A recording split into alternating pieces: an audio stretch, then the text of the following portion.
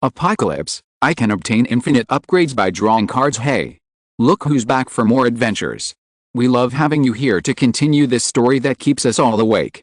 Important note, all of this is pure fiction, so don't try any techniques you hear here in real life. Your neighbor might call the cops. This amazing novel and all its rights belong to the original author. We're just the ones giving it voice and drama. Are you enjoying the show? Prove it by subscribing to our YouTube channel and leaving that like that motivates us so much. And if you want VIP access to exclusive content, our Patreon is waiting with things you won't find anywhere else. Chapter 751 The Mysterious Vitality. Although the crystal ball had shattered, the scene from that instant was completely imprinted in Lin Qun's mind. He carefully recalled that familiar aura. There shouldn't be any mistake, the one who intercepted and secretly tricked Because should be the third arm overlord. But, it was here too? Then, when did it arrive? Did Because encounter it during his pursuit of the super civilization overlord? Or had it arrived long ago, perhaps even witnessing Bikuse's actions in the quadruple star system? The third arm overlord civilization's technological strength was not weak either. If it truly came, neither humanity nor the Independent Alliance would detect it, and with deliberate concealment, it could even evade the Divine Kingdom's camp. This was quite possible. However, this third arm overlord, so sneaky? Stalking. As for why the third arm overlord also wanted Bikuse dead, that was easy to understand. The third arm overlord and its forces belonged neither to the Divine Kingdom nor the Super Civilization Alliance. They could even be considered enemies of both. In this situation, the death of either side's ruling power would be beneficial to it. Another reason might be that the Divine Kingdom faction had once tried to kill it, and given the third arm overlord's petty nature, this might be a deliberate act of revenge against the Divine Kingdom faction's ruler. But isn't it also afraid that if Bikuse dies, it will become the next target of the super civilization's ruler? Is there no one to draw its hatred away? This thought arose in Lin Qun's mind, but no one could answer it. Because, apart from the third arm overlord himself, no one could answer Lin Qun's question. Although the divination didn't reveal the final result, the heavily injured and fleeing Bikuse clearly hadn't discovered the third arm overlord's hidden presence. This attack would definitely be disastrous. Lin Qun hoped that Bikuse could be killed directly by these two. The third arm overlord wasn't as much of a threat to Lin Qun as Bikuse. To the third arm overlord, Lin Qun and humans were secondary targets, but to Bikuse, Lin Qun was the primary target. The difference between the two was enormous. What Lin Qun found somewhat intriguing was the sheer power at the top of this super civilization alliance. This was the first time he had encountered such a force. Previously, they had only been top-tier life forms. This time, the dominant force was likely the true super civilization behind the alliance. The Super Civilization Alliance, as its name suggests, was established by one or more super civilizations. However, it wasn't solely composed of these civilizations. Most were later additions from other, less powerful civilizations, the ones Lin Qun and humanity had encountered most often. The true super civilizations, in fact, were rarely seen by either humanity or Lin Qun. At most, they had only seen a single spaceship, never even a fleet. Now, however, he realized that the super civilizations within this alliance were also incredibly mysterious, powerful, and advanced. The current war situation in the special civilization battlefield of Star System 613, and the terrifying Trojan virus sweeping the third arm, were all orchestrated by these super civilizations. Moreover, there was more than one super civilization. However, the true battlefield of the super civilizations within the Super Civilization Alliance wasn't here. As far as humanity knows, the third cantilever is merely the outer battlefield of this intergalactic civilization war. The true core battlefield is the core region of Galaxy 613. The strongest forces of the Super Civilization Alliance, the strongest legions of the Divine Kingdom faction, countless source energy masters, and countless advanced and powerful civilizations are all clashing there. Of course, the war situation in Galaxy 613 has now further changed. Everywhere is dangerous, and war rages everywhere. Lin Qun seems to see this war sweeping across the galaxy, already reaching every corner of 613. With the passage of time, no civilization, strong or weak, will be able to remain uninvolved. Having evolved to this point, for the civilizations in Galaxy 613, this is no longer just a simple battlefield of civilizations, but a matter of life and death. The nature of this special civilization battlefield has quietly changed. Lin Qun took a deep breath. The vast starry sky seems to be filled with danger and enemies everywhere. If this is the situation now, will things really be better once they reach the second cantilever? Lin Qun doesn't know. He only knows that he needs to become stronger, and human civilization needs to become stronger too. Only by becoming strong oneself can one truly succeed. He calmed his mind, knowing that now was not the time to dwell on such matters. The ability of divination itself wasn't particularly powerful, but combined with Lin Qun's own realm and strength, it allowed him to glimpse a sovereign's life, even if only for a moment, a remarkably useful and astonishing feat. However, this ability to spy on sovereigns couldn't be used frequently, otherwise, it might be discovered and used against him. The scene just now, and this battle within the 4-star system, had given Lin Qun a deeper understanding of the power of sovereigns. If source energy level life could still be defined and understood as high energy life, then sovereigns clearly exceeded that limit. The divine and mysterious civilization's use of God to define, venerate, and follow was far more than just opportunism. This was a terrifying realm beyond the comprehension of ordinary logic. The information from this divination was sufficient. Regardless of whether Bicus ultimately died or not, at least it proved that, in the short term, neither Bicus nor the Third Arm Overlord should pose a threat to human civilization. This reassured Lin Qun greatly. Now, they could focus all their efforts on preparing to overcome the second barrier. Currently, the most urgent task is to speed up the journey to the second and third cantilever arms and leave this dangerous transitional zone teeming with civilizations. At this moment, Lin Qun finished drawing his cards and gained an understanding of his 2 new abilities. He then continued cultivating in his room. Lin Qun's sword control technique needed to reach the 9th level, a long process. Therefore, while his main focus was still sword control, he spent his spare time cultivating other skills, such as the Golden Bell Shield, the Great Evolution Technique, and the Heavenly Demon Disintegration Technique. This time, Lin Qun was cultivating the Vajra Realm Divine Power he had just acquired. Having just obtained the Vajra Realm Divine Power, and with his own sword control technique already at the 8th level, cultivating the Vajra Realm Divine Power was the most efficient and likely way to level up quickly. Naturally, this was Lin Qun's focus. In addition, while cultivating, Lin Qun also further adjusted his state. Upon deeper exploration, he realized that his problem didn't seem to lie in his body itself, but rather in some deeper, more fundamental aspect. Therefore, even though Lin Qun's attributes and body were no longer impaired, his condition remained poor, indicating a deeper issue with his state. Lin Qun also discovered that the way the Trojan horse civilization virus affected him, a source energy level life form, seemed to be related to this deeper state. This deeper state was generally imperceptible to ordinary people. Lin Qun himself hadn't felt it before, at most perceiving it as a lack of energy.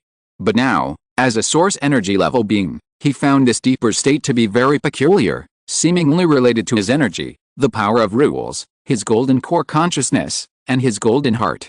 It was something both concrete and conceptual. He sensed it, yet it remained vague, like a word on the tip of his tongue, impossible to utter. The most concrete word Lin Qun could think of to describe this deeper state was probably vitality. It was life itself, not the visible or tangible body, but the life force that drove life. However, Lin Qun realized this involved a higher level of life, something that the great source energy level, the top source energy level, and even the path of the Dominator's evolution needed to understand. This discovery thrilled Lin Qun. What was initially a bad thing seemed to have a positive side, allowing him to clearly recognize for the first time the existence of life force that transcends living beings. If he could fully understand its secrets, it might become the opportunity for Lin Qun to reach a higher level and realm, just like the ocean of consciousness connected beneath the golden heart. However, perhaps due to Lin Qun's current limited strength, his understanding and exploration could only go so far. No matter how much he researched and explored, he couldn't find it any further. He wanted to find a concrete, quantifiable manifestation of life force in the material world, but he completely failed, even nearly worsening his already dire state. Yet, the more this happened, the more Lin Qun yearned for something, constantly searching, only to fail repeatedly. Lin Qun realized he was trapped in some kind of cultivation vicious cycle. This was beyond his current reach. He was already quite capable of sensing the existence of such a thing, to truly understand what it was, and even to use it for his own benefit. Lin Qun realized that there was still a long way to go. However, this experience might lay a foundation for the future. Therefore, after 3 days of seclusion, Lin Qun promptly ended his current round of seclusion and recovery, and emerged from his room. During these 3 days, the human fleet had completed its reorganization and established initial contact with a Jiki civilization. At the same time, the interior of the Deep Sea 17 had been largely repaired.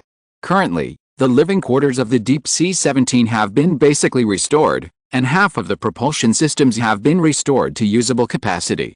However, the large number and scale of the armor and turrets on the surface of the Deep Sea 17 are too numerous for the current human fleet to repair, and the existing conditions must be maintained for the time being. While the damage to the outer armor and turrets doesn't affect the Deep Sea 17's navigation and carrying capacity, its combat and defensive capabilities will be far weaker in the event of war. A classified report Lin Qun saw at the Deep Sea 17's flagship command center indicated that its current combat and defensive capabilities have decreased by nearly 60% compared to before the battle with the 4 stars.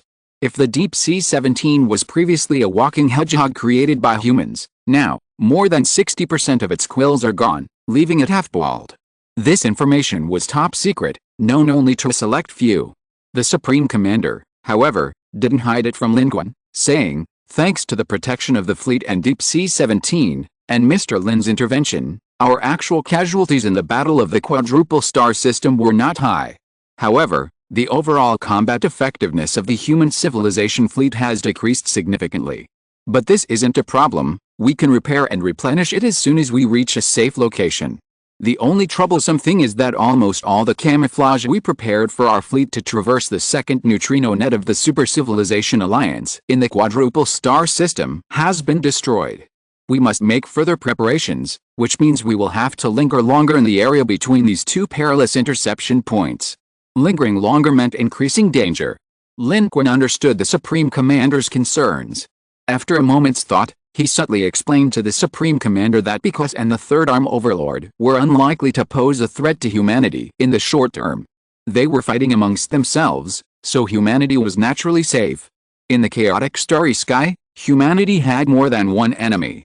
The Supreme Commander, an elderly man, understood Lin Qun's meaning and was visibly surprised, but he trusted Lin Qun completely and didn't ask any further questions. This was his way of showing respect to Lin Qun, the Federation's #1 leader. He said, "If that's the case, then that's for the best. Without the threat of the Divine Kingdom camp represented by Bikus and the Third Arm Overlord, we can focus on our preparations as long as we avoid the pursuers of the Super Civilization Alliance." After saying this, the Supreme Commander paused slightly, glanced at Lin Qun, and said, "Mr. Lin, on behalf of human civilization once again, I thank you for everything you've won for human civilization in this battle." The Supreme Commander's eyes were bright. These words came from the bottom of his heart. Bikus was also trying to kill me, so naturally I had to fight him to the death.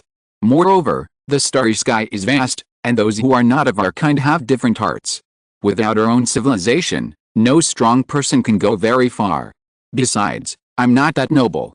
During the 4 Stars War, it was because you didn't abandon me that I didn't turn away. Lin Qun answered honestly, and these were his true feelings. Although he never said it, being chosen by his own civilization, chosen by millions, and having so many willing to fight alongside him, even at the cost of their lives, filled Lin Qun with surging emotions and excitement.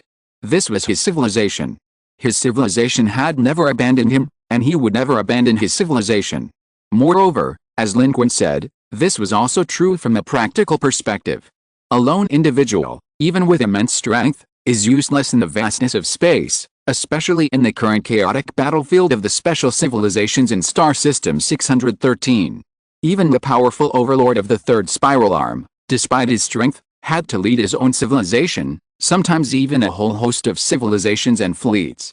While the strong are indeed powerful, space is vast, and there are countless other matters that require human intervention. These are not things that a single strong individual can accomplish alone, and what could be more reliable than the life of one's own civilization? Especially one that so strongly supports one's own civilization. Lin Qun was equally grateful for the support of the Supreme Commander, the old man. His strength protected human civilization, and similarly, because of the existence of human civilization, Lin Qun didn't have to worry about most things except for powerful enemies. He could peacefully spend his time without fighting within the human fleet. Moreover, Lin Qun discovered that during his short 3-day seclusion, His reputation within human civilization had once again reached an unprecedented peak. In truth, since arriving on New Blue Star, Lin Qun had been in seclusion, and his journey beyond space had gradually diminished his presence within human civilization. Especially with the passage of time, he had become a legend among some of the younger generation, and his popular reputation was no longer as high as before. However, in this battle of the 4 stars, Lin Qun fought 5 source energy beings single-handedly, and even faced the Dominator directly, shooting arrows for 5 days. This astonishing combat power once again shook the Federation.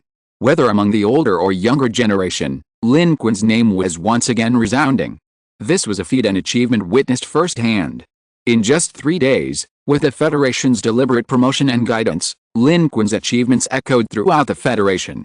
He once again became universally recognized as the #1 human being. His prominence was unparalleled. Of course, Lin Qun also knew that part of the propaganda from the Supreme Commander was indeed to build momentum for Lin Qun and enhance his prestige within human civilization. Another part was to use this opportunity to influence those who had previously chosen to hand Lin Qun over, trying to unite humanity as much as possible. The Supreme Commander's starting point was both for Lin Qun and for the sake of human civilization as a whole.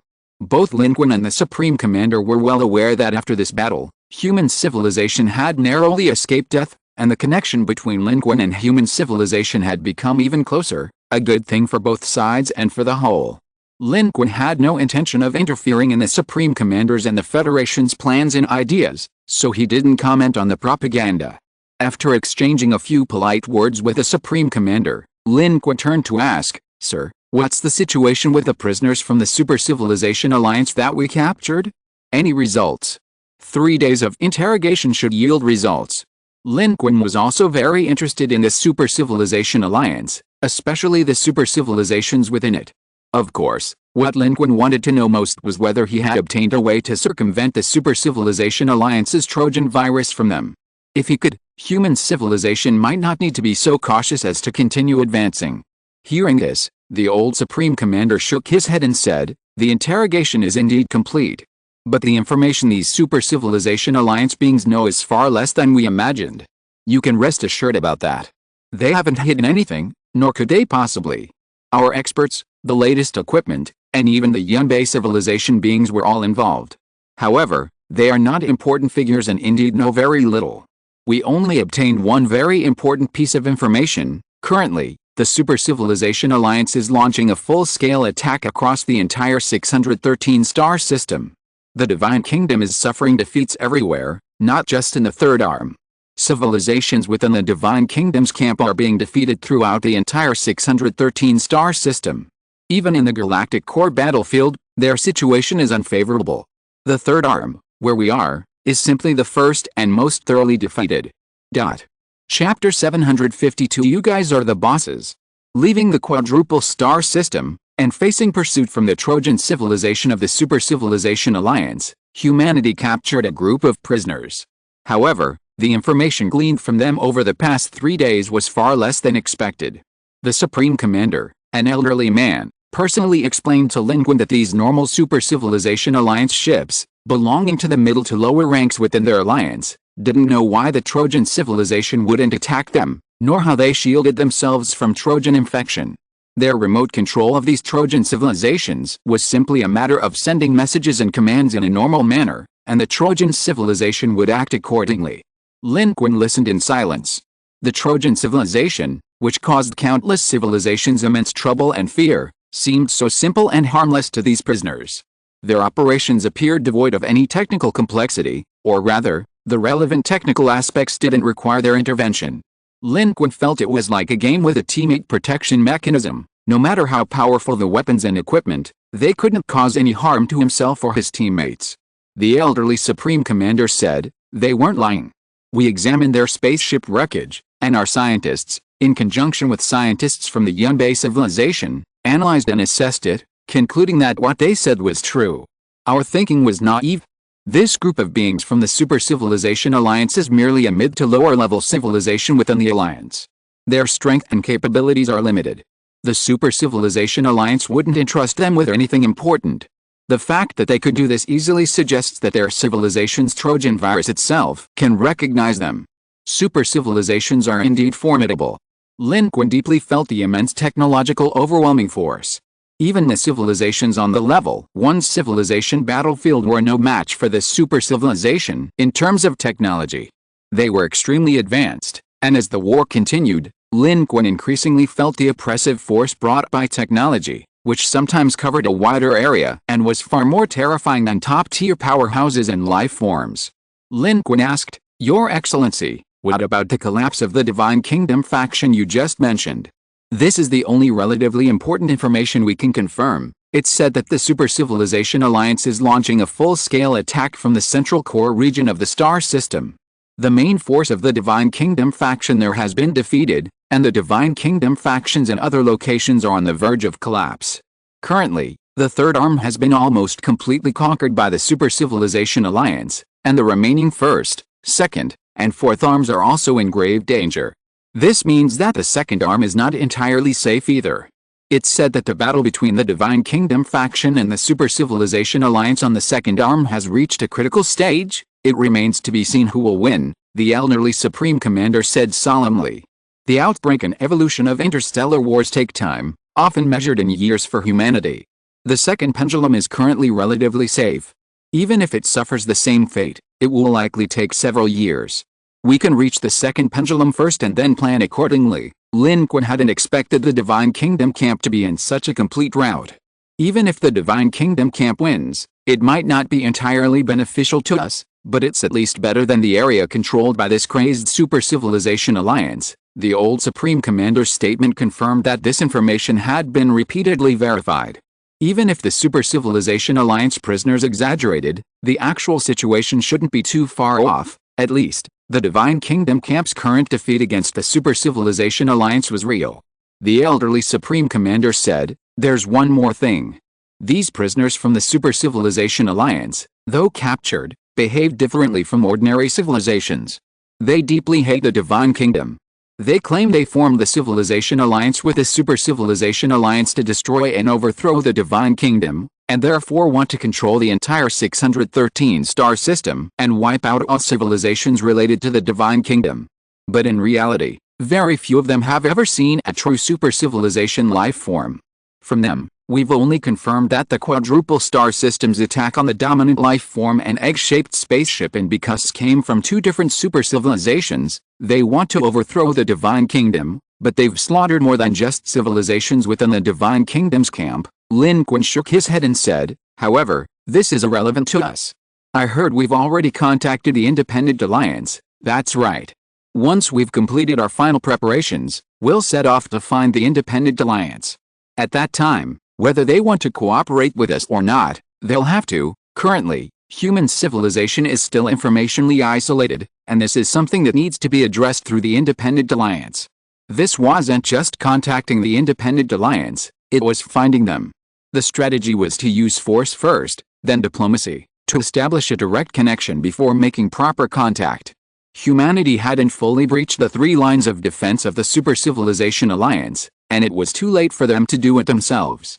The Independent Alliance possessed readily available information and intelligence networks, which naturally needed to be utilized to the fullest. Therefore, humanity now needed the Independent Alliance's strength to find direction and plan routes, to squeeze every last drop of value from them. Running away was pointless, they'd be found immediately. Thus, after contacting the Jiki civilization and obtaining the Independent Alliance's current location, humanity regrouped briefly and immediately set off, using a short-distance jump to the Independent Alliance's current hiding place. This Independent Alliance was indeed resourceful. While not particularly strong, they had many civilizations and spies. Having recently left the quadruple star system, they had found another foothold in this vast cosmos. There were no stars here, only 2 wandering planetary systems, peculiar in space, surrounded by large clouds of dust. The Independent Alliance had left from the front, hiding all the way, and had arrived here. The Independent Alliance, however, found itself in a predicament. They were at a loss. Without human civilization and the camouflage technology of the Papadu, they faced a formidable new problem: how to safely penetrate the second line of defense? The neutrino web's interception meant that any breach would be detected, immediately followed by a massive, tailor-made attack from the Super Civilization Alliance's armies. In such a scenario, the weak and vulnerable Independent Alliance would be doomed. While they possessed considerable information, it proved insufficient to help them successfully cross this barrier. Within the Independent Alliance, the three major civilizations had been holding continuous meetings, convening their most technologically advanced members, attempting to analyze the camouflage technology provided by human civilization and see if it could be replicated. However, the Yunbei civilization's actions were naturally defensive, and humanity, despite years of effort, had failed to extract the technology the Yunbei civilization was unwilling to share. The Independent Alliance's uneven strength and limited potential left them utterly helpless, unable to uncover any clues about the Yunbei civilization's camouflage technology on their own. This situation fueled their growing anxiety. What should we do? It seems the second barrier is the most terrifying. This barrier will filter out 90% of civilizations. Yes, in space, how many powerful civilizations are there? Apart from those that crossed over early on, those that came later probably don't have the ability to break through this barrier. Are we doomed? Perhaps we shouldn't have chosen to leave that way. Did we see in later observations that human civilization wasn't destroyed? This human civilization is terrifying. But now is not the time to discuss them. We need to figure out how to safely pass through this second neutrino net barrier of the Super Civilization Alliance. Now, the Trojan civilization fleet active between the first and second barriers is increasing. If we linger like this, we will be discovered sooner or later, and our situation will become increasingly dangerous. Wait, we detected a jump warning. Another civilization is approaching this binary system. Who? At this moment, the entire Independent Alliance went on alert. All the civilizations in the Independent Alliance were on high alert. Numerous spaceships rose from the binary system, and the three major civilizations were even more tense. The jump portal was opening. A massive, heavily damaged space fortress leaped out. Upon seeing this space fortress, the civilizations of the Independent Alliance were dumbfounded. They hadn't expected that even after they fled, human civilization could still catch up and find them. It's human civilization, my god, it's a human civilization's spaceship. The entire Independent Alliance stared in disbelief at this scene, never expecting that what had suddenly appeared before them was human civilization. The Tugu civilization, which had once sought to conquer human civilization, was now terrified, even more so than the Haokei civilization before. How is it them? How did they find us? We clearly already, should we tell the Divine Kingdom? The representative of the Haokei civilization was startled and reacted strongly, immediately saying, is that stupid? If we tell the Divine Kingdom, and their people arrive, we're finished too. You saw their attitude towards us last time. Besides, the Divine Kingdom and the Divine Envoy are already being watched by the Super Civilization Alliance. Even if they know this human civilization is here, they probably can't come. The technology of human civilization is probably far superior to ours. They must have done something in advance to pinpoint our location. Otherwise, even if this is the middle of the first and second lines of defense, they couldn't have found us so quickly. The Haokei civilization is right. Telling the Divine Kingdom camp and the Divine Envoy that humans are here will not benefit us at all. Moreover, this human civilization may not be malicious. If they are not malicious, their strength might even be helpful to us. Eisen pondered and analyzed. This seemed to be the most reasonable possibility. The four-star system unification war had greatly shocked them. In their minds, the strength and technological capabilities of humans were undoubtedly far superior to theirs. Based on this, they naturally assumed that human civilization had found them using their technology. But in fact, human technology was not as strong as they thought. The Independent Alliance never dreamed that there were spies among them. They withdrew from the battlefield and went into hiding. However, the Jichi civilization remained among them, transmitting messages to human civilization, which led them to this location. At this moment, the Deep Sea 17 arrived, echoing the two planets where the Independent Alliance was hiding. Under the orders of the Elder, the Supreme Commander of Human Civilization, Lin Qun personally contacted the three major civilizations of the Independent Alliance, directly stating his intentions. We hope our cooperation can continue, with each side getting what they need. The Divine Kingdom's army has retreated, and the Divine Envoy is preoccupied with his own affairs, while the Super Civilization Alliance wants to exterminate all of our civilizations. Now, we possess the technology to break through the second layer of interception. You have the information we need, We still have a basis for cooperation, and you also need us. You have witnessed our strength. Acting alongside us, even if you encounter a powerful enemy, you will not have to worry. Moreover, you have no choice, because if you do not cooperate, we will directly destroy you. Even the divine messenger because cannot kill me. You should consider whether your independent alliance has a powerhouse like because, or the strength of the Divine Kingdom Civilization Group. Lin Qun was a top-tier human powerhouse. No one in human civilization was more suitable to address the independent alliance than him. His words were half appeasement and half a blatant threat. Only his threat could have such a resounding effect. And humanity's attitude this time was clearly different from before.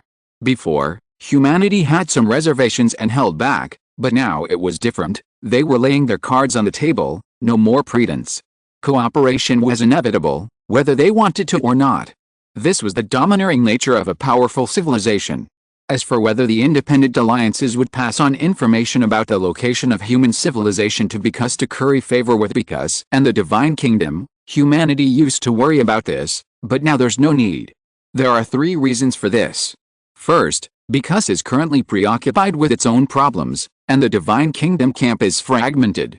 Without Bicas's leadership, even if they knew where human civilization was, they had no reason to come. It would be a thankless and arduous task. Second, most of the civilizations in these independent alliances are now independent branches of their own civilizations.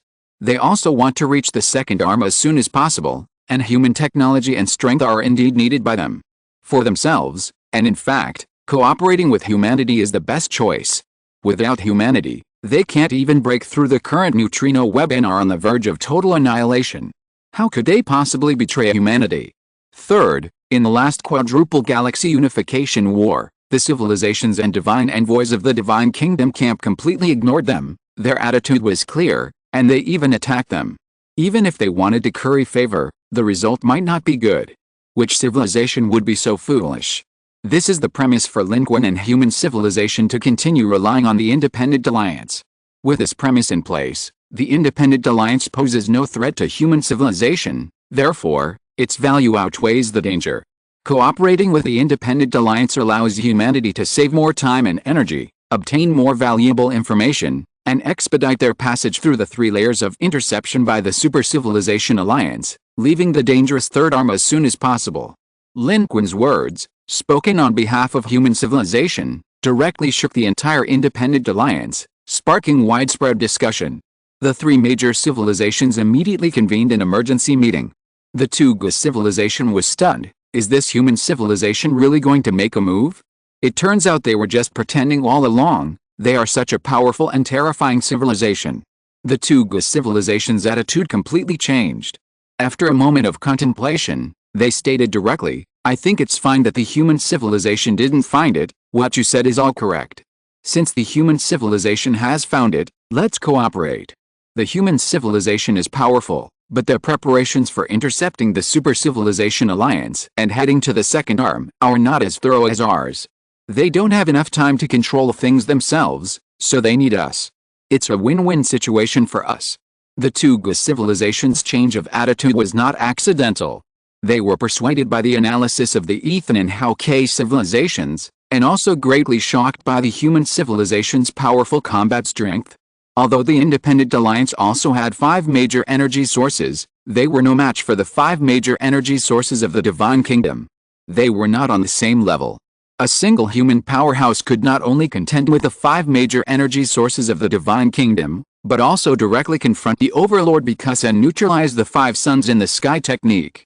With such capabilities, even the Tuga civilization trembled with fear.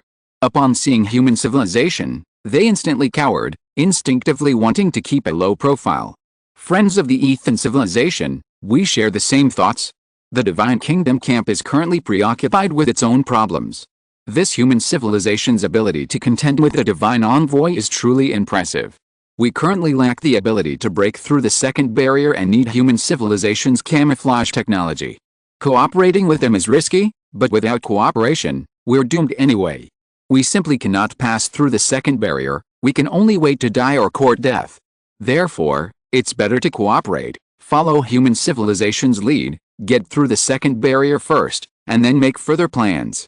At this moment, The representative of the Hayok civilization also expressed their opinion. They also only wanted to survive. Anything beneficial to their survival was good. Moreover, the threat from human civilization had arrived, and they essentially had no other choice but to cooperate with humanity. This aligned with the Ethan civilization's thinking. Currently, the Independent Alliance could find no other civilization as powerful and capable as human civilization, and they truly needed such a civilization. Having information without strength was useless. Although the civilizations within this Independent Alliance each had their own ideas, their goals and directions of effort were the same. No one was a fool. They all realized that the arrival of humanity might not be a bad thing for the Independent Alliance, but rather a good thing. The power of human civilization was beyond imagination, and it might become a crucial aid for the Independent Alliance in its journey through the Super Civilization Alliance's interception and surviving the second helical arm. Therefore, cooperation was essential. Offending the Divine Kingdom or its envoys was not their concern. Their immediate goal was survival. Without civilization, without life, what was there to consider? With the three civilizations reaching an agreement, the Independent Alliance's attitude quickly unified. Less than 10 minutes after Lin Qun's call, the source energy of the Ethan civilization, Aizen, proactively sent a message: "Human friends, quadruple star system, it's not that we don't want to help, but the power of the divine envoys and the divine kingdom is too strong. We are truly powerless. We are very happy to see you are alright, and we are happy for you. We are so glad you survived. We, the Independent Alliance, deeply admire the strength of your human civilization, and we believe in your sincerity in cooperating. Therefore, we, the Independent Alliance, are willing to acknowledge you as our esteemed ally, and together we will overcome the blockade of the Super Civilization Alliance." Last day, please vote with your monthly tickets. Chapter 753: Crossing the Neutrino Web. The Independent Alliance's attitude towards human civilization has undergone a complete 180-degree shift after this series of events. Previously, they were wary and covetous of humanity, even showing a tendency to attack at any moment. But now, not only are they respectful, but they even immediately acknowledge human civilization as their leader, clearly trying to curry favor, a stark contrast. In the bridge command center of the Deep Sea 17, Wang Qizhang couldn't help but exclaim, "Haha, the Independent Alliance wasn't like this before. The three major civilizations were even interrogating us. Now, good heavens, we've dropped the pretense, and they're completely cowering." The Independent Alliance had indeed cowered. Human civilization's power was undeniable, capable of threatening the entire Independent Alliance. But similarly, they also needed human civilization's technology and strength. If they had missed this opportunity before, it would have been one thing, but now that they had encountered it, their decisive action, seemingly comical and absurd, was actually perfectly logical. On one side, Chu Yaowei crossed her arms and looked at the large screen, saying, "The Independent Alliance has no choice. If they cooperate with us, we'll let them be. If they don't agree to cooperate, we'll take direct action and control the entire Independent Alliance. They'll have no choice but to choose peaceful means." On the other side, the Supreme Commander, the old man, Chen Weiang, Li Zheng, and others were also satisfied with this outcome, which was expected. Of course, they didn't actually want to take action, because human civilization had already suffered heavy losses, and another major war would be meaningless. Most importantly, in space, you can't force a civilization to cooperate. The best way to get cooperation is through mutual cooperation. Perhaps humanity could try to wipe out the entire Independent Alliance and seize the information they possessed, but human civilization's technological strength wasn't as great as they thought. If something went wrong, the Independent Alliance might succeed in wiping them out, but the information they possessed would be lost, and humanity's efforts would be in vain. How to leave the third arm and where to safely enter the second arm would become major headaches. Similarly, holding the Independent Alliance hostage would be useless. While it's easy to discern false information from the Independent Alliance, mixing truth and falsehood would be troublesome. Therefore, mutually beneficial cooperation is the best option. Of course, choosing cooperation is also a strategic decision made by the Independent Alliance in the Quadruple Star System War. Their strategy demonstrated their sincerity, rationality, and desire to survive, which is why the Supreme Commander, the Elder, still chose to cooperate. The Elder Commander said, "The Independent Alliance's goal is clear, to escape and survive. We can help them with this, and our threat is effective. Their choice is not surprising. However, they will be wary of us. Of course, that's alright, civilizations are inherently wary of each other. We'll discuss everything after we complete our cooperation and successfully reach the second arm. Mr. Lin, let's guide the Independent Alliance as they say. Lin Qun nodded. This was also the result of his discussion with the Elder Supreme Commander earlier that morning. This time, humanity would dominate the entire Independent Alliance. They would seize the greatest power. No more pretends, who would want to be a subordinate? They would be the big brother. Humanity's strength was enough to make them the big brother of the Independent Alliance. No one else would dare utter a word of dissent. Lin Qun's reply was immediately relayed back. Very good. You have made the right choice. Now, our primary objective is to break through the second layer of the neutrino net's interception as soon as possible. Humanity's proposal is also what the Independent Alliance desires. Human civilization directly takes over, becoming the true leader of the entire Independent Alliance. Of course, human civilization isn't interested in being the leader of a civilization group. Taking over the Independent Alliance is also to leverage its informational advantage and leave the third arm as soon as possible. Holding the power of discourse in their own hands is more advantageous for human civilization. Although human civilization has taken over, it hasn't directly demanded all the information held by the three major civilizations, because that's unrealistic. For the three major civilizations and the Independent Alliance, the information they possess is still crucial for ensuring their safety and cooperation with humanity.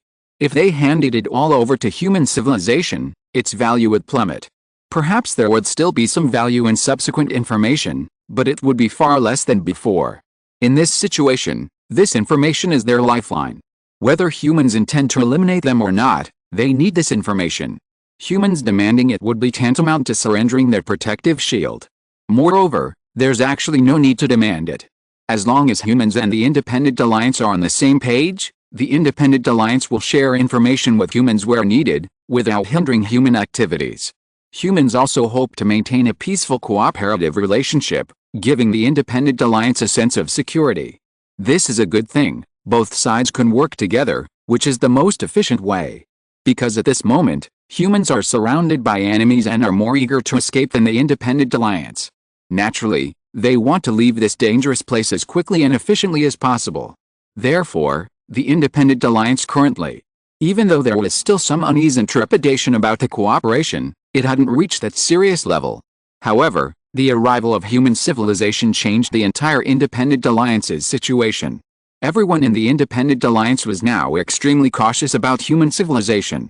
After discussion, the three major civilizations chose to secretly monitor the alliance to prevent any civilization within the Independent Alliance from making a foolish mistake and sending information about humanity's presence, thus endangering everyone.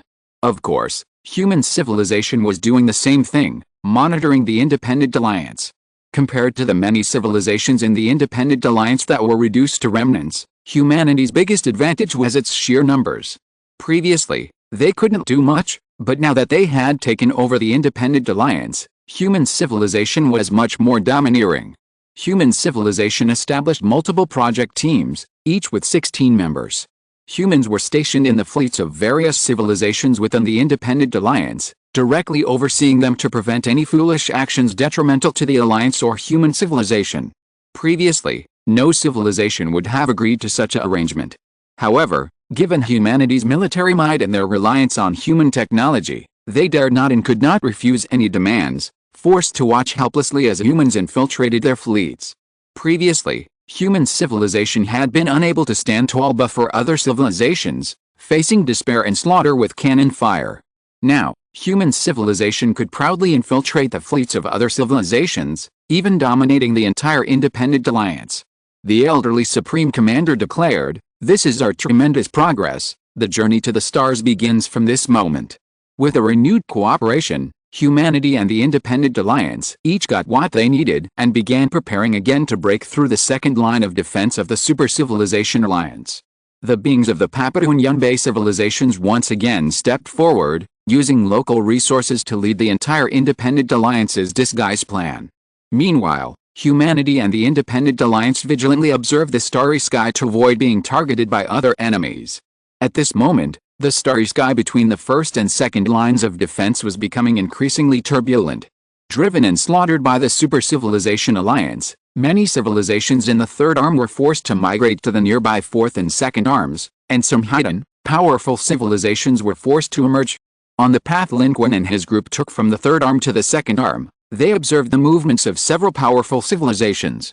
These civilizations were all advanced and terrifying, virtually impossible for humans to detect under normal circumstances. However, by breaking through the interception and engaging in full-scale combat with the Trojan civilization of the Super-Civilization Alliance, their locations were exposed. Some civilizations were completely annihilated by the Super-Civilization Alliance, vanishing into space. Others successfully broke through, traversing the first line of defense.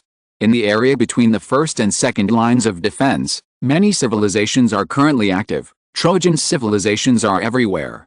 This part of space seems to have become a terrifying meat grinder.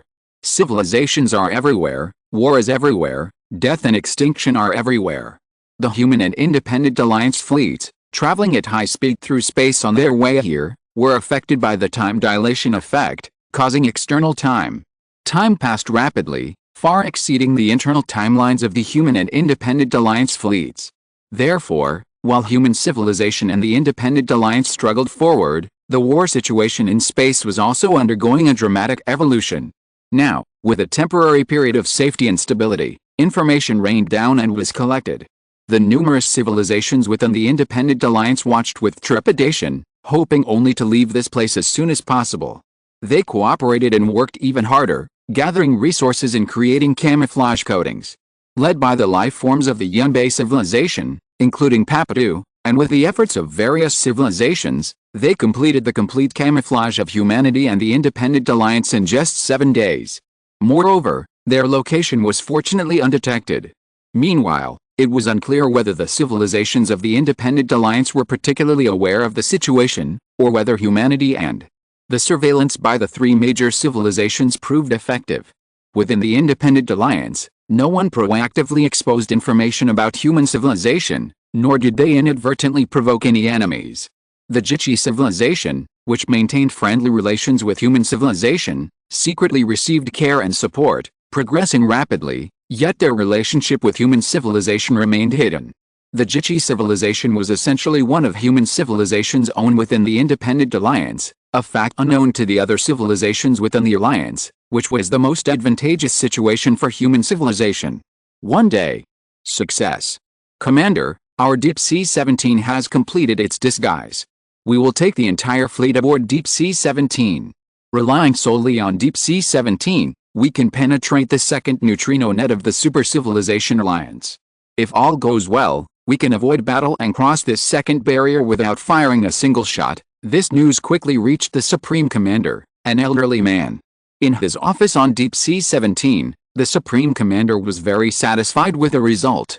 He said, "I hope everything goes smoothly." Immediately, the three major civilizations, along with the Independent Alliance, sent inquiries, should the fleet set sail? Over the past few days, their attitude towards humanity has subtly changed. At least for now, human civilization doesn't seem to be interfering or threatening them much. Although humans have stationed personnel in their various locations, they haven't overstepped their boundaries. This has given them a sense of security in their cooperation, naturally making their attitude more accommodating than before. Seeing the increasing danger outside, they can't wait any longer. Having completed their disguises, they are eager to leave this dangerous place. These civilizations within the Independent Alliance are all surviving remnants of their previous existence, and they all want to survive. Therefore, they are all very attentive and anxious, not wanting to miss this opportunity. Now, the surrounding starry sky is becoming increasingly dangerous. It's time for us to move. The Supreme Commander, an elderly man, stood up and said directly, "Please, Mr. Lin, directly communicate with the three major civilizations and order the entire Independent Alliance to set off and pass through the second line of defense of the Super-Civilization Alliance." Although the Supreme Commander is the actual commander of humanity, at this moment, the spokesperson for humanity is still Lin Qun. Lin Qun is the strongest in human civilization. And in the starry sky, strength means power. Within human civilization, no one's words can drive the Independent Alliance more effectively than his. Lin Qun's response demonstrated both the importance humanity placed on the issue and the powerful voice of human civilization. Especially after the unification war in the four-star system, Lin Qun had become renowned throughout the Independent Alliance, commanding both respect and fear. Among humanity, arguably no one's words carried more weight than Lin Qun's. Lin Qun understood this and, without refusing, immediately left his room for the bridge. In the past 7 days, Lin Qun had spent half his time assisting with the construction of the camouflage coating for the Deep Sea 17, and the other half cultivating. His Vajra realm divine power had made significant progress. Through a cheat, he had directly spent 10,000 contribution points to reach the second level. Currently, Lin Qun could use this Vajra realm divine power to achieve a 30% amplification. And this 30% amplification, when combined with multiple amplifications like the law of heaven and earth, would be far more than just a simple 30%. This meant that Lin Qun would be 30% stronger than his peak combat power in the four-star system. That was no small improvement. Upon arriving at the bridge, Lin Qun immediately and expertly addressed the three major civilizations and commanded the Independent Alliance. The entire force was to proceed towards the second line of defense, preparing for the crossing. Over the past few days, Lin Qun had made numerous pronouncements, effectively becoming humanity's spokesperson for the Independent Alliance. He was already quite familiar with the situation, and he found his words to be very effective. No one from the three major civilizations or the Independent Alliance dared to disobey him. Even the source energy beings within the Independent Alliance bowed and scraped before Lin Qun, showing unwavering obedience. However, their reverence differed from that of humanity. Humans held Lin Qun in higher esteem, considering him a source of pride.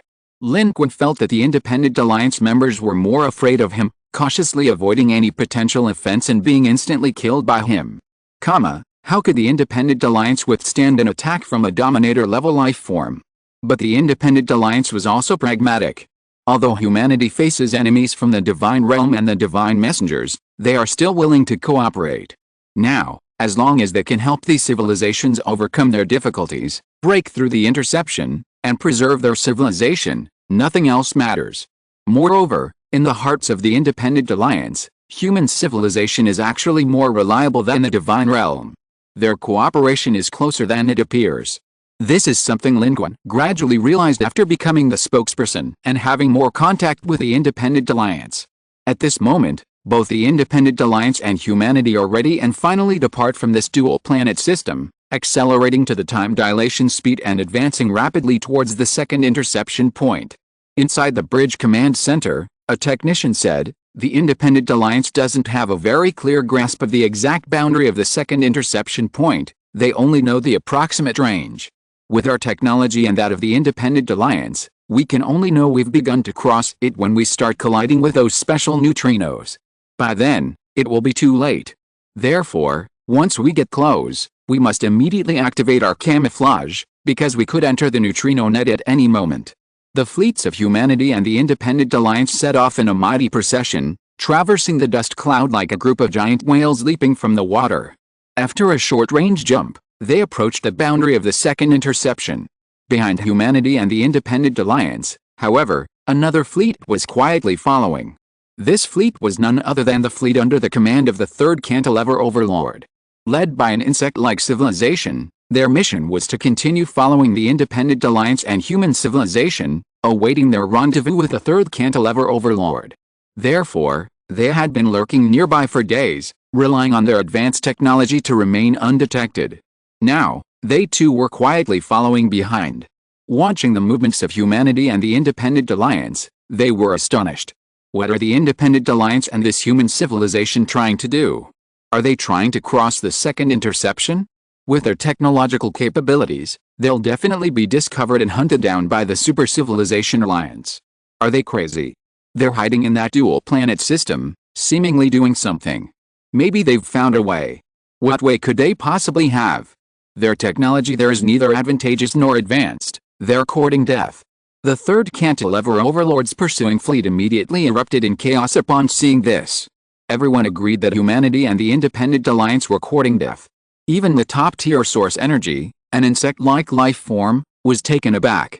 Its assessment aligned with the others. There might be strong individuals among humanity capable of fighting the overlords and top-tier source energies, but their technological capabilities are insufficient. They're likely trying to force their way through. If they try to break through the second line of defense, they'll be focused down by the Super Civilization Alliance and will undoubtedly die. Has this human civilization, having just withstood the Divine Envoy and the Divine Kingdom's army, become invincible? The Super Civilization Alliance, even the Divine Kingdom's legions and Divine Envoys avoid them. Damn it. We can't follow any further. What should we do if we try to contact the third cantilever overlord and report truthfully that humanity and the Independent Alliance are courting death? This top-tier energy source was now somewhat at a loss. In its view, human civilization was simply courting death with arrogance. However, it still had the mission of the third cantilever overlord to track human civilization, and as far as it knew, the third cantilever overlord hoped to use the Independent Alliance to withstand the lightning and traverse the 3 lines of interception from the Super Civilization Alliance. According to the original plan, the third cantilever overlord was prepared to secretly assist the Independent Alliance in traversing the second line of interception, but now, before the third cantilever overlord even arrived, the Independent Alliance was already attempting to traverse. The current actions of humanity and the Independent Alliance had directly disrupted the entire plan of this insect-like life-form civilization and the third cantilever overlord. In their view, human civilization and the Independent Alliance simply could not succeed on their own. Meanwhile, in the distance, the human and Independent Alliance fleets advanced, activating their camouflage coatings in preparation for traversing the second line of defense of the Super Civilization Alliance, the neutrino web. Chapter 754. They actually succeeded. The entire fleet's camouflage is activated. We are now advancing at a constant speed. Deep Sea 17's Bridge Command Center. Everyone held their breath. This wasn't war, yet it was equally tense, concerning the fate of all human civilization. Several days ago, human civilization had observed a major battle deep within the second interception layer. It was a powerful, advanced civilization with a top-tier civilization. They seemed unaware of the second interception layer's existence, plunging headlong into the neutrino web's interception, triggering neutrino detectors, and the legions of the Super Civilization Alliance swarmed in. The starry sky there flickered and then darkened. That powerful, advanced civilization with a top-tier civilization was silently wiped out. The battle lasted less than half an hour. They were as if they had never existed. Only the aura of top-tier source energy and some kind of supermassive weapon from their civilization briefly flickered in the starry sky. Otherwise, other civilizations might not even know that a war had taken place there. That top-tier civilization, powerful and advanced, was a hidden force on the third cantilever arm. It had never participated in any battles before, remained undetected, and suffered minimal losses. It was a highly experienced and powerful hunter lurking in the dark forest of space. Yet this time, it vanished like a fleeting flower. They came from the darkness, and now they have silently sunk back into it. This made all civilizations realize the terrifying power of the Super Civilization Alliance. Such annihilation of a civilization is a profound tragedy. The second layer of the neutrino net's interception was more covert, but also more threatening and terrifying. In the first layer, being surrounded and intercepted by the Super Civilization Alliance offered a chance to break through. But in the second layer, the Super Civilization Alliance's interception had been replaced by the neutrino net. Their deployment and annihilation were far more precise than the first layer. In this situation, being discovered almost certainly meant certain death. Therefore, at this moment, although the surrounding starry sky was deathly silent, everyone in the Independent Alliance and the human fleet was tense and terrified, fearing that the silence would be broken and they would be discovered by the Super Civilization Alliance army. Before their official crossing of the neutrino web, they had only conducted a preliminary test on the technology of the Papatoon Yunbei civilizations, sending a high-speed drone to secretly attempt to cross the second layer of interception. This test was successful. However, it was, after all, a small spaceship, and there was still a gap between it and a real fleet. There was no comparison in terms of crossing time, scale, or size. But further tests could not be conducted. Seeing this success, coupled with the increasingly tense and dangerous situation, they had no choice but to try crossing the neutrino web themselves. However, what the humans and the Independent Alliance did not know was that it had not even attracted the attention of the fleet of the hidden third cantilever overlord. Therefore, it was uncertain whether the entire human fleet and the Independent Alliance fleet of this size could successfully cross the neutrino web. This was a situation no one had ever experienced before. Once discovered, the overwhelming army of the Super Civilization Alliance would arrive relentlessly, leading to a devastating battle. The last embers of the Independent Alliance and human civilization lay here. No one could afford the consequences of annihilation. Outside the starry sky, deathly silence reigned. Inside the warships, an equally eerie stillness prevailed. The fleet moved forward calmly, its camouflage coating activated. The human and Independent Alliance fleets themselves appeared unchanged. Only upon close inspection could one discern a faint, almost imperceptible glow emanating from them. This was to deceive the neutrinos. It was normal that no change was visible to the naked eye. Everyone was tense, including the elderly Supreme Commander, whose eyes were glued to the screens in various device interfaces. Lin Qun was also tense. The Super Civilization Alliance's strength was unfathomable. Even the Divine Envoy and the Divine Kingdom Legion had crumbled. What chance did they have? If the Super Civilization Alliance concentrated its fire and targeted them, human civilization and the Independent Alliance would likely perish here. No matter how many methods Lin Qun employed, he might not be a match. Therefore, Lin Qun was also worried about being discovered and was naturally somewhat nervous. Only Papadu and the other Yunbei civilization beings remained calm and composed, seemingly confident in their technology and showing no sign of tension. They were whispering amongst themselves with a short, stout scientist from the Yunbei civilization. Papadu muttered a lot first.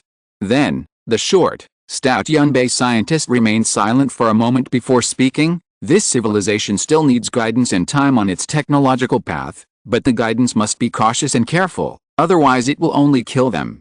As for the rest, you don't need to rush to convince me. I will do what you asked me to do, but this will not change my current thinking. I still have doubts about your judgment and choices. Papadu chuckled, neither answering nor refuting, but glanced at the forest ahead. The weasel's eyes darted around, seemingly lost in thought. And so, they advanced nervously. Due to the peculiar nature of neutrinos, even with the technology of humanity and the Independent Alliance, even if they entered the neutrino web, they might not realize they had entered. Their detectors might not even be able to detect it. However, while humanity and the Independent Alliance couldn't detect it, the fleet of the Third Arm Overlord could. This pursuing fleet of the Third Arm Overlord was comprised primarily of an insect-like civilization. While not as advanced as the Third Arm Overlord civilization, Canis, it was still a Tier 1 battlefield civilization, even more advanced than the previously silently wiped out civilizations. Otherwise, it wouldn't have become a key player under the Third Arm Overlord. Therefore, while humanity and the Independent Alliance couldn't detect the Third Arm Overlord's pursuers, these pursuers could closely follow humanity and also detect the neutrino web from afar. Of course, although their technology could detect the neutrino web's interception, traversing it would be difficult for them on their own. They would need the combined power of the Third Arm Overlord and its Canis civilization. My lord, the human and Independent Alliance fleets are incredibly close to the Super Civilization Alliance's second line of defense. They'll be inside in 3 minutes at most. Once they enter and trigger the Super Civilization Alliance's neutrino detectors, they'll attract a massive army, and no one can help them. A subordinate reported the latest situation to the top-level energy source aboard a spaceship belonging to an insect-like civilization. They were all pessimistic about the future of humanity and the Independent Alliance. They all believed they were courting their own destruction.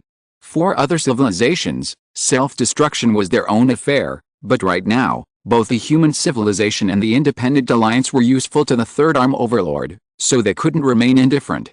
The insect-like life form's top-level energy source said, "This human civilization has powerful individuals, but that's a gift from the Divine Kingdom. They themselves are utterly useless, completely unaware of what they're dealing with," has the Overlord replied. "My lord, no." The subordinate behind replied with a complicated expression. In fact, they had been out of contact with the Third Arm Overlord and its main fleet, the Canis civilization, for over 5 blue star days. The surrounding starry sky was now in turmoil, and no one knew what had happened to cause the Third Arm Overlord to be out of contact for so long. It could be a good outcome, it could be a bad one, or it could simply be a communication breakdown.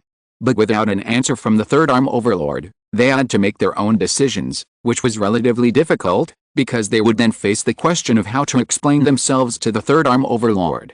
Upon hearing this answer, even the insect-like life form's top-tier energy source fell silent, remaining unresponsive for a full minute. Meanwhile, The human and independent alliance fleets continue their steady advance, almost touching the second neutrino net of the Super Civilization Alliance. They were about to meet. A subordinate couldn't help but remind them, "Sir, what should we do? Time is running out." If humanity actually made contact with the Super Civilization Alliance's neutrino net, the Super Civilization Alliance would immediately know. Once the Super Civilization Alliance was alerted, it would be too late for anything they did. They could only watch the human fleet and the independent alliance perish. And then, how would they explain themselves to the Third Arm Overlord? This kind of thinking is also the reason for the hesitation of the top source energy of insect-like life at this moment. It is a top source energy, already dominating a region in the starry sky, but above it are the more powerful Third Cantilever Overlord and the Kenna civilization. Now it must consider more.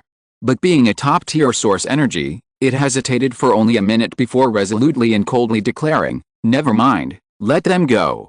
We can't control them. The Overlord isn't here, we can't help them. Helping them might even kill us. Even if we try to stop them in time, that human civilization has terrifyingly powerful figures.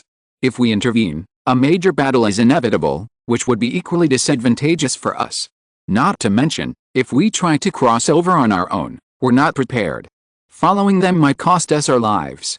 Since they're courting death, they can't blame us. Even if the Overlord blames them, they're already dead after courting death. What can they do? The Overlord still needs me in our civilization. And what if the Overlord doesn't return? What we do now would be pointless, wouldn't it?" This top-tier source energy coldly gazed into the distance. It had made its decision. It couldn't control the human civilization and the independent alliance's self-destruction. Did they think that having some strength, escaping from the forces of Because and the Divine Kingdom, meant they could break through the second line of defense? This is ridiculously stupid. They probably don't even know why the Divine Kingdom faction is currently suffering defeats. It was the commander and leader of this Third Cantilever Overlord fleet. After its orders were given, the entire Third Cantilever Overlord fleet obeyed without question. They stopped pursuing and instead began to retreat, no longer intending to interfere with the human and independent alliance fleets ahead, watching helplessly as they charged towards the neutrino interception net. But they didn't intend to leave either. They wanted to stay there temporarily, at least to see the outcome. The entire Third Cantilever Overlord fleet was actually quite satisfied with this result, because they also felt that intervening at this time was unwise. Human civilization was courting death. What else could be said? Many civilizations within the Third Cantilever Overlord fleet were discussing this. They're doomed. Human civilization and the independent alliance are courting death. They think they are so powerful that they dare to take such risks. They're arrogant. What a pity. According to our plan, we were going to sneak out with them. The independent alliance is foolish. Do they really think they got this far entirely on their own? Without us and the Overlord protecting them, they're asking for it. This time, they'll probably be wiped out by the Super Civilization Alliance. They were pessimistic about the future of both human civilization and the independent alliance. They retreated, prepared to stand by and watch how human civilization and the independent alliance brought about their own destruction. Next, the fleets of humanity and the independent alliance entered the neutrino web. Due to technological limitations, this part of the Third Cantilever Overlord's fleet detected them, but neither humanity nor the independent alliance noticed them initially. They only realized it after entering a certain distance, through changes in the camouflage coating. The camouflage coating is changing. Its surface is self-renewing hundreds of times per second. We've likely entered the neutrino web's interception zone. Within the human fleet, technical experts and relevant personnel were the first to detect the problem and promptly issued a warning. Other independent alliance civilizations also gradually realized this. They understood the camouflage was working, but they became even more tense. Working and being effective are two different things. Is human technology truly useful? Can we really successfully pass through this second interception zone? The entire independent alliance, including the three major civilizations, was filled with anxiety. Humanity was no exception. Only the Yunbei civilization remained calm and extremely confident. Despite their anxiety, the human and independent alliance fleets showed no change in their reaction, continuing their normal, steady advance. This advance lasted for a full day. This day was the most dangerous phase. With the current strength of the Super Civilization Alliance in this area, once they triggered this second neutrino interception zone, it would inevitably attract the attention of the Super Civilization Alliance. allowing them to launch a siege and attack on humanity and the Independent Alliance in the shortest possible time. Within the neutrino web's interception, once detected, one would be relentlessly tracked, making escape virtually impossible. However, the human and Independent Alliance fleets traveled for an entire day without encountering any Super Civilization Alliance forces. They continue their steady progress, passing effortlessly through the neutrino web's interception. This part of the starry sky was utterly calm. The human and Independent Alliance fleets moved smoothly and at a steady pace, almost blending into the surrounding dark space, encountering no danger whatsoever. And it seemed they would continue flying in this manner. The so-called neutrino web seemed to exist entirely without a trace. From the perspective of the third cantilevered overlord's pursuing fleet, this extremely dangerous second line of interception by the Super Civilization Alliance appeared as if the human and Independent Alliance were strolling leisurely, showing no sign of danger whatsoever. They passed through it casually, without even making any deliberate attempts to avoid it. There's still no movement, proving they've truly found a way to bypass the neutrino detectors. The Super Civilization Alliance's reaction speed couldn't possibly be this slow. They haven't arrived yet, they haven't been detected head-on, and the Super Civilization Alliance's fleet won't intercept them. It's that binary star system, they must have done something there. They weren't courting death? They clearly prepared well in advance, but how is this possible? With the technology of humanity and the Independent Alliance, it's impossible. Even the strongest human civilization, no matter how powerful, couldn't protect such a large fleet from these neutrino detectors. This time, our judgment was completely wrong. Was this a human civilization's doing? Or the Independent Alliance's? But we didn't find any special methods they used to evade it. How did they do it? They actually succeeded? Are we wrong? There's no neutrino network interception here, the interception is fake. How is this possible? It can't be like that. They really have a way to safely pass through this interception without attracting the attention of the Super Civilization Alliance. Behind them, the fleet of the third helical arm overlord remained, observing and watching the show. The top-level energy source of that insect-like civilization wanted to see humanity and the Independent Alliance completely wiped out by the Super Civilization Alliance before leaving, so it could give the third helical arm overlord a complete account. But even it hadn't expected the situation to turn out this way. They were still outside the interception range, while the other side had been flying for a whole day, long past their sight, even nearing the edge of their detection range. They still hadn't been attacked by the Super Civilization Alliance fleet, and it seemed unlikely they would be attacked. This could only mean their judgment was completely wrong. Humanity and the Independent Alliance weren't arrogant and courting death, they had a plan. This outcome left the top-level energy source stunned and disillusioned. But how could humanity and the Independent Alliance possibly do this? Successfully traversing the neutrino web? Could there be some secret in their fleet? At this moment, not only it, but all the life forms in this branch fleet of the third helical arm overlord were utterly astonished. The current situation for humanity and the Independent Alliance has completely exceeded their expectations, leaving them utterly dumbfounded. They actually possess a way to safely traverse the second line of defense of the Super Civilization Alliance. It's me, double monthly votes. Please give me some more monthly votes. If you are listening to this novel on a channel other than Fanfic World, it means it was downloaded and re-uploaded without effort. We warmly invite you to visit our channel, Fanfic World. There you will find the original version of this story and many other novels of various genres. We look forward to seeing you dive into a world of incredible novels. Chapter 755 The Third Interception. My lord, what should we do now? Someone in the fleet of this branch of the third cantilever overlord immediately asked the top-tier energy source. The top-tier energy source of that insect-like civilization was the leader and backbone of this fleet. But the current situation was beyond its previous expectations and judgment. Multiple civilizations in the fleet sent messages, and some were now panicking. No one had anticipated this outcome. There's nothing we can do. The overlord hasn't responded yet, and with the Super Civilization Alliance intercepting us, we can't catch up. But if we can't catch up, are we just going to watch humanity and this Independent Alliance escape? The overlord's orders to us were. What else can we do? Who could have predicted this? They actually made it through alive? If you ask me, given the current situation, I think we should just leave it at that. We've let the overlord's target escape. Chasing them now is impossible. We definitely didn't do a good job. We should think about how to explain ourselves. Sir, why don't we go all out and send drones to crash into this neutrino web, attracting the Super Civilization Alliance's fleet and letting them destroy this human fleet? Then we can report to the Overlord. Who knows if humanity and the Independent Alliance are courting death or what? Their fleet contained no native life forms of the dominant Kenna civilization. They were all vassal civilizations of the Third Arm Overlord. At this moment, they all spoke up. Those with strength spoke with confidence, while those without naturally became more timid. Before the insect-like life form's top-tier source energy could even speak, the other civilizations were already arguing, somewhat flustered. But in the end, it was the insect-like life form's top-tier source energy that made the decision.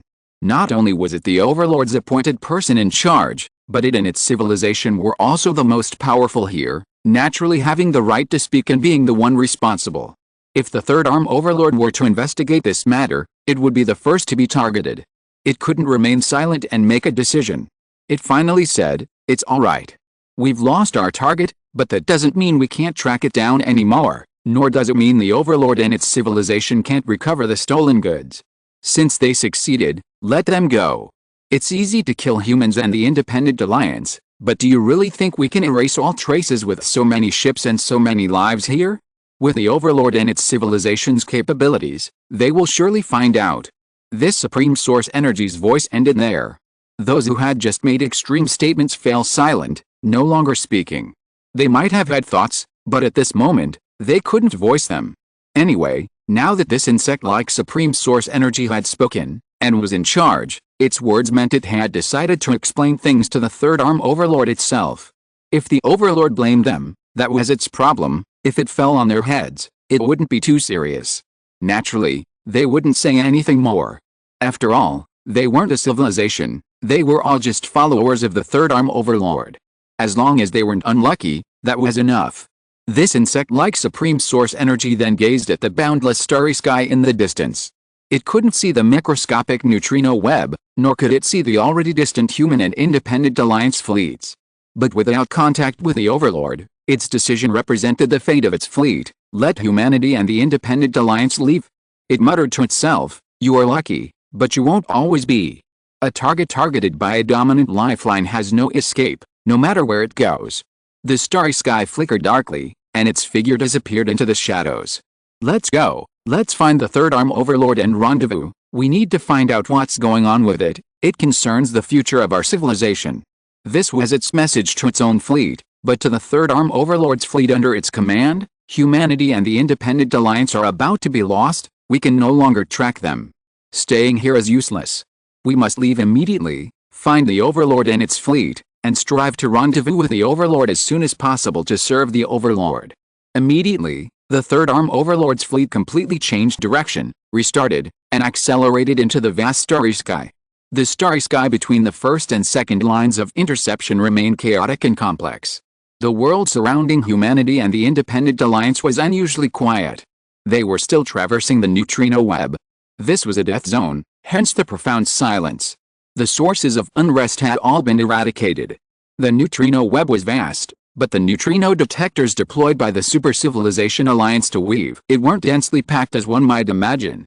Instead, they were spaced only a few tens or hundreds of meters apart, distributed in multiple layers in a staggered pattern, covering the entire starry sky. Although they appeared to have gaps, they weren't a true web. They were invisible to the naked eye and difficult to detect or identify with equipment.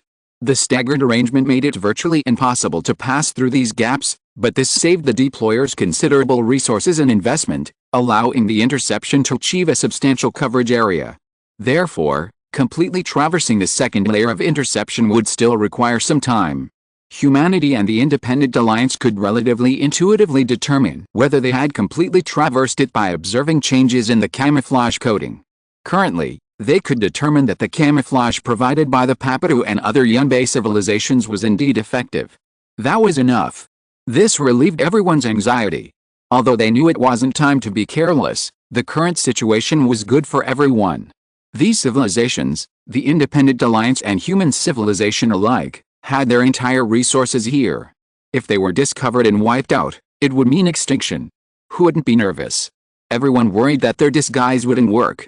The Third Arm overlords saw humanity and the Independent Alliance confidently entering the neutrino web, but they didn't know that humanity and the Independent Alliance were incredibly nervous. This outcome, however, made Papatou's chin practically float to the sky. He was smug, wearing a disdainful expression towards everyone, only bowing his head and offering flattery, beginning with Son of Civilization when facing Lin Qun.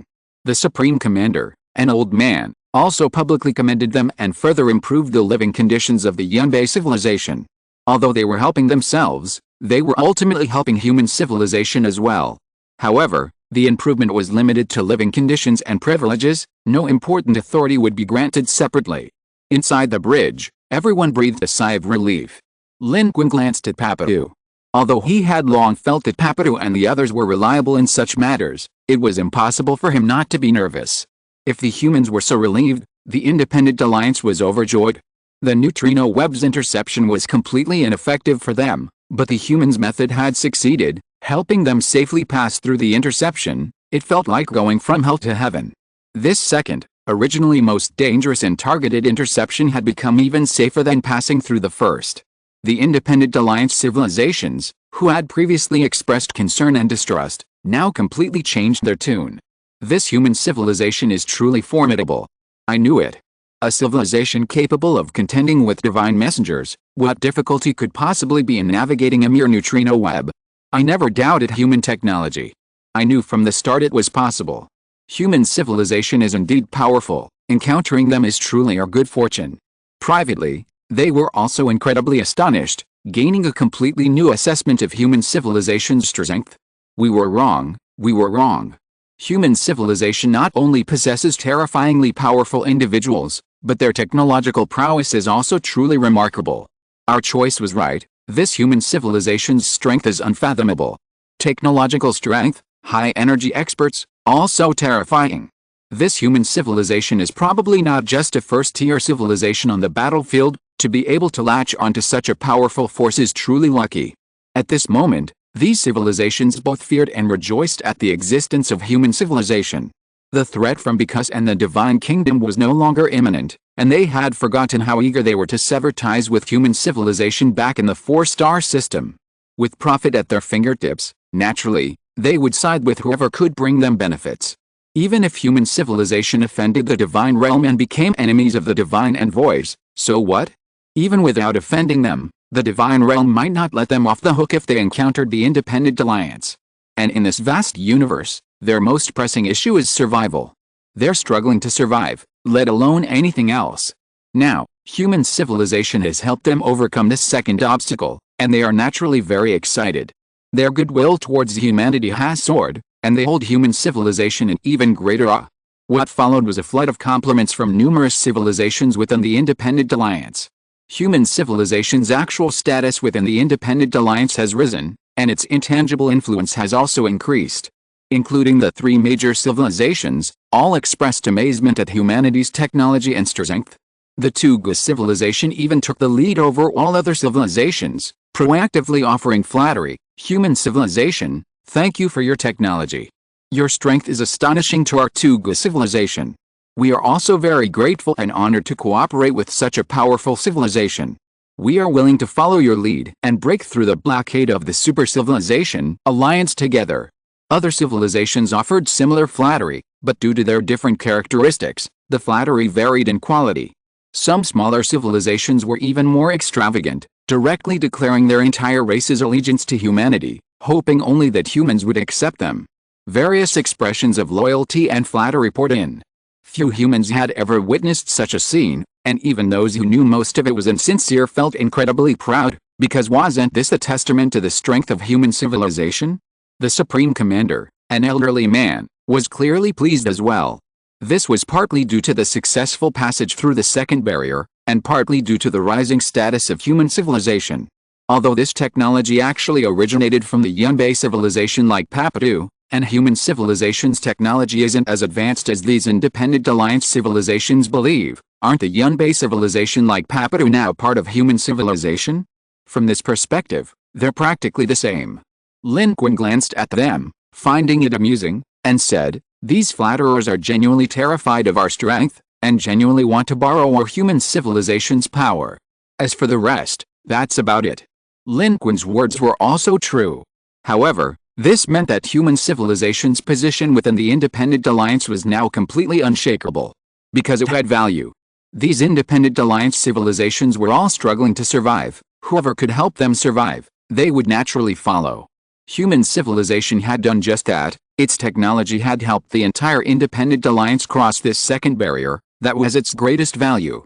Until something even more valuable or a greater danger appeared, humanity would firmly establish itself within the Independent Alliance, its status even surpassing the original three major civilizations. No civilization would actively seek out bequest or the Divine Kingdom to expose humanity's location anymore.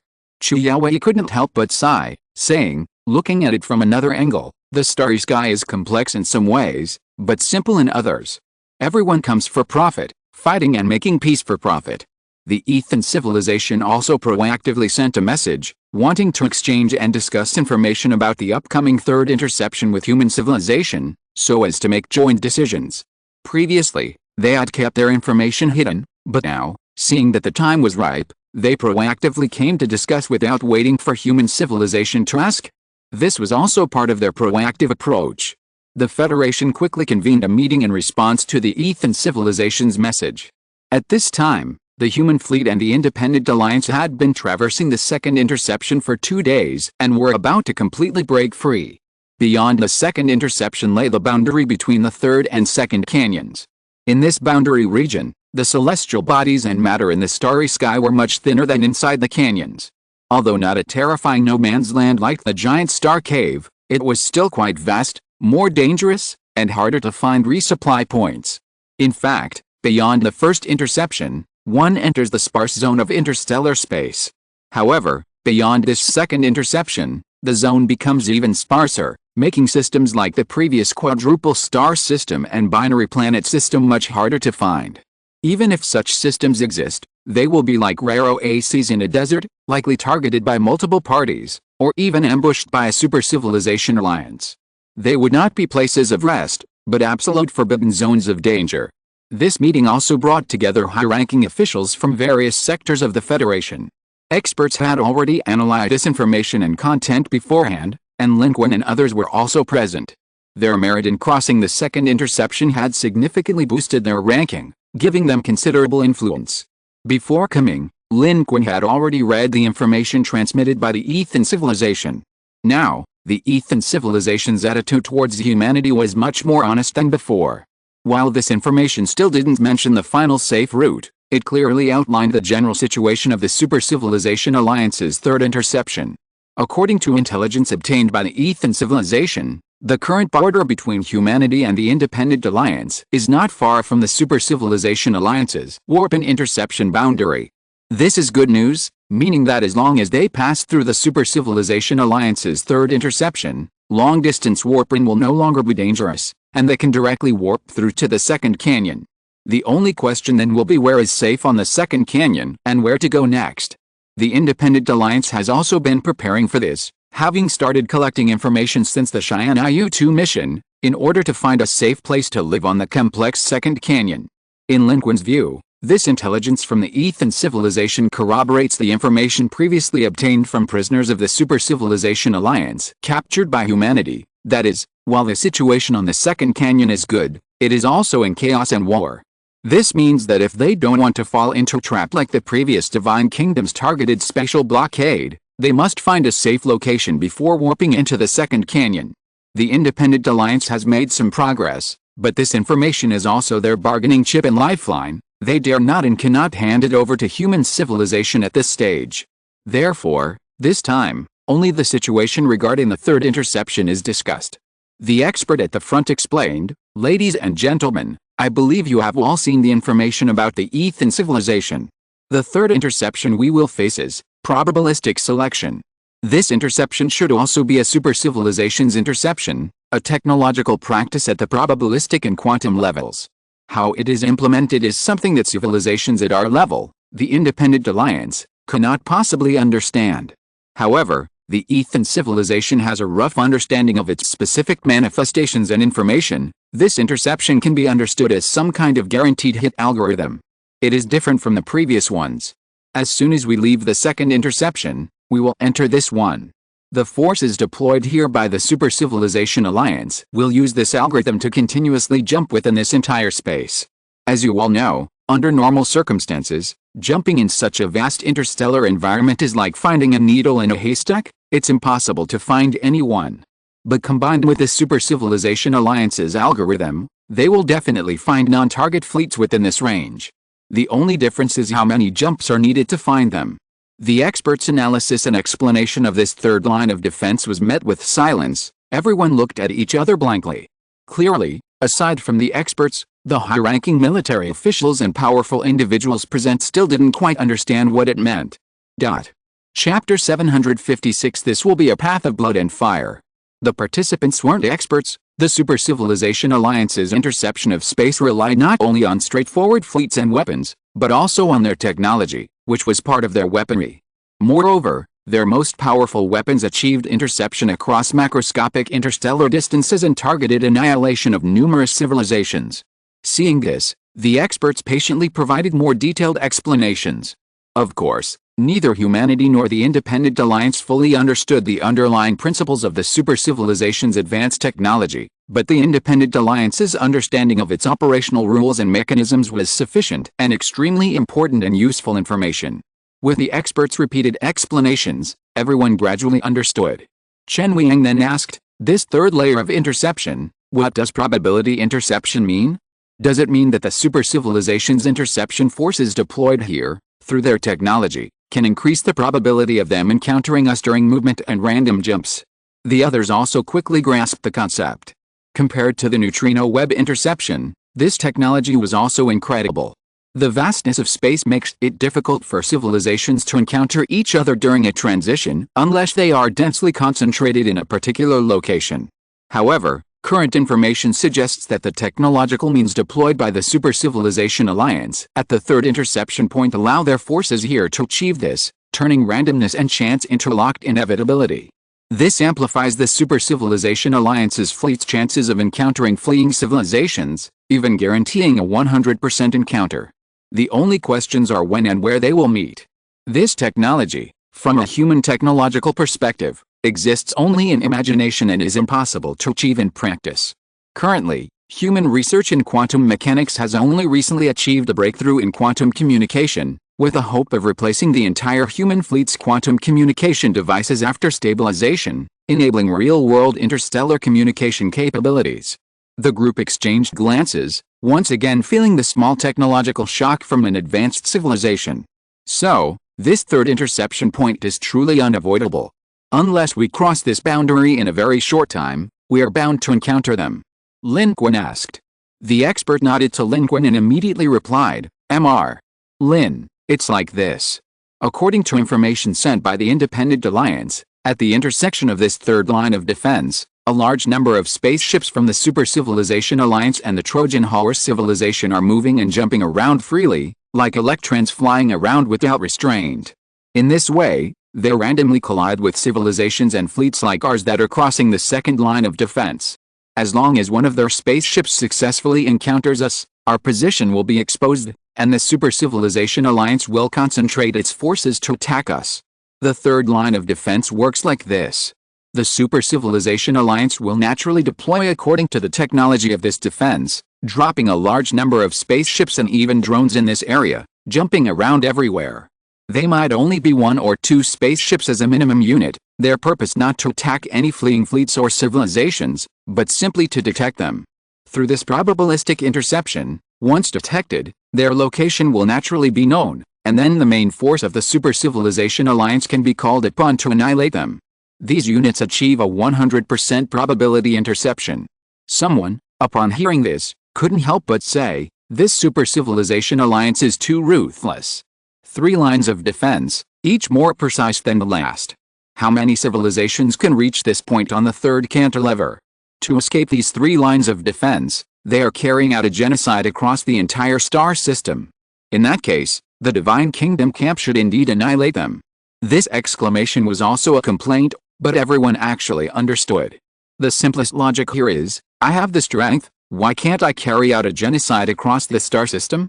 Because, theoretically speaking, apart from one's own civilization, While other civilizations in the star system are threats or potential threats, the best way to maintain peace and one's own security is to annihilate them all. It may seem cruel, but it's the best course of action for civilized self-interest. And this is the way of the universe. Generally, if two civilizations discover each other, regardless of any prior contact, they will likely destroy each other. Eliminating the other civilization guarantees the safety of one's own, and the safety of one's own civilization is paramount. Destroying the other civilization isn't about whether it's currently strong or weak. Due to the unique nature of the universe, technological explosions, and the existence of civilizational battlefields, a currently weak civilization can rapidly rise to power and become a threat to others. From this perspective, the Super Civilization Alliance's desire to control System 613 is not inherently wrong. From their own point of view, it's entirely correct. However, from the perspective of other civilizations, they appear evil, while their divine kingdom, which incites everyone to fight against the Super Civilization Alliance, appears righteous. However, some argue that the civilization battlefield also blocks the escape routes for other civilizations in the galaxy. The Divine Kingdom wants to destroy the Super Civilization Alliance, but currently, it's using the power of the civilization of Star System 613. Many civilizations are trapped in the civilization battlefield, unable to leave even if they want to. From their perspective, the Divine Kingdom is right to destroy the Super Civilization Alliance that is carrying out a space extinction, but they haven't benefited from it. Even for us, it's the same. Perhaps, the Divine Kingdom's opening of this civilization battlefield has actually accelerated the Super Civilization Alliance's plan for space extinction, even turning a plan they hadn't fully committed to into reality. These words drew a moment of silence from the crowd. It seemed to be true. The Divine Kingdom intended to destroy the Super Civilization Alliance, but it began by sealing off System 613, leaving the civilizations there with nowhere to escape. Many civilizations within the Independent Alliance were in the same situation. Their core civilizations had been almost entirely destroyed, leaving only a few ships and people within the Independent Alliance. They were forced to continue wandering around, unable to surrender or leave this battlefield of civilizations. Lin Qun also fell into deep thought. The Divine Kingdom's opening of the civilization battlefield in System 613 was a good thing, but the current outcome had brought no benefit to most civilizations in System 613. Under the sweeping influence of the Super Civilization Alliance, even the weaker civilizations protected by the Divine Kingdom's battlefield rules, those not included in the competition, suffered annihilation. Especially those civilizations without interstellar travel capabilities, they likely wouldn't even have the chance to escape, silently infected and overwhelmed by the civilization Trojan virus, facing extinction. After all, the Super Civilization Alliance was an enemy of the battlefield, not a participant, and not subject to its rules. Could the Divine Kingdom not have foreseen all this? Then why did it do this? At this moment, a high-ranking official said, however, since this Super Civilization Alliance has such capabilities, why not combine these three interceptions into one? If these three interceptions appeared together, wouldn't they be even more threatening? Is this a deliberate attempt to weaken or filter them? His words brought the discussion back to the Super Civilization Alliance's interceptions. I think perhaps it's because doing so would be more precise, Li Jiang said. I think this might not be about weakening them. This setup by the Super Civilization Alliance is probably more advantageous to them. No matter how powerful the Super Civilization Alliance is, despite its massive and seemingly unfathomable fleet and countless Trojan civilizations infected and controlled by it, it is still just a civilization alliance. The universe is vast. While it can rely on technological blockades and jump traps to set up interceptions, it cannot possibly have enough manpower to truly deploy along the entire boundary between the second and third canyons. Moreover, it must also intercept civilizations traveling from the third canyon to the fourth, operating on two fronts. No matter how many people it has, it won't be enough. Therefore, while setting up three interceptions together is technically more advantageous for a clean sweep, if a large number of civilizations try to break through simultaneously, its manpower will inevitably be stretched thin. This would result in even more civilizations successfully escaping, leaving many to escape. But this segmented three-tiered interception system allows for layered filtering. Weaker civilizations are eliminated first, the stronger, more difficult ones are dealt with later. This segmented interception system can maximize the elimination of as many fleeing civilizations as possible. I think this is why we've felt the Super Civilization Alliance's fleet is inexhaustible. However, the Super Civilization Alliance is far more advanced than us. This is just my opinion. Whether they actually designed it this way is uncertain, and other possible reasons cannot be ruled out. Li Zhang's analysis was agreed upon by everyone. The starry sky is vast, and there are too many civilizations. Who knows how many civilizations are currently breaking through and fleeing? Humanity and the Independent Alliance have made it this far, and there must be many more that have as well. Civilizations are as brilliant as stars, but they cannot truly unite to fight for common interests and goals. In this situation, the Super Civilization Alliance appears to have a significant advantage. However, in reality, their manpower cannot be 100% sufficient. The significance of setting up 3 lines of interception lies here. Segmented hunting minimizes the pressure and allows them to most efficiently eliminate the fleeing civilizations on the 3rd cantilever. But this also further reveals the Super Civilization Alliance's ruthlessness and cruelty. Their attitude towards other civilizations is one of complete extermination. Extremely cruel and vicious. At this moment, the elderly Supreme Commander gently tapped the table and said, "Gentlemen, I think we now know the situation at the 3rd line of interception. Here, we can no longer evade the Super Civilization Alliance's pursuit. We also cannot achieve a rapid passage through this area. According to the information given to us by the Ethan civilization, the 3rd interception has the largest blockade range, at least 10 light years. We cannot perform long-distance jumps, only short-distance jumps. And because of the interception by the Super Civilization Alliance, our jumps will also make us more likely to encounter the fleets and forces of those Super Civilization Alliances. Therefore, we must prepare for battle. It will not be as smooth and easy as when we pass through the 1st and 2nd interceptions. We have no enmity with the Super Civilization Alliance, but the survival and development of civilizations are naturally a threat and obstacle to other civilizations. This is a war we cannot avoid. This is destined to be a road of blood and fire." The words of the old Supreme Commander once again brought the topic back on track. That is, to break through this 3rd interception in full force. Chen Weiyang said, "The good news now is that Bikus has not yet passed through the 2nd interception. Even if we fight the forces of the Super Civilization Alliance here, we will not be attacked by Bikus and the Divine Kingdom. We only have one enemy to face." On the side, Xiao Zhongguo said, "The attitude of the Independent Alliance is also quite reasonable. They treat us with great respect. At the 3rd interception, they need our strength even more." The Ethan civilization stated that once we pass through the 3rd interception, they will inform us of the safe entry point to the 2nd cantilever. Based on the current situation, we optimistically estimate that once we pass through the 3rd interception, we will have a completely broken free of the Super Civilization Alliance's warp blockade, and warp will become safe. Provided we have safe coordinates, we can traverse the remaining distance of the boundary region in one go to reach the 2nd cantilever. The strength of human civilization is evident to all within the Independent Alliance. In fact, many civilizations within the Independent Alliance have even deified human civilization, considering it an unfathomable, first-tier battlefield-level civilization.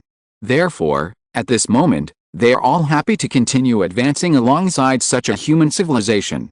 Having a powerful ally makes things safer. This is actually good news for human civilization as well. The Independent Alliance is essentially a shield for human civilization. Of course, to put it bluntly, it's also cannon fodder. With the Independent Alliance present, humanity can minimize unnecessary losses. At this moment, Lin Qun also said, "Moreover, this 3rd interception is different from the 2nd.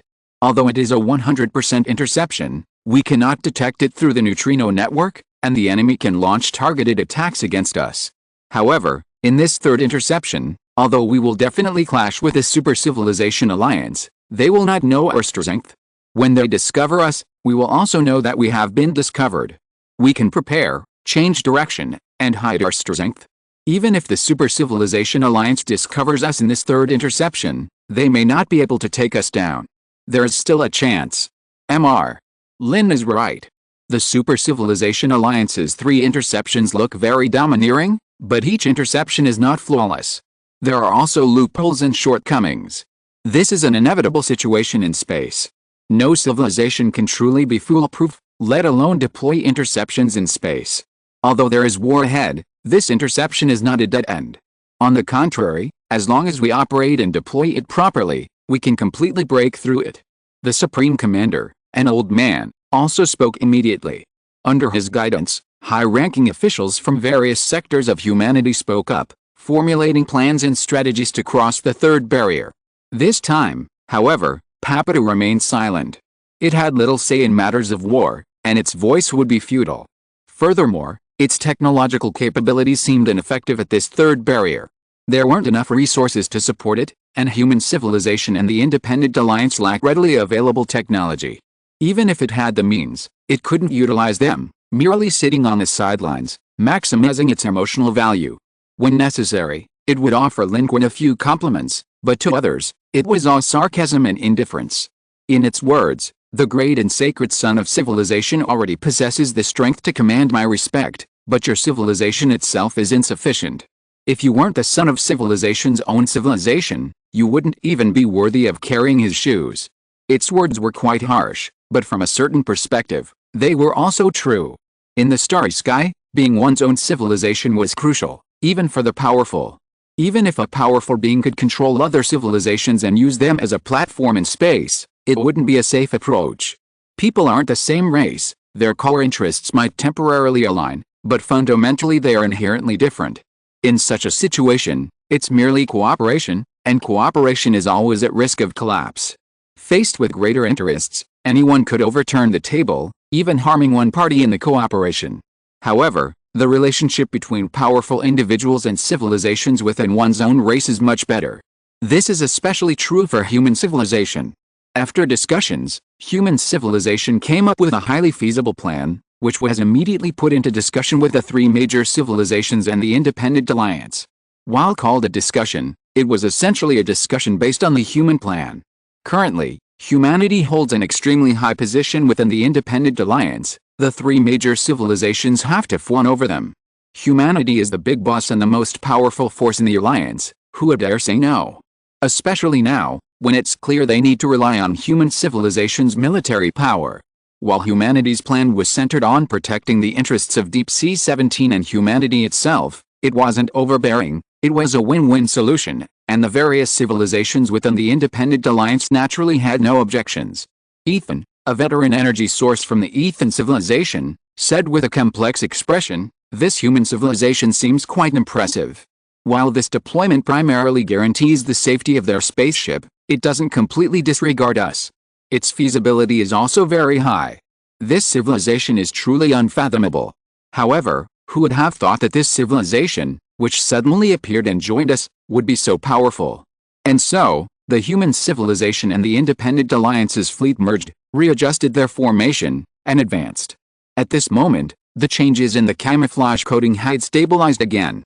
This indicated that they were about to completely leave the second line of defense, the neutrino net, and seamlessly transition into the third line of defense. Entering the third line of defense meant that war could break out at any moment. Chapter 757. They're here. Between the first and second lines of defense deployed by the Super Civilization Alliance, there is a gap, a buffer zone where matter is scarce. The Super Civilization Alliance hasn't set up additional defenses there, only a significant amount of its forces are active. However, there is no such gap between the second and third lines of defense. The neutrino network and the probability-based defenses are seamlessly connected. Breaking through the second line of defense leads directly into the third, facing the direct danger of the probability-based defenses. Human analysis suggests this might be because the main forces in the second and third lines of defense are the same group, facilitating deployment and attacks. The first line of defense, relatively loose and hastily constructed, was thus the easiest to breach. This also confirms the analysis and judgment. The Super Civilization Alliance's forces are not entirely sufficient to block such a long battle line. The Super Civilization Alliance was already insufficient in number. Even now, relying on the civilization Trojan virus to infect a large number of normal civilizations and life forms for their use, the vastness of space makes even the combined civilizations and life forms within a single star system insignificant compared to the sheer size of the star system. A truly impenetrable interception is impossible. Especially in such a short time, even the truly super civilizations within the Super Civilization Alliance, with sufficient technology, have reached their limit. At this moment, as the human and Independent Alliance fleets completely left the second interception line, the camouflage coating stabilized, and they officially entered the third interception line. Lin Qun had also reviewed the final plan for humanity and the Independent Alliance to traverse the third interception line.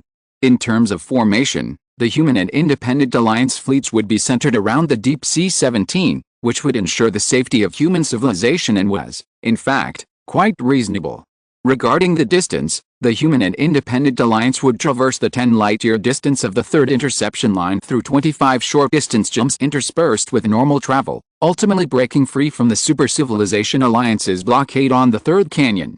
Due to the technological influence of the Super Civilization Alliance, both humanity and the Independent Alliance face the risk of encountering the Super Civilization Alliance during their own jumps. However, a longer stay would be the same. There was no other choice, and neither humanity nor the Independent Alliance civilizations had a better solution. This seemed to be the most reasonable plan at present, and it was also something that the existing technology of the human and Independent Alliance fleets could support. Humanity had sufficient resources to fully afford this voyage. Other Independent Alliance civilizations were somewhat worried. They did not have the scale of humanity and were already fleeing like stray dogs, having suffered losses to varying degrees. Successfully passing through this third barrier was also very risky for them. Not only was there the threat from the Super Civilization Alliance, but the resource reserves of their own fleets were also a factor. At this time, the human and Independent Alliance fleets had advanced a short distance in the star field of the third barrier without encountering any danger, and began their first short jump as planned. This first short jump also proceeded without any danger. They quickly and steadily reached their target location, leaving the second barrier far behind, without encountering the power of the Super Civilization Alliance. This brought a slight sense of relief to both humanity and the Independent Alliance. It was a good start. However, after their first jump, they discovered traces of a Trojan civilization in the vicinity. Vast shadows moved in the distant reaches of space, appearing particularly terrifying from the cosmos. Although humanity had observed them, the Trojan civilization was relatively far from the human and Independent Alliance fleets. The vastness of space itself provided some protection. Upon seeing this, humanity and the Independent Alliance quickly quieted down, silently navigating through the area. Their cautious approach prevented them from detecting them. This voyage took one blue star day, and that day remained remarkably peaceful. They were not discovered by the enemy. In the fleet, Lin Qun gazed at the starry sky and couldn't help but say, "This time, I really feel like I'm walking in a dark forest, both hunter and prey." Beside him, Chu Yaowei was also staring at the same sky. She smiled and remarked, seemingly unrelated to the question, "No wonder it's the border region, the sky here is so dark." This was the true edge of the cantilevered boundary, even more vast than the area between the first and second interception lines. Matter was scarce, light was insufficient, and the dense star clusters were at the far end of the Milky Way, making the surrounding sky exceptionally dim. The darkness here also instilled a greater sense of unease.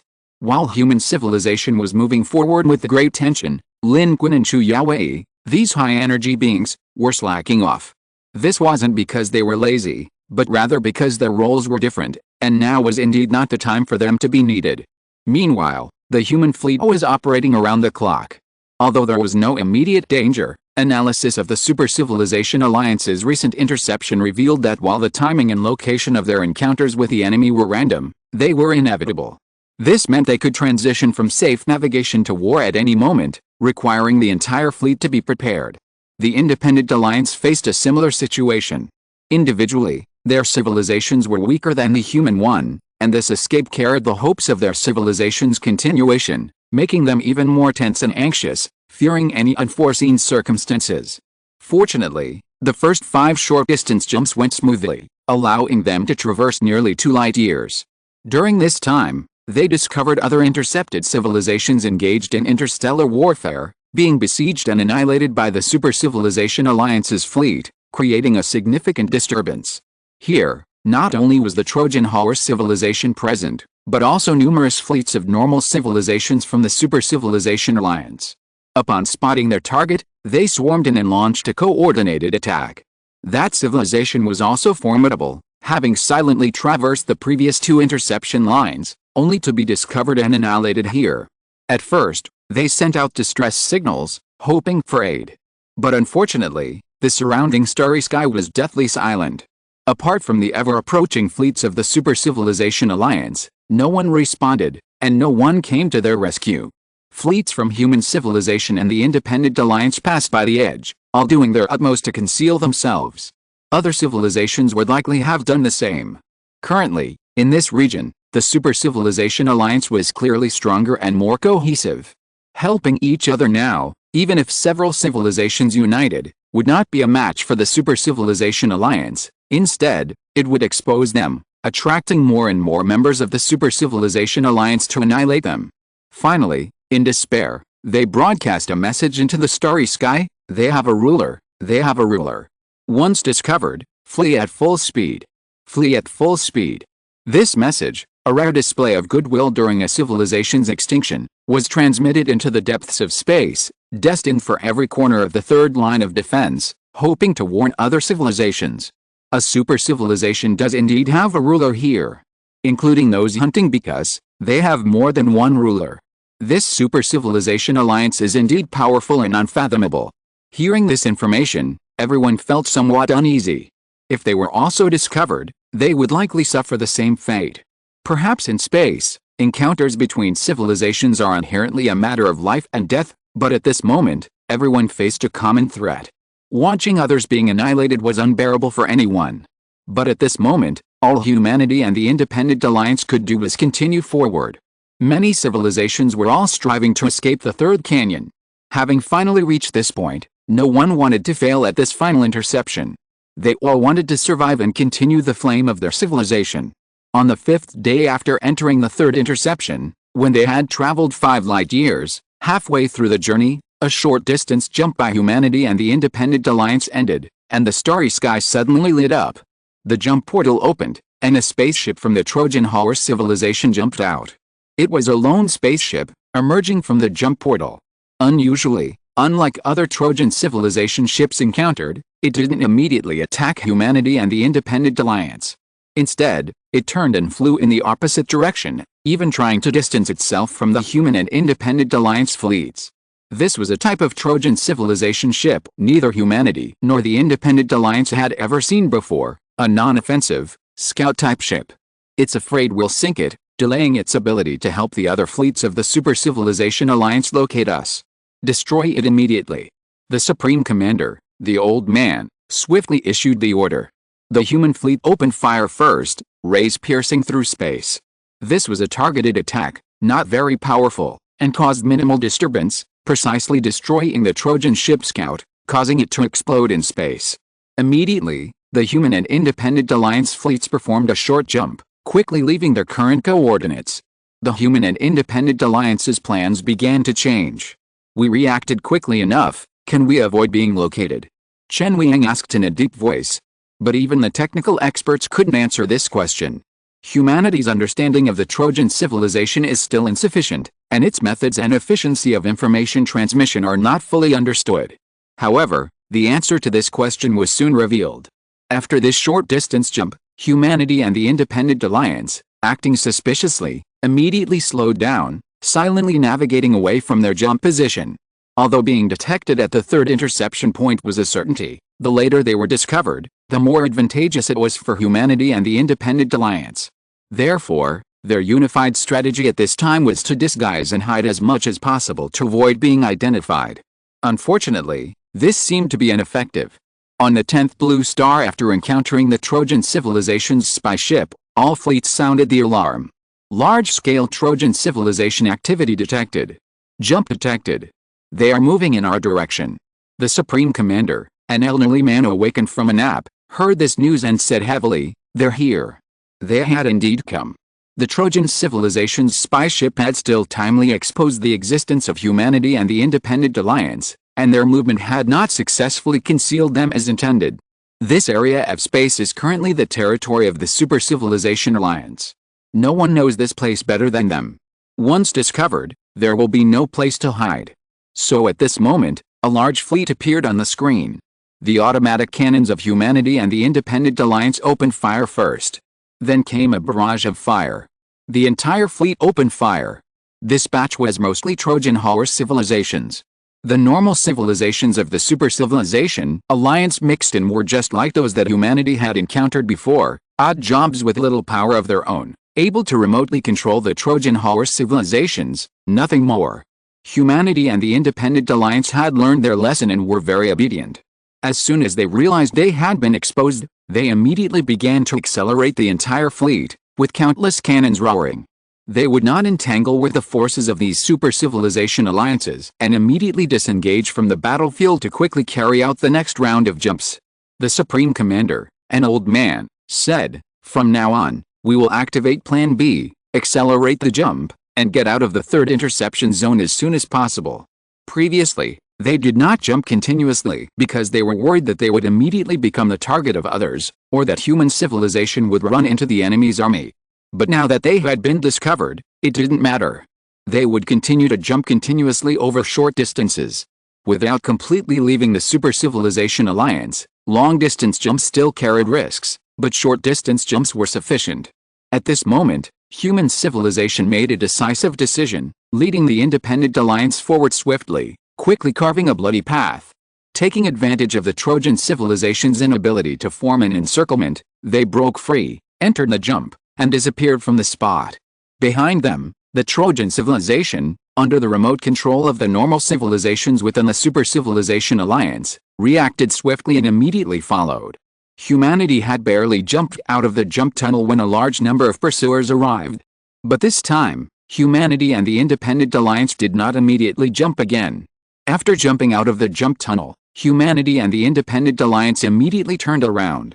Lin Qun and the 5 source energy users of the Independent Alliance attacked simultaneously, their source energies intertwining and flashing across the starry sky, launching a counterattack against a Trojan civilization army that had just jumped out and was chasing after them. The Trojan civilizations here are all carrying Trojan viruses that possess special properties that can affect source energy level life forms. If a source energy level being attempts to eliminate them, it will conversely affect the source energy level life form itself. However, Lin Qun and the 5 source energy beings' target is not to wipe out this endless stream of Trojan civilizations, but rather the normal civilizations within the super-civilization alliance. These are few in number and not particularly strong, but they remotely control the pursuers of these Trojan civilizations, allowing them to track down and eliminate them in time, thus slowing down the Trojan civilization's pursuit of humanity and the Independent Alliance army. The power of the 5 source energy beings from the Independent Alliance clears a path for Lin Qun, while Lin Qun's power serves as the main offensive force. This time, Lin Qun is not using his own power of rules, but rather the active effect of his newly acquired ascension to godhood, the power of judgment. This is also a power of rules, consuming Lin Qun's own power of rules, but it possesses special attributes. Lin Qun discovered that his power of judgment seems to have a natural restraint on these Trojan civilizations. Under the influence of his judgment power, the Trojan civilization's ships ahead melted away like snow. To Lin Qun's surprise, his judgment power, used to annihilate the Trojan civilization's fleet and its inhabitants, seemed unaffected by their Trojan virus. The previous sensations didn't accumulate or appear on him. This judgment power was immune to the Trojan virus. Lin Qun hadn't expected this and was overjoyed. He attacked without hesitation, unleashing his full power. His strength was like a beam of light, sweeping across the battlefield. With the cooperation of the 5 source energies of the Independent Alliance, he slaughtered countless enemies. With frequent flashes of contribution point reward notifications, Lin Qun fought his way into the deepest part of the Trojan civilization's fleet. A radiant light descended, directly covering and enveloping the normal ships of the super-civilization alliance within, annihilating them in the blink of an eye and completely destroying them in the starry sky. Immediately, Lin Qun's power surged back. Pure, bright, and scorching light swept across the entire starry sky. Lin Qun took a step in the void, instantly returning to Deep Sea 17 and continuing his advance. This scene left the other 5 source energy members of the Independent Alliance drenched in sweat. This human source energy is truly formidable. He seems unaffected by the Trojan virus from the super-civilization alliance. It looks like killing so many has had almost no impact on him. It's not that it had no impact, his strength far surpasses ours. But why do I feel his aura is only at the level of a source energy? Aura? What's that? Human civilization is unfathomable. This human civilization's powerful figure even faced a dominator directly. How could we possibly see through his aura? The ancient source energy of the Ethan civilization, Aizen, with his long history and vast knowledge, also glanced deeply in the direction of Lin Qun and the human fleet before turning back and immediately returning to his own fleet. Humanity and the Independent Alliance once again successfully broke through before the Trojan civilization's encirclement could fully form, using short-range jumps to immediately reach the next location. They were getting closer and closer to leaving the third line of defense. Moreover, the effects of Lin Qun and his group's actions were significant. The normal civilization ships of the Super Civilization Alliance of the remote-controlled Trojan civilization were destroyed, and the Trojan civilization's pursuit capabilities plummeted several levels. They couldn't catch up now, unlike before when they hadn't immediately pursued. After this jump, the space around humanity and the Independent Alliance became unusually quiet once again. But knowing they had been exposed, they didn't hesitate and immediately jumped again, accelerating their escape. Chapter 758 Mr. Lin's face. We're less than 4 light-years away from the boundary of the third interception, confirmed by the Independent Alliance. We're preparing for the next jump. Lin Qun returned to the bridge and found it bustling with activity. Personnel from all departments were working at their posts, providing various levels of support for humanity's voyage with the assistance of the latest supercomputer. Humanity and the Independent Alliance fleet had jumped multiple times in succession, flying a considerable distance, and the Trojan civilization that had been pursuing them seemed to have been completely left behind. High-frequency, continuous jumps are actually not very friendly to the human body, even for a behemoth like the Deep Sea 17, which can help the life forms within it withstand most of the effects of jumps. But in the current situation, there was no time to worry about that. The civilization's way out was the key. Everyone was eager to accelerate away from the third interception and reach a relatively safe place. Lin Qun was no exception. Lin Qun glanced at his contribution points. He had just made a series of attacks, gaining nearly 10,000 contribution points. These contribution points did not come from killing contestants, but from the rewards of Trojan civilization life. This meant that the actual number of targets Lin Qun killed was 10 times the amount of contribution points he had gained. Within the Federation, some experts believe that the Super Civilization Alliance's use of this method to infect and puppet large numbers of normal civilizations into Trojan civilizations for its own purposes is, on one hand, to increase the size of its army and help it control the entire area of the Special Civilization battlefield in Star System 613.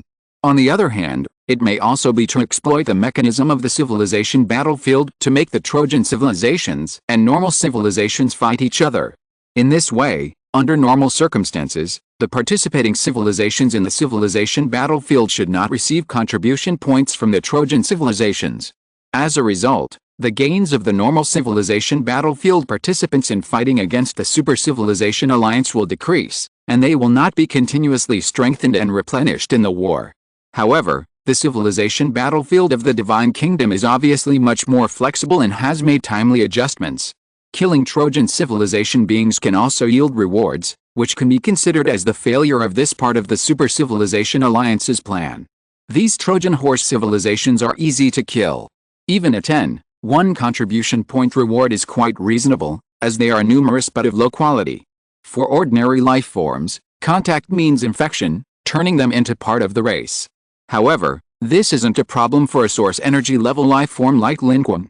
However, this isn't a sustainable way to farm contribution points, because behind them lies the Super Civilization Alliance, which is the real trouble. The more contribution points Lin Qun kills, the more likely he is to attract the attention of advanced civilizations and top-tier powers within the Super Civilization Alliance. Therefore, Lin Qun can't keep farming them indefinitely. Otherwise, he'll awkwardly find himself surrounded and targeted by the powerful figures of the Super Civilization Alliance. That would be the end of him. This special civilization battlefield in Star System 613 is not as simple as a Level 2 or Level 3 civilization battlefield. It contains all kinds of powerful life forms and civilizations. Humanity is not a match for those top-tier beings in space. They haven't encountered them simply because those beings are on a higher level. Against enemies of similar level, they could easily annihilate civilizations like humanity. But against even stronger enemies, they have neither the need nor the time, and they pay no attention to humanity struggling in a corner of space. However, if humanity becomes too conspicuous, things might change. Now, Everyone can see that the current situation is becoming increasingly dangerous. More and more weak civilizations are dying, while those remaining are all advanced and powerful. This is a disadvantageous situation for all civilizations, requiring them to act with increasing caution. Meanwhile, humanity is undertaking another leap. At this moment, humanity and the Independent Alliance have launched a new plan: accelerated leaps and unpredictable travel, all decided on a temporary basis, in the hope of escaping the pursuit of the Super Civilization Alliance. However, the technology of humanity and the Independent Alliance does not seem to be superior to that of the Super Civilization Alliance. After several leaps, they still discovered that someone was tracking them. The Trojan civilization, active nearby, gradually caught up. A short-range jump followed, and a fleet of Trojan civilization ships charged head-on, launching a suicidal attack on the human and Independent Alliance fleets. Fortunately, this group was small, otherwise, it would have inflicted heavy losses on both sides. Despite this, a group of Independent Alliance civilizations on the outer edge of the fleet formation were also unfortunate enough to be infected by the Trojan virus, becoming part of the Trojan army and turning against the Independent Alliance fleet. Their attacks themselves weren't the main problem. The crucial issue is their close proximity to the human and Independent Alliance fleets. At such close range, the Trojan virus from the Super Civilization Alliance could spread and infect rapidly, posing a significant threat. Fortunately, this group of infected Independent Alliance members was small in number and was instantly wiped out by the Independent Alliance's source energy life forms. Otherwise, it would have caused considerable trouble for the entire human and Independent Alliance fleet. Currently, neither human civilization nor the various civilizations of the Independent Alliance possess the technological capabilities to be technologically immune to or completely eradicate the Trojan virus of the super civilization. Therefore, defense and prevention of infection are absolutely essential. Their attacks are an attempt to slow our progress. We must continue to accelerate, speed up our escape, and shake them off. The Supreme Commander, an elderly man, ordered. At this moment, the command staff on the bridge were already sweating profusely. After Lin Qun, in conjunction with the 5 major energy sources of the Independent Alliance, annihilated the normal civilizations of the Super Civilization Alliance among the first wave of Trojan civilization pursuers, they had a brief moment of calm. But then, the pursuers increased, and more enemies appeared. Not only the Trojan civilization, but also the normal fleet of the Super Civilization Alliance, which seemed to exhibit high-energy life forms. Its fleet itself was also highly advanced, following far behind like a persistent shadow. Humanity and the Independent Alliance had consistently avoided battle, immediately distancing themselves upon detection and fleeing, fully learning from the experience of the exterminated advanced civilization they had witnessed.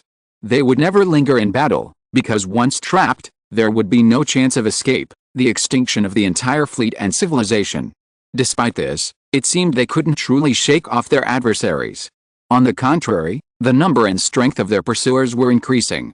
This time, they were waiting right where they appeared, which was even more terrifying. This can't go on. They're more advanced than us. They already know where we're going to jump in advance. If we continue like this, we'll be walking into a trap. Lin Qun also spoke up, a serious look appearing in his eyes. His judgment was quickly supported by the technical team. Lin is right. They've seen through our algorithm. Although our jumps are random, they can't be truly random. They're more advanced than us. Our next jump will definitely be guarded by the Super Civilization Alliance at our jump location again. And next time, it might not be an interception of this scale that we can easily break through. The relevant personnel were also covered in cold sweat.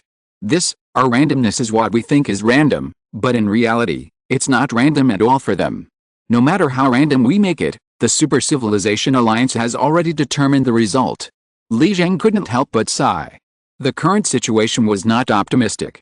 The pursuing forces of the Super Civilization Alliance, like a surging black tide, are closely following in the footsteps of human civilization. Moreover, with the passage of time, its waves are growing larger, more terrifying, and more astonishing. If this continues, a sudden acceleration and a sudden surge will engulf the entire fleet of humanity and the Independent Alliance, leaving them no chance to struggle. At that time, the fate of humanity and the Independent Alliance, who are currently running away, will be no different from those civilizations that resist on the spot, inevitable death. The Supreme Commander, the Elder, Lin Qun, and others are also helpless at this point. One is responsible for decision-making, the other for combat power, but the current situation cannot be solved simply by decision-making and combat power. At this moment, although detection showed that the Trojan Horse civilization and the Super Civilization Alliance were approaching from the rear and flanks of humanity and the Independent Alliance, they dared not immediately jump. After all, they were still in a chase, not yet closing the distance to a danger zone, and the danger posed by the pursuers was clearly visible.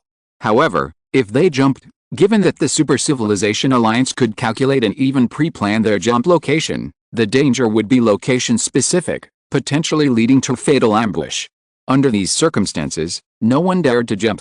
However, Lin Qun's gaze shifted to the Yunbei civilization lifeforms in the corner. Papadu and the short, stout Yunbei civilization scientist were both there. As usual, they remained mostly silent. The short, stout Yunbei civilization scientist, although also a weasel-like face, was different from the seemingly sleazy Papadu. He appeared very composed and calm, sitting in the corner with an air of detached observation. Papadu, on the other hand, was constantly looking around, listening intently. At this moment, Lin Qun's gaze swept over, and it immediately perked up, its eyes widening as it stared at Lin Qun. Lin Qun vividly remembered Papadu's dazzling display of skill piloting its spaceship in the battleground of the second-level civilization in the Cloud Pattern star system. Now, these weasel-like beings of the Cloud Cypress civilization might have a solution. They possessed technology and knowledge surpassing human capabilities, and perhaps they could help humanity escape its current predicament. "Don't you have anything to say?" Lin Qun asked. Papadu chuckled and said, "Well, my great and sacred son of civilization, whom I follow, has spoken. Whether I have something to say or not, I have to say something now, right? I want to say that the situation you described won't happen. There won't be any more Super Civilization Alliance pursuers lying in wait at the location you're jumping to." "What does that mean?" Chen Weian frowned and asked from the side. "The most likely scenario is, the Super Civilization Alliance has learned your jump location, and once you arrive, they'll launch an extermination weapon of whatever kind, eliminating you directly without any other spaceships or warships," Papadu said, blinking its large weasel-like eyes. This. Everyone fell silent. But they quickly realized that Papadu was right. The Super Civilization Alliance was simply not on the same level as the Human and Independent Alliance. Whether in terms of fleet size or technological strength, they even possessed the ability to destroy the entire Human and Independent Alliance fleet with a single weapon. The reason they hadn't deployed weapons yet was simply because the Human and Independent Alliance were constantly moving, making them difficult to attack. But since they knew your warp location, why bother having your fleet waiting there? Just deploy weapons directly, wait for the Human and Independent Alliance fleets to warp out, and wipe them out with one shot. Mr. Papadu, what should we do? The Supreme Commander, an old man, looked at Papadu. He was always very polite to the Yunbei civilization beings. Papadu smiled. "Well, oh dear, what should we do?" It glanced at Lin Qun, seemingly wanting to say something, most likely a condition, and this condition was probably related to Lin Qun. Lin Qun didn't give it a chance to say more. Seeing this, he directly extended a finger, a spell of reducing intelligence swirling around his fingertip. "Papadu, I'm reminding you, now you and we are in the same boat. If we're finished, you're finished too. If you want to show your loyalty, hurry up, otherwise, you'll become an idiot. That's all." While Papadu was trying to gain an advantage, the situation for humanity and the Independent Alliance was far from optimistic. Because they hadn't used warp drives to create distance, humanity and the Independent Alliance had been advancing rapidly. The pursuers behind and on both flanks were closing in on human civilization. Among them was an advanced spaceship from a Super Civilization Alliance, cutting through the enemy lines with an astonishing aura, rapidly approaching, seemingly trying to slow down humanity and the Independent Alliance's advance. If humanity and the Independent Alliance slowed their escape, the pursuers from the Super Civilization Alliance could swarm in, countless Trojan horses carrying Trojan viruses, enough to drown humanity and the Independent Alliance. Therefore, Lin Qun wasn't going to be polite to Papadu. Papadu immediately stood at attention. Throughout human civilization, no one's words carried any weight, except for Lin Qun. The moment Lin Qun showed anger, Papadu immediately became obedient, standing up from its seat and saying, "Of course I am loyal, the great and sacred son of human civilization."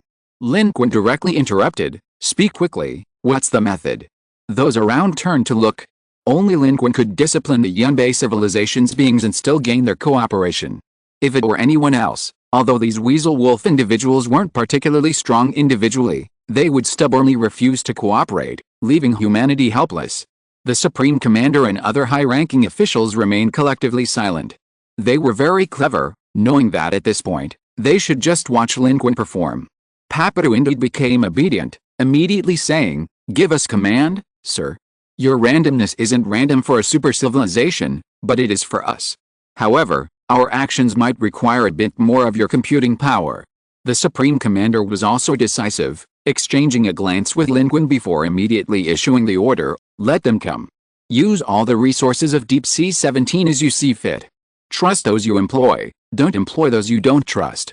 Moreover, the Yunbei civilization's life forms had repeatedly demonstrated their value. At this point, it seemed to be the only solution, and the Supreme Commander, the old man, didn't hesitate. Papadu glanced at Lin Qun, about to speak, but was glared at by Lin Qun, immediately becoming hesitant. He quickly pulled the short, stout Yunbei civilization scientist beside him, who had remained silent, and dragged him forward. Papadu cooperated readily, while the short, stout Yunbei civilization scientist seemed somewhat reluctant.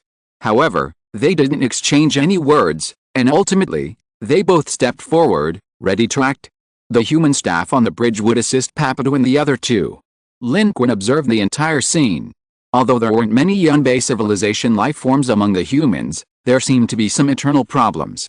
He felt that Papadu and the short, stout Yunbei civilization scientist must have wanted to say something, but they didn't, not because they didn't want to, but because they knew that Lin Qun would hear them.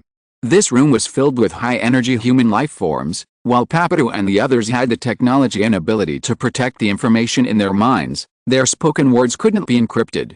However, this scene evoked some feelings of mixed emotions among those on the bridge. Mr. Lin's influence is quite effective even in alien civilizations. Chu Yaowei nudged Lin Qun with her elbow and laughed. "Lin Qun, you really have influence." Papadu didn't dare utter a single word. Lin Qun smiled and shook his head. He gave Papadu and the others, who were now busy, a deep look and said, "This isn't about influence, it's both afraid of me and needs me." However, Lin Qun also noticed that as time went on, his attitude towards Papadu had changed. Although Papadu was a life form from an alien civilization, it didn't seem to have many malicious intentions. At least among the Yunbei civilization life forms under human control, Papadu was the closest to humans and Lin Qun. Without it, the relationship between humans and Yunbei civilization life forms would likely be more complex and tense. After Papadu and his team took over, a flurry of actions, nearly consuming all the computing power of Deep Sea 17, finally reconfirmed the direction. Immediately afterwards, they notified the entire Independent Alliance, and the entire human race and the Independent Alliance fleet quickly entered short-range jump again, disappearing into space. Meanwhile, the pursuers were closing in, especially the expert from the leading super civilization alliance who was far ahead. But in the end, they could only watch as the human race and the Independent Alliance fleet once again entered jump and vanished before their eyes. Chapter 759. A stunning warship. The intervention of the Yunbei civilization's life forms, including Papadu, immediately had an effect, changing the situation. This time, the jump directly caused the Super Civilization Alliance's forces to miss their target. When the human and Independent Alliance fleets jumped out of the jump, the outer space was completely silent, with no enemies present. It was as quiet as the original starry sky before the war. Currently patrolling the sky. No Super Civilization Alliance forces detected, and none around us either. At least 100 astronomical units around us are safe. On the bridge, everyone was both surprised and delighted, not expecting it to actually succeed. They not only didn't plunge headlong into the Super Civilization Alliance's ambush, but seemed to have completely jumped out. Everyone looked at the Yunbei civilization's life forms. Their consecutive actions, twice providing great assistance, made everyone look at these arrogant alien civilizations with new respect. If this is the case, can we keep avoiding them until we leave the third line of defense? Chen Weiying showed a rare hint of excitement, but he was still concerned about the upcoming formation, and the first question he asked was still this one. Papadu's chin was practically pointing to the sky. Hearing this, it smacked its lips and said with an air of superiority, "Well, let me think.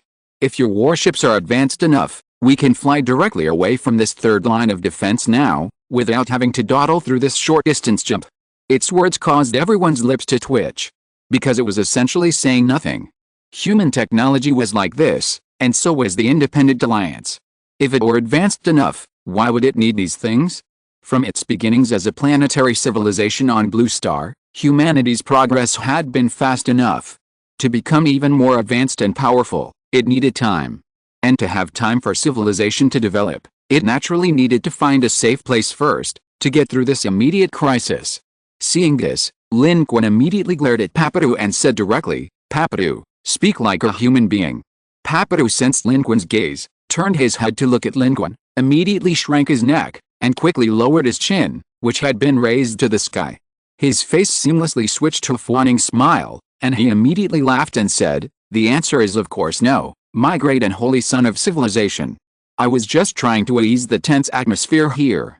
The reason we were able to evade the Super Civilization Alliance is simply because we adopted a new jump mode and algorithm that you don't possess. But your human and Independent Alliance's fleet base is here, and we can't change that. This trick shouldn't last long. I think the Super Civilization Alliance will soon regain control of our jump patterns, and a war is inevitable sooner or later. It's unrealistic to expect to fly smoothly through this third interception using this trick. However, you don't need to worry too much. By the time they figure out our jump patterns again, we will be infinitely close to the edge of this third interception. They may not have the time or opportunity to keep us here forever. As long as we are fast enough, we can still be safe." Papadu appeared very confident. Its eyes darted around, a rare hint of reliability shining through its cunning. It glanced at Lin Qun again, noticing the stern look Lin Qun was giving it, and added, "I'm not making this up. After all, we're here now, and we get along well with you humans. If you're finished, we're finished too. Of course, I wouldn't make things up. We also hope to get out of here safely." Papadu may seem unreliable, but after all this time, everyone knows that Papadu and the Yunbei civilization are relatively dependable in this matter. At least what Papadu said at this moment is correct. Now, these Yunbei civilization beings are in the same boat as humans. They wouldn't want human civilization to fail, so naturally they will do their best. Next, Papadu and the Yunbei civilization beings will continue to take control of the course, leading the human and Independent Alliance fleet forward. The Supreme Commander, the Elder, has arranged for a group of people to follow Papadu and the others, ostensibly to help and be at their command, but in reality, they are also sent by the Supreme Commander to learn from them and supervise them. In fact, both sides are aware of this, but no one has said it out loud. Whether out of consideration for Lin Qun or out of genuine desire to help humanity, Papadu occasionally offered some inspiration. The short, stout Yunbei civilization life scientist, however, remained silent, rarely speaking, quietly working, but compared to Papadu, it was actually the main force. Lin Qun and the others hadn't expected Papadu and these Yunbei civilization life forms to play such a significant role here. It was a pleasant surprise. While Papadu's claims were exaggerated, the actual situation confirmed its assessment. For the next leg of the journey, they successfully evaded the pursuit of the Super Civilization Alliance, much to the surprise and delight of the Independent Alliance.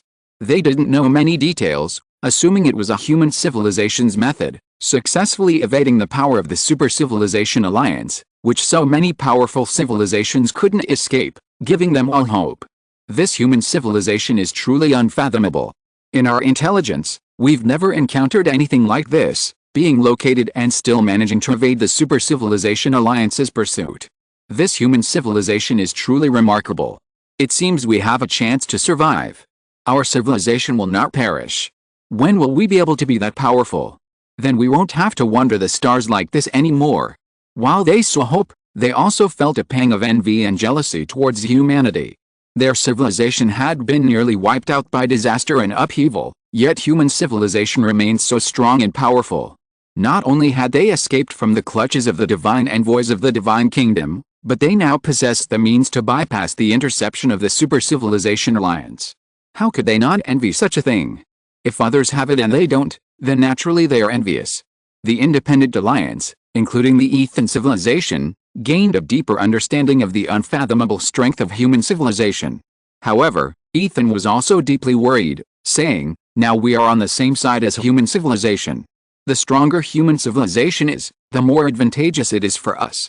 But once we successfully escape from here and reach the second arm, the stronger human civilization is, the more dangerous our situation will be. They were naturally worried. A powerful civilization could easily annihilate them. Human civilization was now almost a top-tier civilization in the eyes of the Independent Alliance. How could they not be terrified? However, at this point, even though the independent civilizations like Eisen were filled with anxiety, there was nothing they could do. Their strength wasn't sufficient, and they needed the power of human civilization. Otherwise, they wouldn't be considering what would happen after completely escaping the pursuit of the Super Civilization Alliance. They would be facing certain death right here. The Human and Independent Alliance fleets continued forward. Thanks to the efforts of Papadu and others, they successfully crossed the distance of scattered light years, shortening the distance to the final 2 light years. But as Papadu said, with the passage of time, they were being found by the Super Civilization Alliance once again.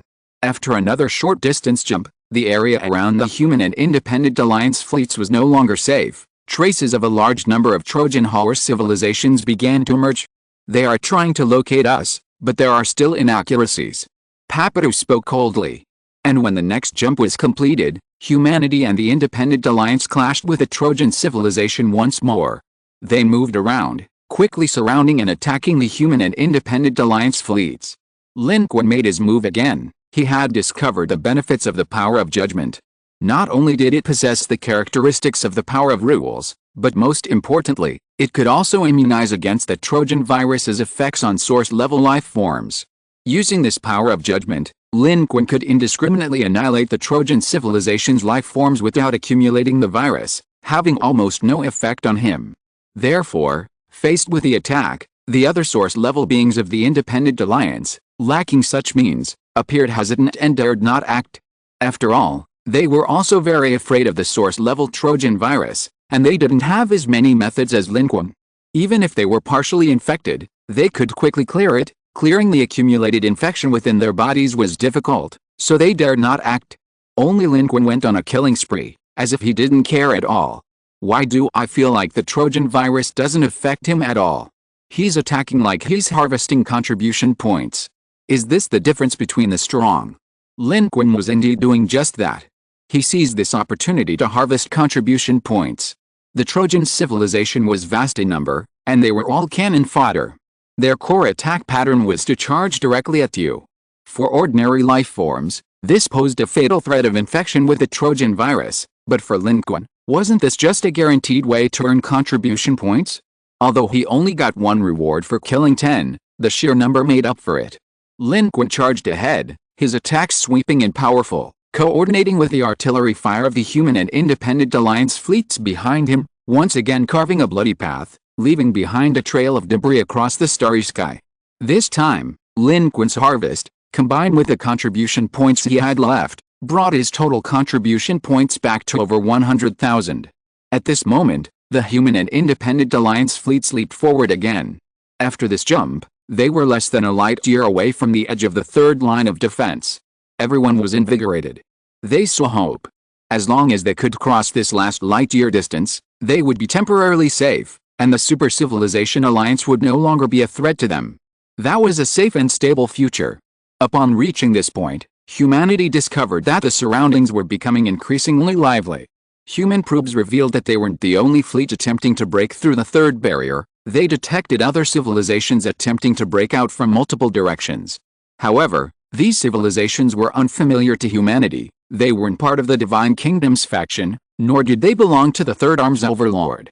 They were powerful civilizations hidden quietly within the Third Arm, only now revealing themselves. If it weren't for the barrier, perhaps no one would ever know where they were hiding in the vast starry sky of the Third Arm. Now, facing imminent disaster, everyone fled, and human civilization was no exception. Lin Qun had repeatedly fought and eliminated the Trojan horse civilization, his total contribution points soaring to 130,000. The power of judgment was extremely useful. Lin Qun was becoming increasingly adept at using it. However, Lin Qun actually wanted to explore more ways to use the power of judgment, such as using it to remove viruses from infected organisms or non-organisms. If this could be achieved, Lin Qun could help the entire human civilization avoid infection by the Super Civilization Alliance's Trojan virus. If immunity could be achieved, human civilization would have greater flexibility in its situation and strategies. Unfortunately, Lin Qun's attempt ultimately failed. He discovered that his purification seemed to be a direct, destructive process. It was impossible to completely purify the infected, only the virus itself. Lin Qun and experts from the Federation specializing in this Trojan virus concluded that this was likely because the infected organisms, whether organic or inorganic, were already dead, making a cure impossible. Lin Qun's idea had to be abandoned. As time passed, the positions of humanity and the Independent Alliance moved further forward, and their situation became increasingly dangerous. After Papadu and others intervened, the Super-Civilization Alliance seemed unable to pinpoint the exact location of human civilization's jump. However, they gradually figured out the patterns and directions. Large fleets and pursuers appeared at a distance not too far from the jump location. The approximate location was known. Under these circumstances, their interception could still be achieved. After the human and Independent Alliance fleets appeared, they quickly surrounded them. This final encirclement was the largest in scale. The human and Independent Alliance fleets, having jumped out of space, detected numerous fleets from the Trojan horse civilization and the Super-Civilization Alliance deployed in the surrounding space. These forces waited nearby, unsure of the exact jump points of the human and Independent Alliance fleets, but had locked onto the area. Upon discovering the human civilization, they immediately moved towards them, rapidly encircling and attacking. One of the Super-Civilization Alliance fleets even deployed a concealed black hole weapon, drifting along the cosmos, but it was detected. The human and Independent Alliance fleets successfully evaded it, passing by on one side. The gravity slightly pulled the fleet, but because it was detected early, it had no substantial impact on the fleet. Immediately afterward, the Super-Civilization Alliance fleet launched its attack. While this black hole weapon posed no real threat to the human and Independent Alliance fleets, it successfully delayed their advance, giving them an opportunity to launch an attack. Thus, swarms of Trojan civilization fleets and ships emerged, including powerful ships and fleets from the Super-Civilization Alliance. After such a prolonged chase, the human and Independent Alliance fleets had also attracted the attention of the Super-Civilization Alliance, who deployed even greater forces here. They formed a final encirclement. Their advanced fleet surged forth from the front, illuminating the entire starry sky. The human and Independent Alliance fleets were invaded, various instruments and weapons quickly went out of control. The aura of top-tier source energy rose. It wasn't a super-civilization that had arrived, but rather an advanced civilization within the Super-Civilization Alliance, but that was enough. Together with the boundless Trojan civilizations surrounding them, they formed an overwhelming fleet, almost filling the entire field of vision, even larger than the army of the Divine Kingdom faction that humanity had faced in the quadruple star system. From all directions in space, the Super-Civilization Alliance was intercepting them. The human and Independent Alliance fleets were forced to slow down. Because of the presence of the Trojan civilization, humanity and the Independent Alliance could not rashly charge forward. If they failed to break through, they risked being infected by the Trojan virus themselves. There's no escaping it, a fierce battle is likely ahead. In the bridge command center, Lin Qun watched this scene on the screen, his gaze cold and deep. He flicked his wrist, and his sword was already in hand. The elderly Supreme Commander also said, "Now that we've been discovered, how could the Super-Civilization Alliance easily let us leave? This is our last battle to break through the third line of defense, but I'm afraid the losses will be heavy." The Super-Civilization Alliance's forces are enormous. Especially the large number of Trojan horse civilizations, which pose a huge threat to the conventional ships and lives of humans and the Independent Alliance. This is not only a matter of mutual attacks, but also the problem of Trojan horse virus infection, which is extremely troublesome. Now, the enemy is infiltrating the fleets of humans and the Independent Alliance, aiming not only to attack from the outside, but also to dismantle and paralyze the entire fleet from within. However, just then, "Sir, Mr. Lin, we have made a new discovery. The ships on the flank of the Super-Civilization Federation have suddenly parted to make way for an extremely fast ship that is hurtling towards our position. Radar display." At this moment, on the outer edge of the vast encirclement, a fleet of warships, astonishingly fast, is hurtling past at terrifying speed. Wherever it goes, all the surrounding ships of the Super-Civilization Alliance make way. This applies to both ships from the Trojan horse civilization and the normal ships of the Super-Civilization Alliance. In this instant, The tightly sealed encirclement has involuntarily parted to create a path because of this ship that suddenly appeared out of nowhere. This ship's speed is terrifying. By the time it was detected, it was already rapidly approaching. Now, information has been confirmed. It has passed through the flank of the encirclement and will sweep past the entire human race and the Independent Alliance. If it doesn't slow down, and if its target isn't humanity and the Independent Alliance, it will cut straight through the entire encirclement of the Super Civilization Alliance. Chapter 760 Target, the second cantilever. This spaceship appears to belong to the Super Civilization Alliance, but its target doesn't seem to be us. It's not slowing down at all and will just pass right in front of us. The fleeting spaceship, like a fleeting glimpse of a swan, has become the focus of both humanity and the Independent Alliance. This isn't the first time human civilization has seen this spaceship. It's a very classic egg-shaped spaceship, extremely fast and incredibly sharp. Its materials are also very special, something humans can't analyze at all. Lin Qun narrowed his eyes. In the scene, because of its incredible speed, even the static images humans could capture were somewhat blurry. But Lin Qun was very familiar with this spaceship. He had seen it many times. It was the iconic egg-shaped spaceship of the Super Civilization Alliance. This spaceship seemed to originate from a true super civilization within the Super Civilization Alliance. It was a creation of a true super civilization within the Super Civilization Alliance. Although not large in size, it was extremely advanced and incredibly powerful. Previously, during the God Kingdom faction's targeted special blockade battlefield, such an egg-shaped spaceship had disrupted a branched Legion's fleet, throwing the God Kingdom faction into chaos. Its advanced technology was such that even many high-level energy sources couldn't take it down. Furthermore, during the previous war between humanity and Vikus's quadruple star system, a similar egg-shaped spaceship carried a supreme-level life form from the Super Civilization Alliance, rapidly advancing to divide the battlefield and severely damage Vikus. And now, another one has appeared here. This spaceship is somewhat special. Although it also has an egg-shaped structure, this one is more formidable, seemingly bearing some kind of special marking, a faint, cold, blood-red light emanating from it. What is the purpose of this egg-shaped spaceship? What kind of life forms are inside? Why is it here? These two questions arose in Lin Qun's mind. This egg-shaped spaceship was clearly not there for humanity and the Independent Alliance. It moved at incredible speed, seemingly just passing through, its speed causing ships from the Trojan Horse Civilization and the Super Civilization Alliance to make way. Its arrival left the Super Civilization Alliance's encirclement vulnerable on all sides. It seemed completely unconcerned, not even glancing at the humans and Independent Alliance within its encirclement, nor at the surrounding Super Civilization Alliance fleet, simply speeding through the air. It seemed indifferent to the human and Independent Alliance fleets that were its targets, and also to its own ships and war plans. It was as if, for its ship and its inhabitants, the people and events here were meaningless. Success or failure was irrelevant.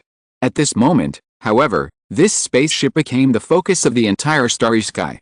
It streaked across space like a rainbow, piercing the cosmos. The surrounding civilizations' fleets all seemed to have been paused, frozen in place, especially the Super Civilization Alliance fleet, which was strangely motionless, as if it had crashed. The human and Independent Alliance fleets weren't down, but rather on high alert and apprehensive, fearing that any movement would provoke the enemy warship into turning against them. Once they confirmed the fleet was not heading their way, they immediately began to move, fleeing from the point where the Super Civilization Alliance's encirclement had parted, seizing the opportunity to leave. Regardless of the situation, there was an opening. They had to take advantage and escape.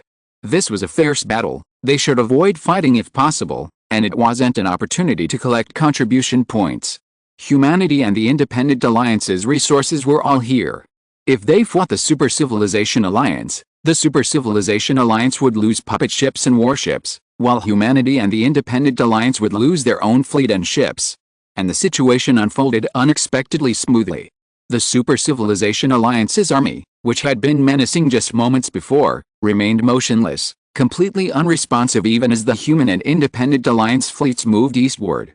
The enemy fleet made way for the egg-shaped spaceship but did nothing else. They also failed to react to the departure of the human and Independent Alliance fleets.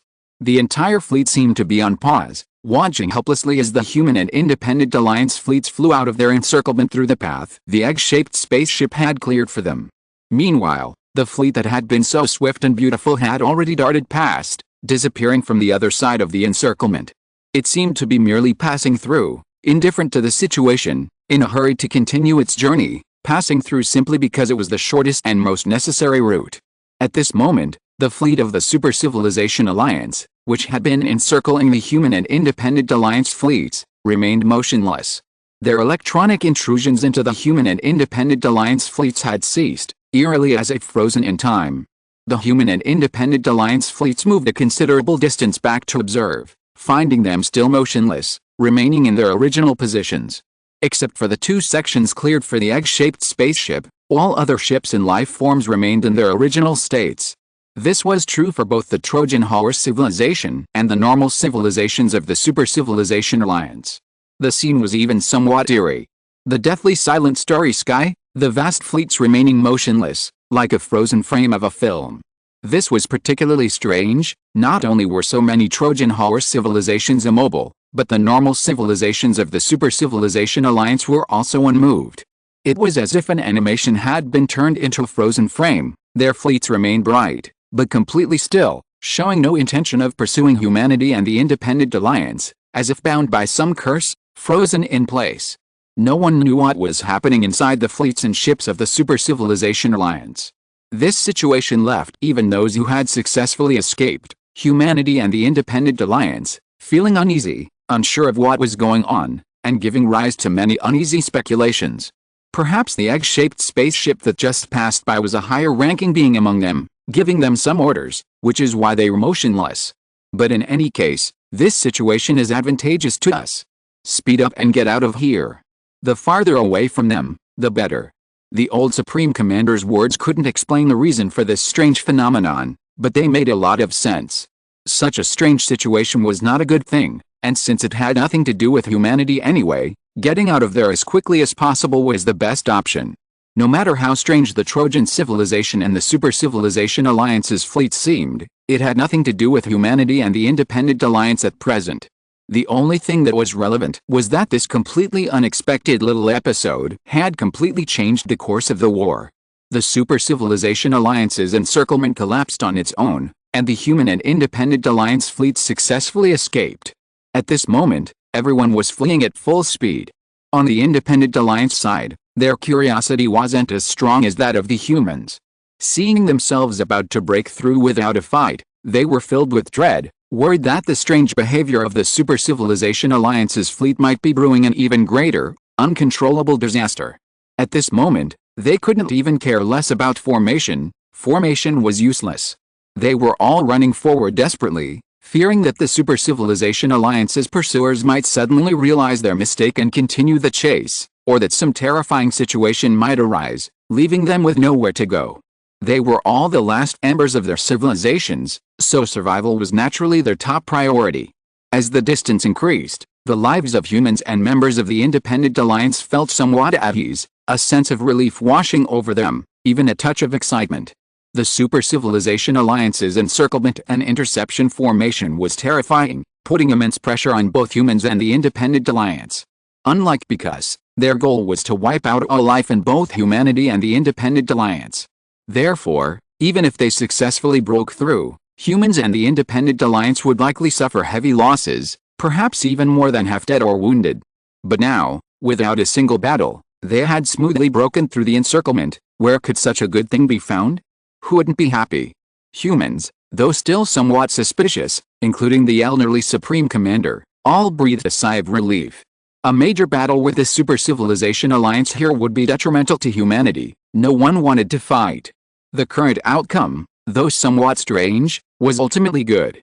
However, aboard the Deep Sea 17, Lin Qun, watching the Super Civilization Alliance fleet still motionless on the screen, felt his intuition telling him they shouldn't be catching up. Something was off about them. Meanwhile, humanity and the Independent Alliance had gradually distanced themselves, preparing for their next jump at a safe location. This jump traversed 0.2 light-years, completely leaving the Super Civilization Alliance's encirclement behind. Those Super Civilization Alliance ships, frozen in place, were now completely beyond human detection range. Situation confirmed, no enemy traces. The human fleet quickly confirmed the situation around the new jump location. Chen Weiying also reviewed the report immediately and analyzed. It seems the Super Civilization Alliance has focused all its forces on the encirclement at the previous location, leaving no troops for the roads ahead. The Super Civilization Alliance attempted to completely encircle and annihilate humanity and the Independent Alliance at the previous location, but failed due to this strange incident. There were no ambushes on the roads ahead, and humanity and the Independent Alliance were no longer pursued. We are now completely safe. Reaching this conclusion, everyone was somewhat dazed. Just moments ago, within the encirclement, everyone was prepared for a desperate fight, but they hadn't expected their situation to change so drastically in such a short time, arriving safely here. The Supreme Commander, an elderly man, said, "Regardless, this is good news. Now that we're here, we must speed up our departure, break free of the third line of defense in one go, and completely escape the threat of the Super Civilization Alliance on the third cantilever." Humanity quickly communicated with the Independent Alliance, preparing to seize this opportunity to continue their jump and leave the third line of defense as soon as possible. This was a golden opportunity, and no one wanted to waste it. The rest of the journey was uneventful and went very smoothly. Humanity and the Independent Alliance seemed to have vanished from the Super Civilization Alliance's kill list. No Trojan Horse Civilization or Super Civilization Alliance civilization appeared to pose a threat. However, all analyses agree that this couldn't possibly be a case of the Super Civilization Alliance taking pity on humanity and the Independent Alliance. It's more likely that something had happened at that location. Human observations showed that wars were still breaking out in the surrounding space, and the Super Civilization Alliance hadn't given up on attacking any other civilizations attempting to cross the third barrier, yet they seemed to have forgotten about humanity and the Independent Alliance. But that's impossible. Perhaps the Super Civilization Alliance fleet ambushing humanity and the Independent Alliance received orders from a higher level, and humanity and the Independent Alliance were no longer their targets. This is the most likely scenario. After all, while humanity and the forest might be indispensable to the Super Civilization Alliance, humanity and the Independent Alliance were just ordinary fleeing civilizations in space. Their priority was the more powerful dominant life forms and civilizations in the God Kingdom camp. Abandoning humanity and the Independent Alliance for a higher priority target is not strategically impossible. The rapidly passing egg-shaped spaceship seemed to corroborate this, as it was now confirmed that the spaceship originated from a super civilization, specifically the command structure of the Super Civilization Alliance. This assessment was the most reasonable analysis the Federation could currently make. However, these details were temporarily less important. Humanity and the Independent Alliance successfully broke through, traversing the final light year in the shortest possible time without serious incident. Not entirely unsure, they moved forward another 0.5 light years, finally confirming that they had completely overcome the Super Civilization Alliance's 3 lines of interception. "Gentlemen," the Supreme Commander, an elderly man, immediately announced to the entire Federation, eliciting cheers and jubilation. During this period, everyone was tense. The situation in space was unstable, even top-tier civilizations and life forms were precarious. It was impossible for humanity not to be worried. Now, with their successful breakout, everyone breathed a sigh of relief. Cheers resounded throughout every corner of Deep Sea 17. The elderly Supreme Commander surveyed the bridge and said, "Gentlemen, our journey here, our civilization's journey here, is inseparable from everyone's efforts. Now, we should have temporarily escaped the threat of the Super Civilization Alliance, and the Divine Kingdom's envoy, because, has been left behind. The Third Arm's overlord has vanished without a trace. I think we can now say that we are largely safe, and we can now directly enter the Second Arm via long-distance jump. However, we are not facing an entirely optimistic situation. According to known information, although the situation in the Second Arm is better than in the Third Arm, it is still rife with war. Before we jump to the Second Arm, we must first confirm our landing point. To avoid entering the Second Arm through the wrong gate and ending up in someone else's territory, or even accidentally stumbling into the battlefield between the Divine Kingdom and the Super Civilization Alliance, which would be truly troublesome. This will be our main task going forward. At this moment, the human and Independent Alliance fleets began to slow down, silently navigating through space. They were now deep within the boundary between the second and third cantilever arms, where matter was even scarcer. The fleet, navigating here, almost blended into the dark backdrop of the starry sky. Even a space fortress the size of Deep Sea 17 seemed like a lone boat on a vast ocean. But for humanity and the Independent Alliance, this ocean was now a safe haven. They no longer needed to rapidly jump to new positions. Their current stealthy navigation was for a brief rest and to confirm their destination, a foothold on the second cantilever arm. The human fleet was bustling with activity once more. A working group for the second cantilever arm was established, with two functions, one dedicated to liaising with the Independent Alliance to obtain information, the other, humanity itself, using its technology and observation, attempting to find a safe place to land within the second cantilever arm.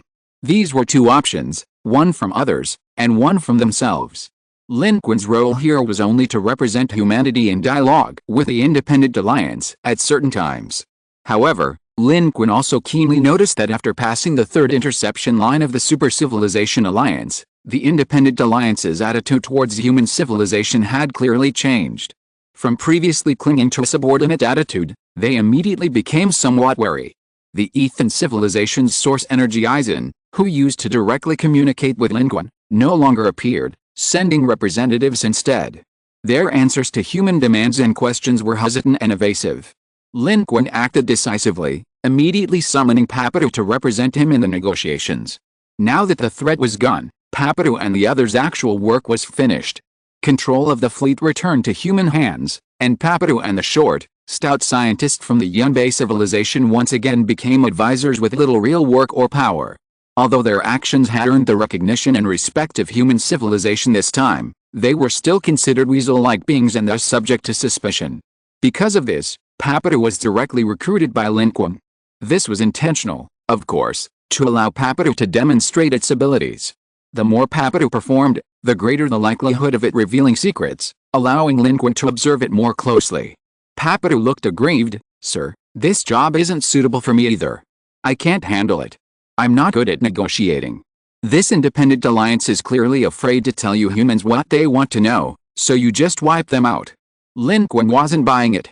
He stared at Papadu and said directly, "What do you mean you're not good at it? If you're not good at it, I'll teach you until you are. You tell the representative of this Ethan civilization that either we cooperate, and will abide by the agreement, and then we'll go our separate ways, or I'll kill them right now." Chapter 761 The Unknown Starry Sky. Your Excellency, the great and sacred son of human civilization, perhaps it would be more authoritative for you to speak. Papadu's lips twitched as he listened to Lin Qun's words.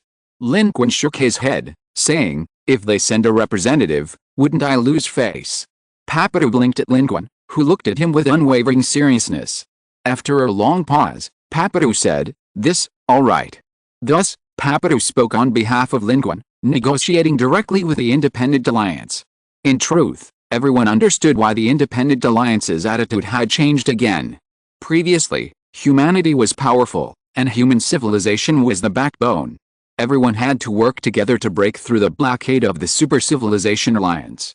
Their interests and values were aligned, and they were bound together through thick and thin. It was beneficial to the Independent Alliance.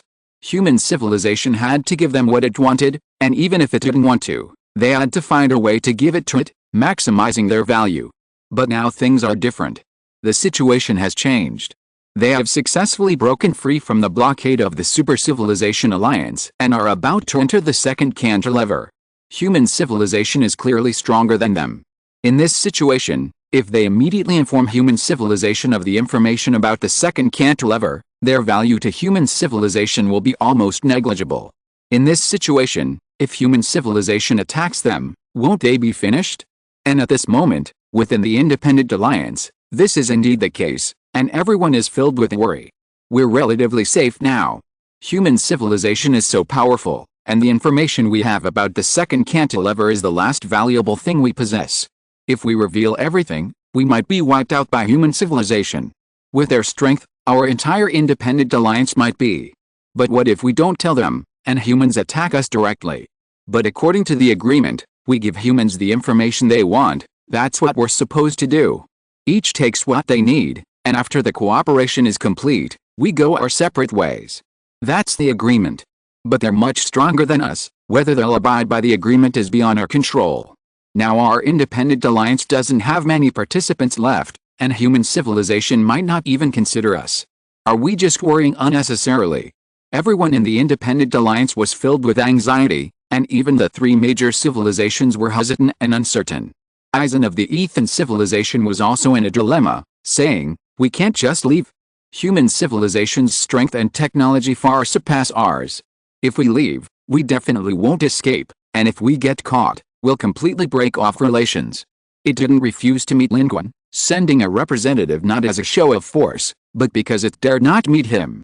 If it met him and didn't give humanity what it wanted, there would be no more talk. Just then, the human representative arrived directly. Under Lin Qun's coercion, Papadu reluctantly stepped forward, but once there, facing the lives of the Ethan civilization, Papadu's attitude immediately changed.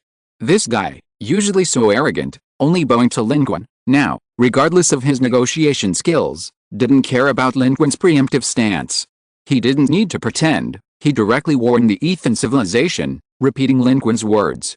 Lin Qun, listening from the side, felt that Papadu seemed to have said it better than he had.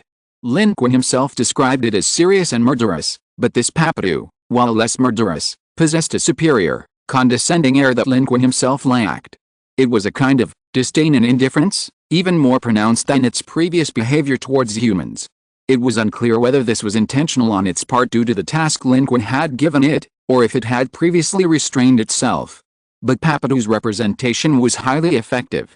Lin Qun's words, coupled with its attitude, genuinely alarmed the Independent Alliance.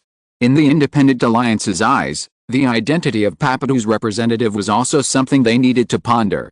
The representative of humanity isn't even human. Does this mean humanity is already dissatisfied with us?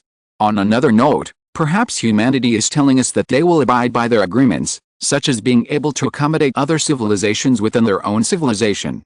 At this moment, Aizen of the Ethan civilization said, "Humanity has issued us an ultimatum. It seems we have no other choice.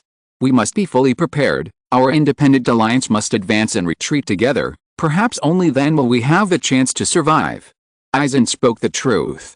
At this moment, they had no choice.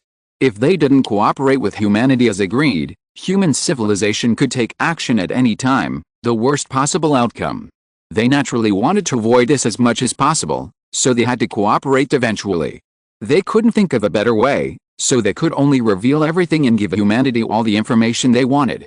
And so, less than 20 minutes after Papadu spoke, the Ethan civilization transmitted a message to human civilization. Papadu immediately flattered, "Great and sacred son of human civilization, your methods are truly remarkable. I only transmitted one sentence from you," and the other side was so terrified they immediately transmitted the information about the second cantilever. Papadu's weasel-like eyes darted around. Lin Qun, gazing at the Independent Alliance fleet sailing alongside the human fleet, said, "It's not that my methods are so remarkable. It's that we are strong enough. If our positions were reversed, we would be the ones trembling with fear and hesitating now." Lin Qun couldn't help but lament the tragedy of weak civilizations, but for now, that was all he could do. Because human civilization has gradually grown stronger. Although not among the top civilizations in the cosmos, how many are truly top tier? The majority are mid to lower tier civilizations, and human civilization can now roam freely within this tier. The information transmitted by the Ethan civilization at this moment is precisely the route to the second arm. The Ethan civilization and the Independent Alliance, since resting near Shianayu-2, have begun collecting information and preparing for the second arm. They have already identified several potentially safe areas within the second arm. In the vast sea of space, this is a massive undertaking, requiring experience, connections, and a long period of time. Now, humanity is reaping the benefits. The Independent Alliance stated that they have confirmed 7 potentially safe locations. They kept 3 for themselves and gave 4 to human civilization. They will not interfere with which location human civilization chooses to go, nor will human civilization inquire about their destination. These locations are merely entry points into the second arm. With safe entry points in the vast second arm, the rest is a world of possibilities. This current information cannot possibly become a clue for locating anyone else in the future. Both sides parted ways, ensuring absolute safety. After receiving the information from the Independent Alliance, humanity quickly confirmed the safety of these locations. While the independent alliance's information did have a certain lag, this was inevitable. Information about any location at an extremely long distance in space is always relatively delayed. However, after confirmation, the coordinates provided by the independent alliance to human civilization were indeed correct. Although human technology wasn't as astonishing as the independent alliance had speculated, it was still comparable to the advanced civilizations within the alliance. Therefore, it wouldn't be easy for them to deceive humanity with false coordinates. After the information exchange, the Supreme Commander, the Elder, addressed the Independent Alliance. Independent Alliance, you have kept your agreement. After leaving the third interception, you informed us of the exit to the second cantilever. Now, we will also keep our agreement. We will part ways, and we will not attack you. Human civilization decided to abide by the agreement. This was a decision made unanimously by the Supreme Commander and other high-ranking officials of the Federation. Humanity and the Independent Alliance have helped each other, even though everyone is acting in their own self-interest. The Independent Alliance has indeed helped humanity significantly, otherwise, human civilization might still be stuck at the first line of defense, facing threats from Because or even the third cantilever overlord, and would never have been able to reach this point so smoothly. Therefore, humanity is willing to honor the agreement. The promise between civilizations will be upheld. This is also humanity's answer to the Independent Alliance's response to the Quadruple Star System War. In the Quadruple Star System War, Because came aggressively, but the Independent Alliance, having been allies with humanity, chose not to attack, as they were not yet fully aware of humanity's true strength. Therefore, humanity will also acknowledge this alliance and commitment, cooperate to complete the task, and everyone will live in peace. The elderly Supreme Commander spoke calmly, saying, the Independent Alliance is almost wiped out. Killing them won't yield many contribution points, and we were once allies advancing together. During the 4-Star Wars, they acknowledged our alliance and refrained from attacking, later honoring their agreement to join us. Perhaps in the future, they might become our adversaries, but there's also the possibility that when we meet again, they might still offer us assistance. Of course, most importantly, they pose no threat to us. Even if Because finds them one day, the information they can provide won't help Because find any trace of us. Entering the second arm, we're like fish returning to the sea. His words, though not persuasion, resonated with everyone. Along the way, the alliance, though marked by mutual wariness and suspicion, was a natural consequence of the nature of non-human civilizations. Aside from that, the cooperation between humanity and the Independent Alliance had been smooth. Now, with the alliance broken, it was time to uphold the agreement, and this applied to both sides. Upon receiving this message from human civilization, the many civilizations of the Independent Alliance finally felt relieved. Some were surprised, some incredulous, and some breathed a sigh of relief. Human civilization actually kept its promise. This is truly a powerful and trustworthy civilization. They mentioned our actions during the Quadruple Star Wars. It seems we truly made the right choice. The Ethan civilization sent a message. Human civilization, thank you for keeping your promise. We are ashamed of our past suspicion and distrust. We civilizations are all striving for survival, and I believe that, now and in the future, we will not willingly become your enemies. This is our answer to your keeping your promise, and the only way we, a weak civilization, can repay you. You remember our respect, and we will remember the respect you gave us. We are weaker than you, and this respect has a special meaning for us. We, the Ethan civilization, never actually considered acting together with other civilizations until we facilitated the establishment of the Independent Alliance. Now I think, perhaps one day we will cooperate again. Because we have the friendship we have today. I believe this is the most precious thing among civilizations in the cosmos. The information from the Ethan civilization came from its veteran source energy expert, Eisen. This most powerful veteran source energy expert in the Independent Alliance stood aboard his warship, gazing at humanity's massive deep-sea 17 space fortress, his expression complex. This experience had dealt him a heavy blow. Their civilization, with fewer than 30,000 individuals remaining, had vanished from its former prosperity to a mere flickering ember. But they had also come to understand the greater complexity of the cosmos. It was a dark forest, but also a world of extraordinary diversity. In fact, the Independent Alliance's fleet was now nearly 3/4 smaller than when humanity first discovered them on Shion IU-2. Most of the Independent Alliance's civilizations were weak, Many had lost their homes and were displaced even before the Trojan horse civilization of the super-civilization alliance swept through the third arm. Their seeds of civilization had scattered, which, ironically, allowed them to gain access to more information from other directions, but also made them increasingly vulnerable. The seemingly numerous warships now actually contained very few individuals from all the independent alliance's civilizations combined. Some civilizations had even dwindled to just a few hundred individuals. In fact, even if human civilization destroyed the independent alliance at this point, it would gain very few contribution points, just as the Supreme Commander had predicted. Thus, the final leg of the journey between human civilization and the independent alliance came to an end. The two sides parted ways 2 light-years from the third interception, each heading in a different direction in space.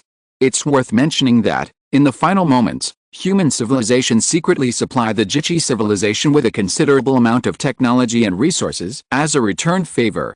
Human civilization had no immediate plans to establish a civilization group like the Third Arm Overlord, and therefore no intention of taking the Jichi civilization as a subordinate. In fact, the Jichi civilization didn't intend to follow humanity. For them, the independent alliance, while perhaps not as safe and powerful as human civilization, was the most suitable for them. Humanity, of course, wouldn't forget the help of their good brother, the Jichi civilization, and ultimately provided them with as much support as possible. Of course, none of this revealed that the Jichi civilization was a human spy. The entire Jichi civilization was deeply grateful to human civilization. Jikanta said, "Human brothers, I have a feeling we will meet again. I hope that when that time comes, we will both be peaceful and prosperous." Immediately, the two sides separated completely. A true separation. Once inside the second spiral arm, neither humanity nor the independent alliance could find each other using their current course. Humanity had even checked, the independent alliance hadn't tampered with anything, and with their technology, they couldn't have left any traces in the human fleet.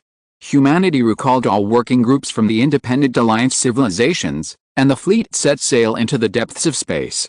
They didn't immediately jump, but after a period of travel, they chose a specific direction and began jumping towards their target location on the second spiral arm.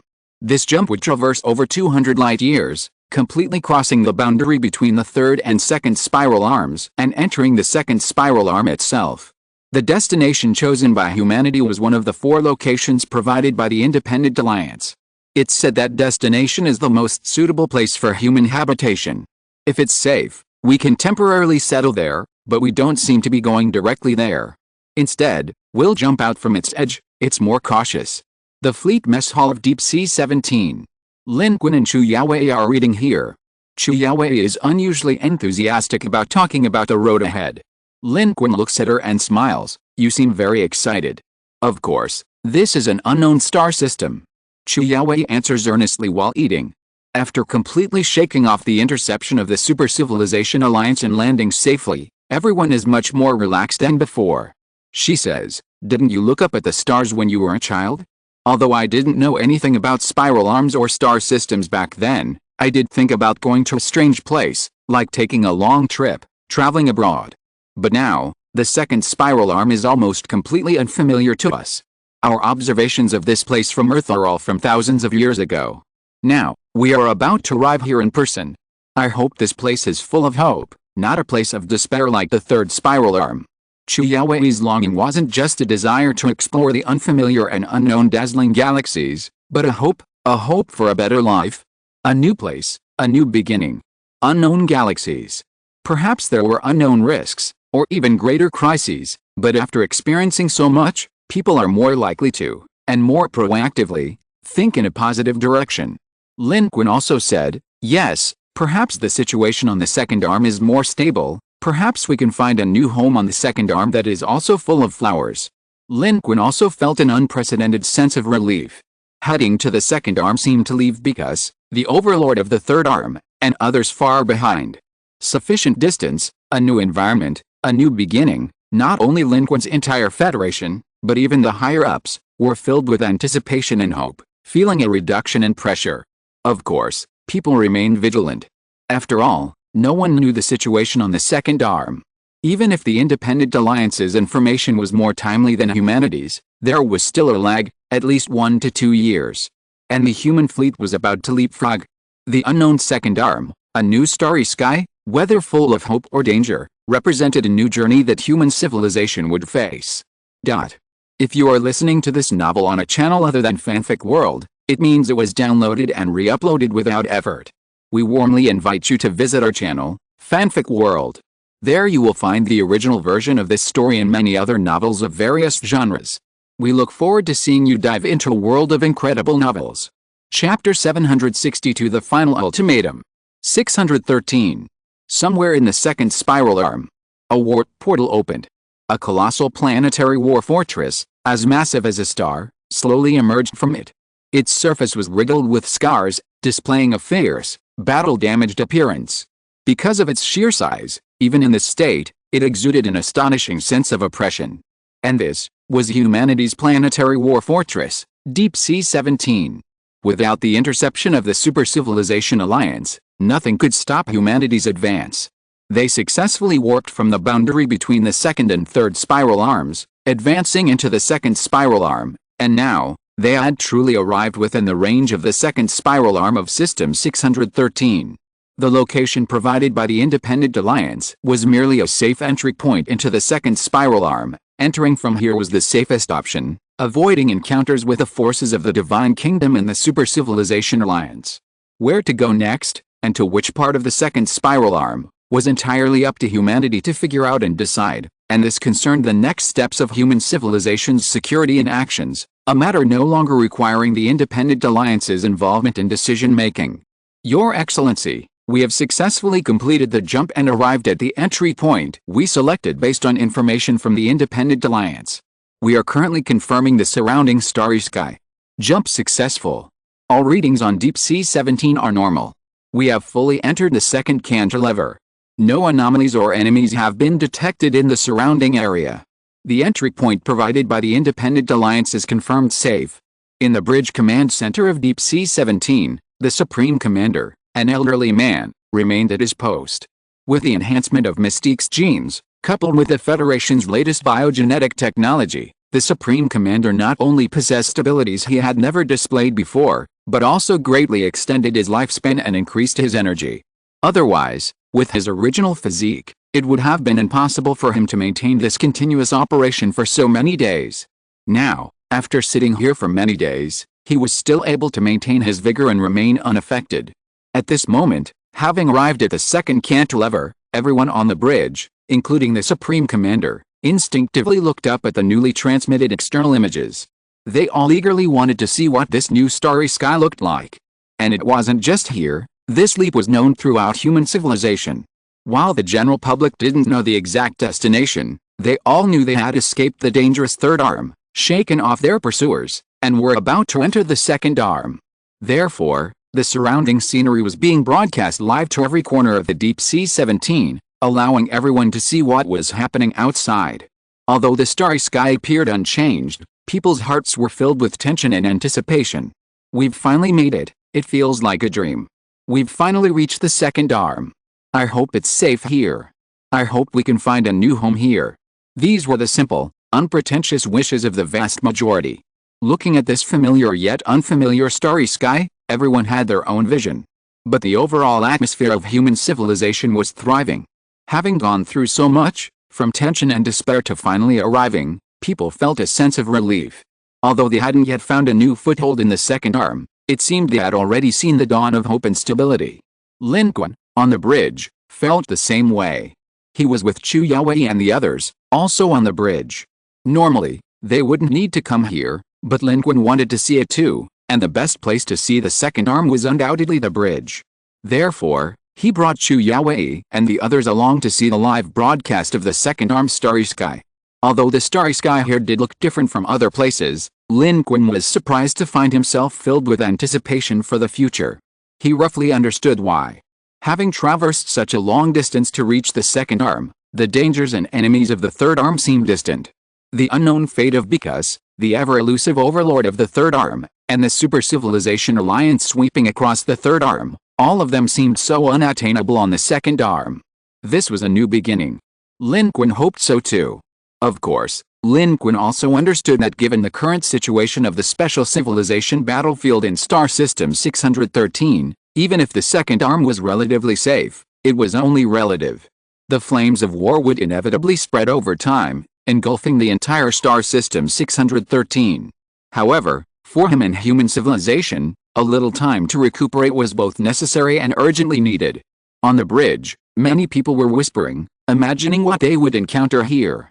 However, at this moment, the initial reconnaissance after the arrival of the human fleet yielded a new and unexpected discovery. Your Excellency, we have discovered a fleet. They seem to have also discovered us and are approaching us at high speed. This was a massive fleet, quite large, with more than 20 warships, including several enormous spaceships. Their spaceships had a very strange appearance, like glaciers on Earth, with sharp edges. At first glance, they looked as if a glacier from the starry sky had moved towards them. They had also discovered the human civilization's fleet. In fact, their approach at this moment was clearly aimed at human civilization. They are hostile.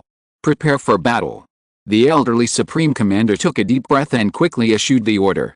In the vastness of space, two civilizations rarely harbor goodwill towards each other. The remaining turrets on Deep Sea 17 extended, rotating their muzzles, ready to fire at any moment. Humanity, both on and off the surface, quickly regained its composure to deal with the suddenly appearing fleet. Meanwhile, the enemy continued to approach, and then, surprisingly, they sent a message. The message was simple: civilization ahead, we are the fleet of the Divine Kingdom faction. Please state your identity. Which faction do you belong to? If you refuse to answer, we will classify you as a civilization of the Super Civilization Alliance and immediately launch an attack. The Supreme Commander, an elderly man, pondered briefly before replying directly, tell them we are the Anu. We don't need to tell them which faction we belong to.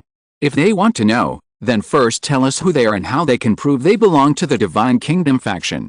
Humanity's response was swift and decisive. On the bridge, Lin Qun stared intently at the screen. This is actually a fleet from a Divine Kingdom civilization. We shouldn't worry, Chen Weiying added. Although it's a Divine Kingdom fleet, it's the second canyon. No one here should know about our situation with it because humanity didn't reveal their name either. The Supreme Commander, an elderly man, cautiously said, we don't know the strength of this Divine Kingdom fleet, whether there are more Divine Kingdom forces behind it, or even if it's truly a Divine Kingdom civilization. Let's try to communicate first. Humanity had come here with its entire fleet, and currently didn't know much about the second canyon. Under the Supreme Commander's orders, the fleet immediately sprang into action, not only analyzing the glacier fleet claiming to be from the Divine Kingdom, but also intensifying its search of its origin and surrounding area to confirm whether there were other Divine Kingdom fleets. However, the answer seemed to be no. The surrounding starry sky was deathly silent, only the massive human warships and the glacier fleet remained. Shortly after humanity issued its counter-question, the other side immediately relayed a message: your questions have already proven that you are not a civilization of the Divine Kingdom. As for our identity, we need not verify it with you, nor do we need to answer you. On behalf of the Divine Kingdom, we, the Anu civilization, issue you this final ultimatum. You have two choices. First, hand over 50% of your population to the Divine Kingdom, that is, us. Second, completely sever ties with the Divine Kingdom and be exterminated here. Within this glacial fleet were strange fluid life forms, their life characteristics somewhat matching the shape of their spaceships in outer space. They were indeed a civilization of the Divine Kingdom, and their strength was considerable. Their fleet possessed a level 4 source energy expert, and coupled with powerful warships and the background of the Divine Kingdom, they were invincible. Therefore, at this moment, they were extremely arrogant, their initial conversation with humanity quickly escalating into an ultimatum. At this moment, their 4 strongest source energy beings were located in the largest warship at the very front of the entire glacier fleet. Their fluid bodies surged continuously as they coldly gazed at the fleet ahead, filled with greed and desire. Such a massive spaceship likely contained a large number of participants. Harvesting them would undoubtedly strengthen their own civilization. Their appearance to stop and question Deep Sea 17 was certainly not out of goodwill. They were there precisely for contribution points and resources. The Divine Kingdom was their backer, and their own strength was not weak either. While the human Deep Sea 17 was enormous, its exterior was riddled with wounds and had not been properly repaired, making it look quite pathetic, not even outwardly strong but inwardly weak, and naturally, it caught their eye. They had never heard of the Anu civilization, But they preferred to trust their own judgment. They believed this giant spaceship before them was a fat sheep. However, they were also cautious, not wanting to engage in direct combat. They wanted to first use the power of the Divine Kingdom camp to coerce them. Ideally, the civilization within this massive space fortress would realize the situation and hand over a large number of individuals, allowing them to win without a fight and avoid their own losses. They were 80% confident in their abilities. This wasn't the first time they'd done something like this. A fourth-tier source energy expert, coupled with such a large fleet, could practically roam freely in most parts of space. The chances of encountering an opponent they couldn't defeat were slim. Moreover, they had the support of the Divine Kingdom civilization. If they were truly outmatched, they could call upon other, even more powerful, civilizations within the Divine Kingdom to encircle and annihilate them. Ordinary civilizations would be no match for them. As for being instantly annihilated without even having time to call for reinforcements from other Divine Kingdom civilizations, they had never encountered that situation, and they considered it impossible. They had enough warships, and a fourth-tier source energy expert, who could possibly wipe them out? Meanwhile, this civilization of the Glacier Fleet is far too arrogant. Isn't the Divine Kingdom faction's power constantly crumbling? Could the situation in the Second Arm be different? Is it a real or fake Divine Kingdom faction civilization, yet it dares to be so rampant? Judging from this battle is inevitable. In the command center of the Deep Sea 17, upon seeing the Glacier Fleet's response, Chen Weiying spoke directly, "Sir, this civilization is indeed up to no good." At this moment, Lin Qun stepped forward. Looking at the Glacier Fleet on the screen, he said, "Whether they are a civilization of the Divine Kingdom faction or not, we must be careful. If we really have to fight, we must act quickly to avoid attracting more Divine Kingdom faction forces if they are indeed a civilization of the Divine Kingdom faction." However, it seems that their approach to this has nothing to do with because, but rather they are here for contribution points. But because of this, they will never give up easily for contribution points. However, the fact that this civilization of the Divine Kingdom faction can still rob us here proves that the situation in the Second Arm may be better than we previously knew. The Supreme Commander, the old man, said, "Mr. Lin, what is your plan?" Lin Qun didn't answer immediately. Instead, he first consulted the technical department to confirm that there were no other Divine Kingdom fleets following the Glacier Fleet. Only then did he coldly say, "Since they've come with ill intentions, let's take them all down and see whose fist is stronger. We need to act quickly and end the battle as soon as possible. By then, even if they are indeed from the Divine Kingdom civilization and call for fleets from other Divine Kingdom civilizations, we might already be gone. The Glacier Fleet civilization has arrived at just the right time. By capturing some prisoners, we can quickly find out what's going on in the Second Canyon. The Divine Kingdom civilization undoubtedly understands the situation in the Second Canyon better than other civilizations, especially the movements of the two warring Divine Kingdoms and the Super Civilization Alliance, and based on these movements, they can determine whether the situation in the entire Second Canyon is conducive to staying." Lin Qun glanced at the Glacier Fleet on the screen and said, "Of course, if there really are powerful figures in their fleet, we can still escape. However, I estimate that's unlikely. What kind of luck do we have to encounter strong individuals everywhere we go? Then this starry sky would be teeming with powerful figures."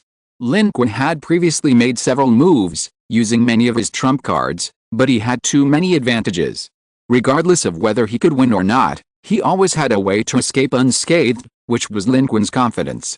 The army of the Super Civilization Alliance was no match for them, and the Life God Envoy because, who dominated life, was no match for them. How could they possibly lose to a civilization that raided across the stars? Lin Qun's gaze was chilling. They came knocking, so let's see who's stronger. Lin Qun's judgment was reasonable, and even coincided with the civilization in the opposing Glacier Fleet. The vastness of space is boundless, teeming with countless civilizations. However, those capable of producing beings at the source energy level or even higher are few and far between.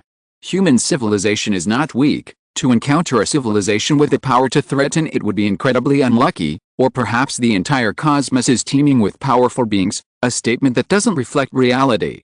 Therefore, not only Lin Qun, but also the Supreme Commander and the Elder, believe that the Glacier Fleet, despite its apparent arrogance, might not be a match for humanity. The Glacier Fleet shared this view, confident in its strength and skeptical of encountering powerful beings while raiding a dilapidated spaceship. They reasoned that even if such a dilapidated spaceship contained powerful beings, they would have perished long ago.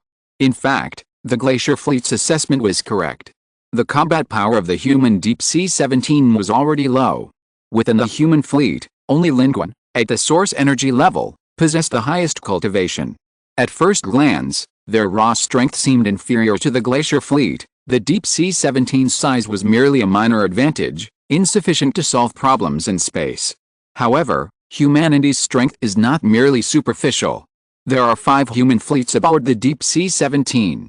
And Lin Qun, a source energy level 1 cultivator, is not just a source energy level 1 cultivator in terms of combat power. The Supreme Commander, an elderly man, then spoke up. "All right. Since that's the case, let's do as Mr. Lin says. We'll act directly. Pass on my orders, Fleets 1 through 5, all mobilize, cooperate with Mr. Lin, and take down this opposing fleet in the shortest possible time to prevent it from attracting more civilizations from the Divine Kingdom faction. Also, we need to capture a number of prisoners. And capture their ships intact as much as possible." With the battle orders relayed, the entire human civilization mobilized, embarking on its first battle on the second cantilever. Lin Qun also immediately took action, his gaze cold. Who would reap whose contribution points remain to be seen. The fluid life forms in the Glacier Fleet were still waiting on their own fleet for humanity's terrified reply, never expecting that humanity would not reply at all, responding to their ultimatum directly with artillery fire. The cannons on the Deep Sea 17 fired first. Port after port opened, and 5 fleets roared out.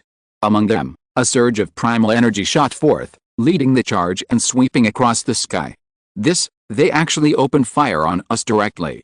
At the flagship of the Glacier warship, the primal energy level 4 fluid life form, sensing the energy in the starry sky, said, "Just a primal energy level 1, at most no more than level 2, dares to attack me?" We gave them a chance, and they dared to resist. They're courting death.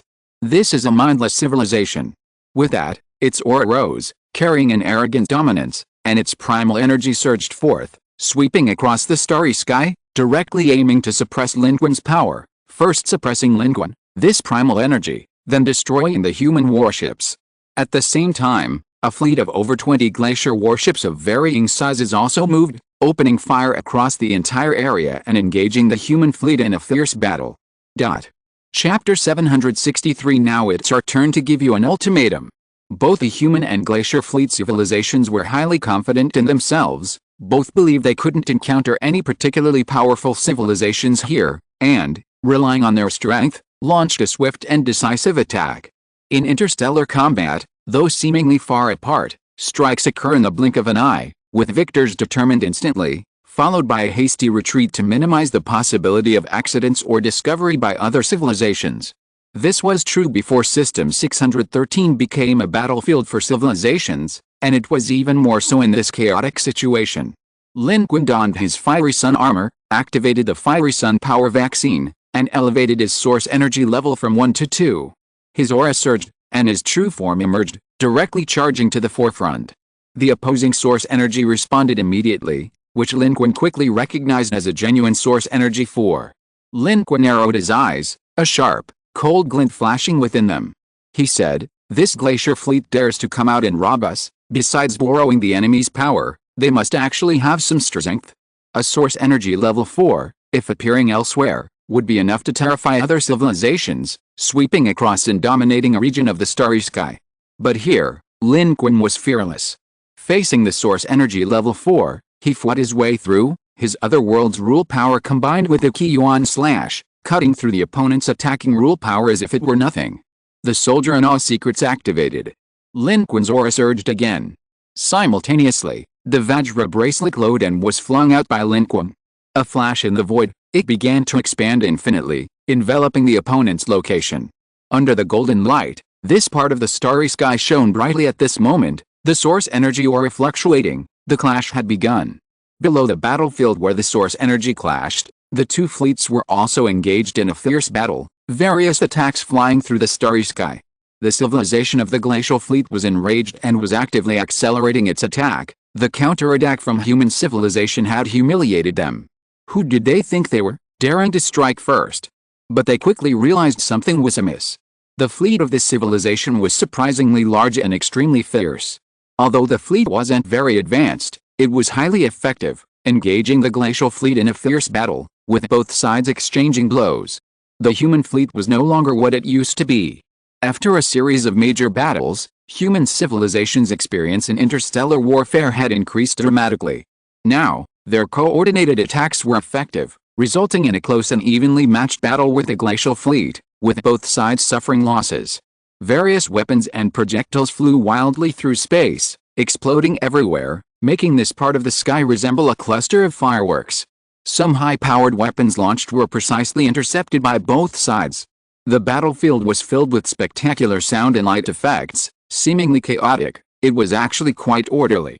The human fleet operated methodically, preventing the glacial fleet from gaining any advantage. The glacier fleet wasn't the only one feeling increasingly uneasy as the battle progressed. Their source energy IV, after 2 rounds with Lin Qun, also sensed something was wrong and grew increasingly alarmed. Enveloped by the Vajra bracelet, its initial attack on Lin Qun was partially suppressed. The Vajra bracelet seemed to imprison it, its power of rules and source energy being suppressed and affected. This was clearly a high-level source energy weapon.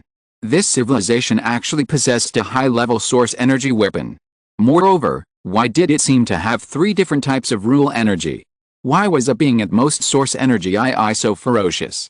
This was source energy II. At this moment, this was the thought of the glacier fleet's source energy IV, which had been so confident just moments before. Its mood had shifted rapidly. Now, a chill ran down its spine, and it increasingly felt something was amiss. This civilization was strange. This civilization's source energy II was strange too. This was definitely not a lamb. This source energy II possessed such abilities, it seemed, it shouldn't just be a source energy II. Its current situation perfectly illustrated what it meant to strike at its peak from the very beginning. The moment it made its move, it displayed its peak power. However, upon truly engaging Lin Qun, it was astonished to find itself completely suppressed. Lin Qun's Vajra bracelet, under the control of the soldier's secret technique, displayed astonishing power, growing larger and crashing down upon source energy 4. The weapon's power was immense. Combined with Lin Qun's unique power of rules, it completely ignored source energy 4's rules, shattering its defenses instantly. Like playing whack-a-mole, it repeatedly knocked source energy 4 back. Its attack, though seemingly bold, was utterly ineffective, mercilessly suppressed by Lin Qun.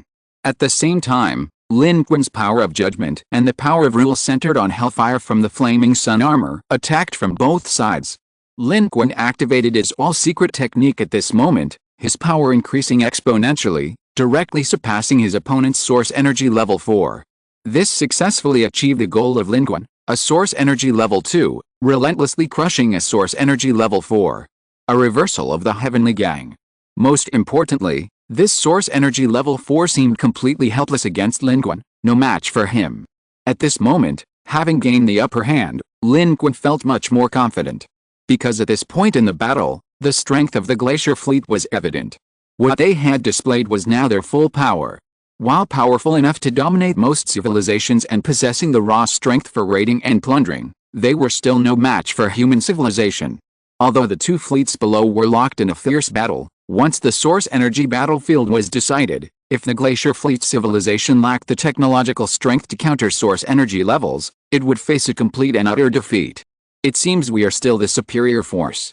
Lin Qun spoke directly, amplifying his voice with the power of source energy, resonating in the hearts of all life on the entire star battlefield. He said, "No matter what civilization you are, now it's our turn to issue you an ultimatum, but we only give you one choice: surrender immediately." The glacier fleet had just been extremely arrogant in its pronouncements, and now, Lin Qun's pronouncements were even more arrogant. Moreover, he spoke with the power of source energy, his voice resonating throughout the starry sky, precisely striking the hearts of every life in the glacier fleet civilization. This terrified them even more. Because for the opposing source energy to issue such a pronouncement at this moment only meant that their source energy was no match. Even far inferior. Otherwise, in the tense atmosphere of a source energy war, how could they still be so arrogant? Only the side with an absolute advantage could do that. And this was indeed the case on the battlefield. Lin Qun's Vajra bracelet suppressed everything with all its might. By the time the glacier fleet's source energy reacted in terror, it had already been heavily suppressed by Lin Qun, its power directly confined to a small area. Lin Qun's power, however, spread in all directions. Lin Qun immediately activated his multiple shadow clone technique. With his source energy activated, Lin Qun's shadow clones could reach an astonishing number. Wherever the source energy reached, his shadow clones could manifest. At this moment, Lin Qun's shadow clones appeared in droves within the glacier fleet's fleet. Each of these shadow clones unleashed different abilities. Some flashed and directly entered the glacier warships, others glowed with golden light, launching suicidal attacks, crashing headlong into enemy warships. Still others unleashed Emperor Seal Technique, Qi Yuan Slash, and Pegasus Meteor Fist, Mount Lu Rising Dragon Strike. These Lin Qun clones were powered by dark energy. Although they were inferior to Lin Qun's main body in pure energy, their attributes were identical to his. So many Lin Quns appearing were like a series of incredibly powerful mobile warriors, intruding into the battlefield. And as shadow clones, they were fearless, charging recklessly. Several glacier warships were directly destroyed by Lin Qun's shadow clones, exploding in the starry sky. Their entire fleet formation was disrupted at that moment. The human fleet quickly seized the opportunity, advancing directly forward like a spear, piercing into the enemy fleet's battle formation and instantly throwing it into disarray. The glacier fleet began its rout in an instant. Seeing the situation was dire, the source energy level 4 tried to escape, but unfortunately, it was too late. Lin Qun activated a Vajra bracelet, directly suppressing the source energy level being. Now, Lin Qun was also at the source energy level, and killing source energy level beings was no longer too difficult for him. He used the Vajra bracelet to seal off all sides, and his main body charged forward with a powerful attack. A blue dragon shadow appeared on the battlefield like a fleeting glimpse. The aura of this source energy level 4 reached its peak at that moment, as it fiercely clashed with Lin Qun's power. But ultimately, after reaching its peak, its power quickly weakened until it completely disappeared. A notification from the civilization battlefield appeared before Lin Qun. By killing this source energy level 4 being, Lin Qun gained 25 million experience points and 1 regular contribution point. 25 million experience points, that's a lot. But Lin Qun's contribution points weren't limited to that. At this moment, on the battlefield below, the human fleet launched a full-scale attack. Steel ships formed a sharp, dagger-like formation, countless cannons firing. With the help of Lin Qun's shadow clones constantly causing chaos, they forcefully tore a gap in the glacier fleet's formation. The fleet charged through, piercing through glacier fleet warships along the way. The flagship at the forefront was even pierced by heavy artillery.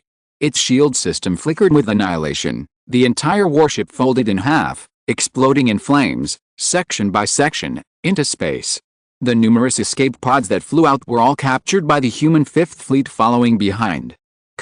This flagship might have important figures from that civilization on board, who should know more than others. They could be captured and questioned about the second arm. Simultaneously, multiple human warships rose, unleashing a dense barrage of high-powered traction beams to restrict the 2 leading warships of the glacier fleet. Wang Qixian, Chu Yaowei, and other human evolvers led a commando team directly into the warships, preparing to capture 2 more. At this moment, with the source energy 4 life form of the glacier fleet civilization also being slain by Lin Qun, the glacier fleet civilization completely collapsed. Seeing that the tide had turned, they lost all will to fight and retreated and fled, which further reduced their threat to the human fleet, allowing the human fleet to advance triumphantly. Simultaneously advancing were not only the human fleet and Lin Qun, but also the little mudfish, now exceeding 200 meters in length, appearing extremely terrifying in space. It could swallow small to medium-sized enemy ships whole. Even more terrifying was the horrifying discovery of the glacier fleet civilization's beings. Their missiles and energy beams had no chance of harming it, let alone killing it. It simply opened its mouth and devoured all their attacks. And it remained alive and kicking, seemingly quite happy. This was the most terrifying aspect. Their attacks were treated like candy. What kind of monster was this? It frolicked around happily, eating everything in sight, but to others, it was a giant monster that devoured entire warships in one bite.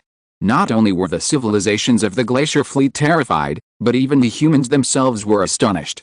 Wang Qixian, who was on the expedition with the ship, said, "Lin Qun, this little pet, is not small at all now.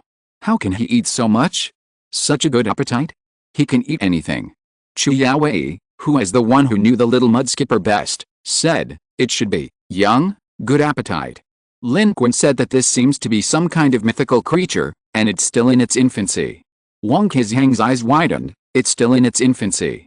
At this moment, Lin Qun's power also descended from space, sweeping across the battlefield and frantically reaping contribution points. Without the technological strength to fight against source energy level life forms, these Glacier Fleet warships, even if they were relatively advanced, were useless. Lin Qun's power swept over them, reaping them like wheat, turning warships into ghost ships, or causing the entire warship to explode. At this moment, they were all terrified, constantly sending messages to human civilization, "Anu people, stop your attack immediately. Otherwise, you will become enemies of the Divine Kingdom civilization. The Overlord will not let you go. Anu people, stop your attack immediately. Your actions are a provocation against the Divine Kingdom." Using the Divine Kingdom's camp as a pretext might have some deterrent effect on ordinary civilizations that are unaware of the situation, since the Divine Kingdom's camp is not something an individual civilization can afford to defend. However, this had no effect on Lin Qun and human civilization. Lin Qun sneered, "If annihilating your Divine Kingdom civilization would make you our #1 enemy, then this Divine Kingdom wasn't created for you." Humans and Lin Qun had been dealing with the Divine Kingdom civilization for quite some time, and they could tell that while the Glacier Fleet civilization wasn't weak, it wasn't very strong either. Within the Divine Kingdom civilization, they were at most a mid to high level, having some use, but certainly not a significant player. Moreover, they weren't even operating alongside the Divine Kingdom's main army. Such a civilization was likely not valued by the Divine Kingdom at all. Forget about the Divine Kingdom causing trouble if they were wiped out. Even if they proactively reported the situation to the Divine Kingdom's army before being eliminated, it probably wouldn't cause much of a stir. Besides, human civilization was now the Anu. With that, Lin Qun ruthlessly attacked, accelerating the harvest. Soon, the battle ended swiftly. Humanity's ultimatum became a true ultimatum. The captured Glacier Fleet members were filled with despair. How could this be? We just bumped into them. How could our luck be so bad? Groups of prisoners were being taken to the Deep Sea 17. This included several warships that had been captured entirely. After the battle, the human fleet quickly and skillfully cleaned up the battlefield before retreating. Through repeated battles, from the third canyon to the second, the average casualties of the 5 human fleets had exceeded half, with damage to warships of all sizes. The entire human fleet was battered and bruised. But human morale was soaring. This victory further solidified that. Their first encounter on the second canyon ended in victory, a resounding success for human civilization. Lin Qun also returned to the Deep Sea 17.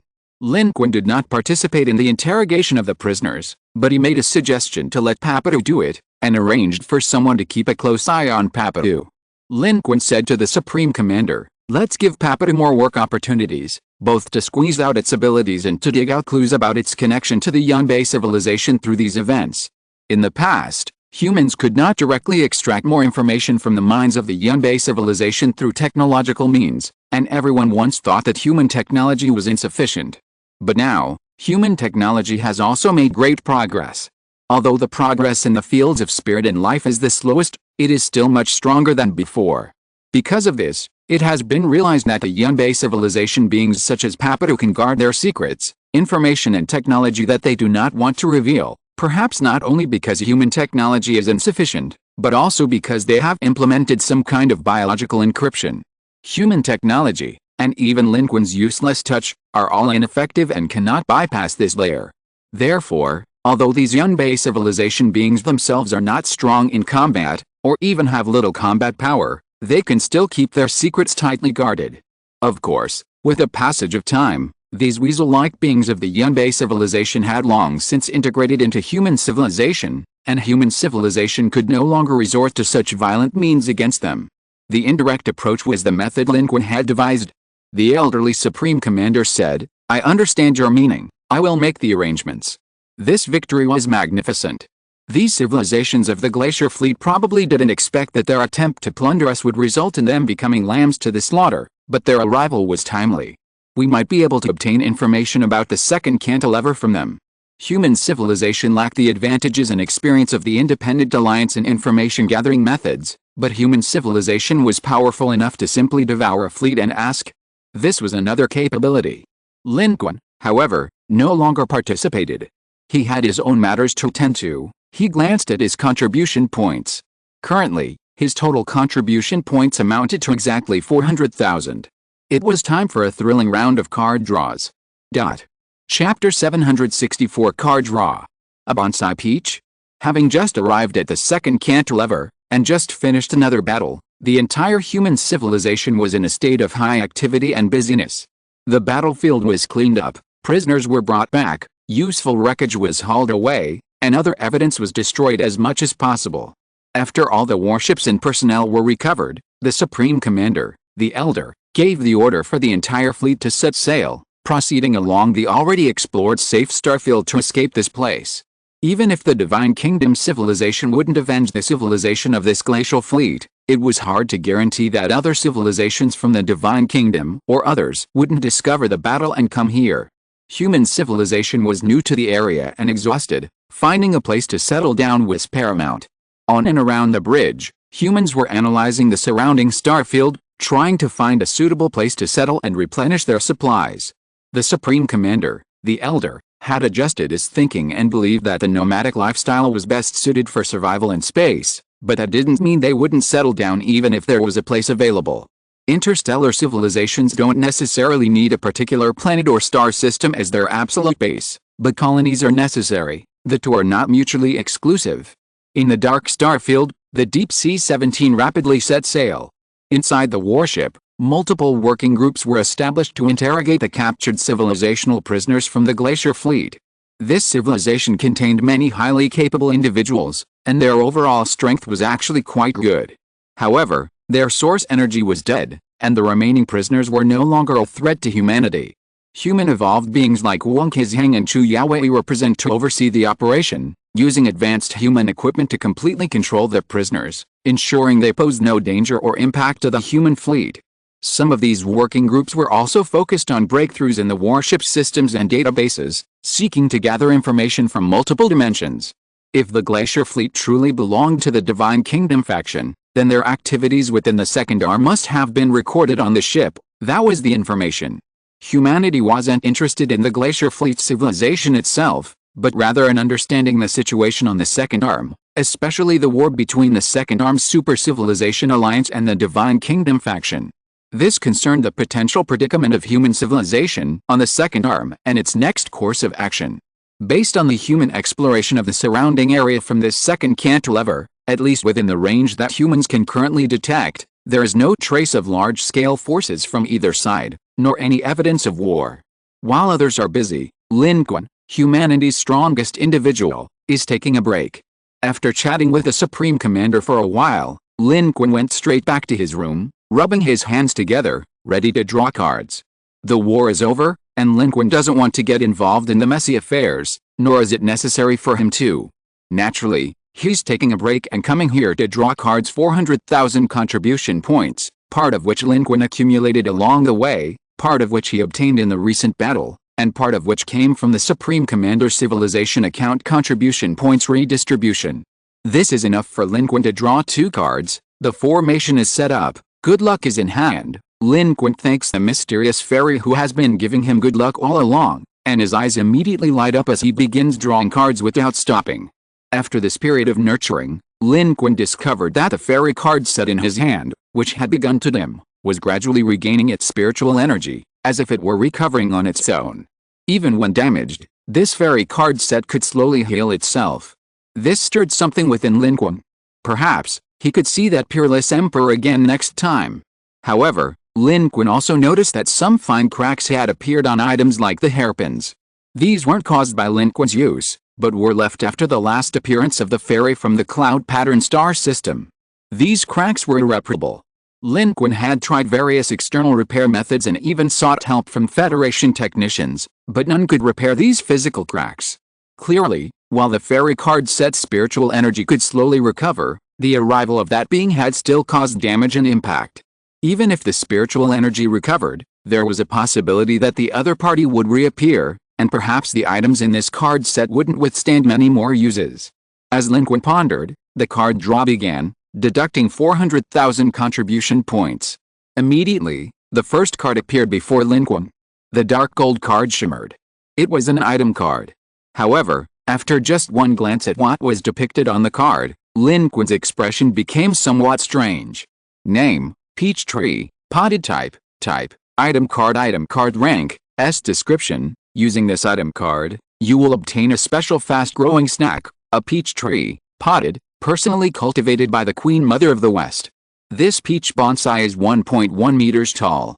Once materialized, it will be the fully grown version, with one branch bearing one fruit. After materialization, each branch will bear one fruit every 3 months. Blue star time, a new branch will grow every 3 years. This peach bonsai can have a maximum of 9 branches and can bear a maximum of 9 fruits at a time. The peaches from this peach bonsai have the effects of immortal fruit. Using them can temper the body, enhance spirituality and power, beautify the skin, aid in cultivation, and extend lifespan. Special note 1. If I were you, it would be best not to process the peaches. Special note 2. This peach bonsai does not require watering or soil changing.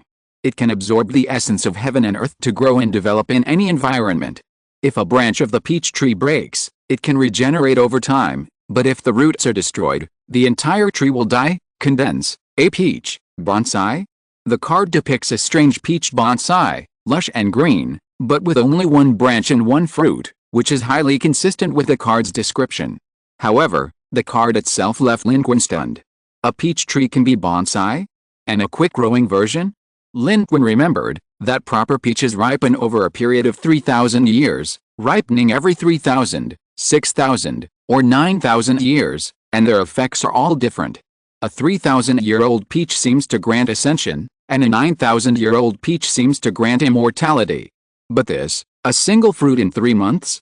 This is truly a fast-growing version. However, even as a fast-growing version, this is still a celestial peach. Moreover, this potted plant is very easy to care for. Just leave it as is, and it will grow on its own in time. While this fast-growing potted version doesn't have the distinction between 3,000-year, 6,000-year, and 9,000-year peaches, its growth cycle is still related to these numbers. The effect of this fast-growing version is visibly shorter than that of a real peach. But this is perfectly useful for Lin Qun. If it were a 3,000-year-old peach, Lin Qun would wonder if he could even eat it. Even if the effect were extraordinary, it wouldn't matter. The time is too long, not to mention the 6,000-year and 9,000-year peaches. No matter how good they are, Lin Qun can't wait that long. This potted version of the peaches of immortality is quite practical. Its ripening speed perfectly suits Lin Qun's needs. While it's a fast-growing version, it's still a peach of immortality. Judging from the card's description, its effects, though not as good as the real peaches that have grown over countless years, aren't bad either. After all, the ripening time is considerable.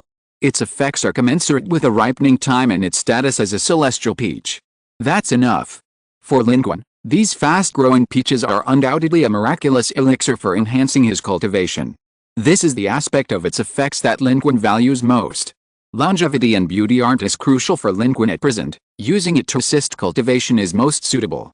Lin Qun has currently reached the 9th level of the sword control technique. If he relies solely on his own cultivation, his speed is no longer as fast as before. The higher the realm, the slower the rate of improvement. With the help of miraculous elixirs, Lin Qun believes that the time it takes him to reach the 10th level of the sword control technique can be shortened. The 10th level of the sword control technique corresponds to the nascent soul stage. It not only shortens Lin Qun's current breakthrough time, but also benefits his future progress and growth on his cultivation path. Furthermore, this can be used by others. This peach bonsai looks like it will produce more and more fruit. Currently, it only bears one fruit every 3 months, but in the future, it can produce 9 fruits at once, at least 36 fruits a year, a considerable quantity. In the future, after it grows more, perhaps they can research whether they can use this bonsai to grow even more peach bonsai. Even if they can't grow an exact replica, researching something similar would be good, enabling the industrial-scale production of peaches, making them affordable for everyone. On the path of cultivation, having medicine or not is a completely different matter. Lin Qun is quite satisfied with his peach bonsai. Now, he'll have immortal peaches to eat for a long time. This will be a long-term benefit for Lin Qun's cultivation path. At that moment, as Lin Qun held the first dark gold card in his hand, the second dark gold card from his draw also appeared. This card was a skill card. Name: Hephaestus's Assistance. Type: Skill card. Description: using this card grants the skill Hephaestus's Assistance. This is a passive skill. When the user is fully focused on crafting, including but not limited to weapons, crafts, especially when forging powerful, mythical items or performing epic forging, there is a chance to receive the assistance of Hephaestus, the Norse god of craftsmen.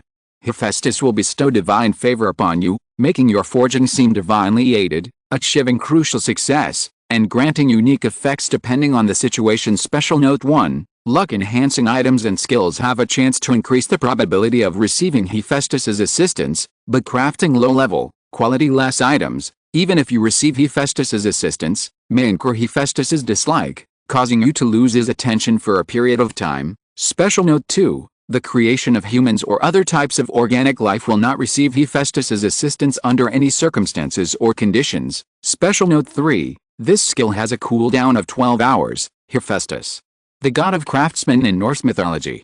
This card is not an offensive skill card, but a functional forging card. Looking at this card, Lin Qun's eyes lit up. This kind of functional card is exactly what he needs right now. The forging condition for the Sun shooting bow's arrows is that a sufficient level of forging ability is required to produce additional arrows. Therefore, the arrows produced by the Federation through industrialization are useless and cannot unleash their power when used with the Sun shooting bow.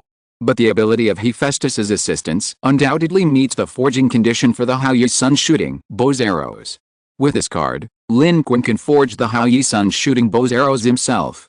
The problem of ammunition for the Sun shooting bow will no longer be a problem. Judging from the card's effect description, this skill seems to be similar to the fairy set card. In other words, the card's effectiveness is related to Hephaestus's attitude. Lin Qun is quite adept at using this. Give him enough respect, and he'll surely help, right? Although Lin Qun and that mysterious fairy haven't had a formal exchange, they seem to get along quite well. Lin Qun feels he has considerable experience using this type of card. Moreover, judging from the card description, this card can be used in conjunction with the fairy set card, thus increasing the chances of Hephaestus helping him. Thinking of this, Lin Qun's heart skipped a beat. If he did this, wouldn't that be like asking someone to persuade Hephaestus to help him? And if so, with the help of this god of craftsmen, Lin Qun thought, perhaps it could be used not only to make arrows, but also to create other things. Lin Qun instantly thought of many things. The card draw was now complete, and Lin Qun was quite satisfied with the two cards. Although they didn't directly increase combat power, they were still quite valuable to him. Lin Qun first loaded the Hephaestus card. The dark gold card vanished into thin air. The skill was loaded instantly. Lin Qun blinked, but felt almost nothing, almost thinking it was a fake card. However, he realized that this kind of passive card might only reveal its power when triggered. After a moment of contemplation, Lin Qun picked up the phone in his room and summoned his dedicated service team, instructing them to prepare location and materials to make arrows. Firstly, to test Hephaestus's abilities. Secondly, the Sun shooting bow was currently out of arrows and needed to be replenished as soon as possible. Given Lin Qun's status, a single word was enough. These arrangements would be made for him. Although the human Deep Sea 17 was currently moving, this small matter requested by Lin Qun had no impact on the overall situation. This would take some time, so Lin Qun didn't immediately begin making arrows. Instead, he took out the peach bonsai and materialized it directly in his room. The peach bonsai instantly appeared in the center of Lin Qun's room. Just as described, it was only a little over a meter tall, but it still looked quite large. The flower pot at its base was also very precise. Although it currently only had one branch with only one peach on it, it was still lush with green leaves and didn't look bare. Moreover, this bonsai was peculiar. As soon as it appeared in the room, a strange fragrance spread out, and it carried a refreshing aura, as if smelling it could prolong life and invigorate the spirit. The peach on it, though only one, was very well grown, looking very plump and round. It was a ready-made peach that had been materialized within its own form. Although Lin Qun didn't know what the so-called 1,000-year-old peaches looked like, judging from his current cultivation level, this potted peach should be quite effective, containing a large amount of spiritual energy, which would greatly benefit Lin Qun's cultivation. As the peach bonsai materialized, the air in Lin Qun's ordinary, enclosed room inside the deep sea 17 seemed to become fresher. This peach bonsai not only didn't discriminate against its own environment, but it could even influence its surroundings. One peach every 3 months. Lin Qun silently calculated that if this accelerated version of the peach was effective enough, the time it would take him to break through to the 10th level of the sword control technique could be greatly shortened. Currently, he had reached the second cantilever arm. Regardless of the specifics, the situation here seemed better than the third cantilever arm. It might not be a bloody battle all the way. Therefore, Lin Qun's plan to break through to the 10th level of the sword control technique was put on the agenda. Breaking through to the 10th level of the sword control technique and reaching the nascent soul realm as soon as possible would be entirely beneficial to Lin Qun. Currently, the forging workshop Lin Qun requested still needs time to complete, the human fleet is still advancing, and the interrogation of the captured prisoners from the glacier fleet also requires time. Lin Qun stared at the peach, pondered for a moment, and finally reached out, plucked it, and ate it directly.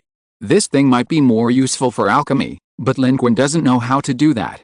The peach's description also mentioned other methods of consumption, discouraging them. Therefore, eating it directly is undoubtedly the best method. Lin Qun plans to eat the peach and use it for cultivation to see the specific effects. Anyway, things are currently safe, and the situation with the second cantilever seems more optimistic than expected. Lin Qun's plan to break through to the 10th level of the sword control technique can begin today.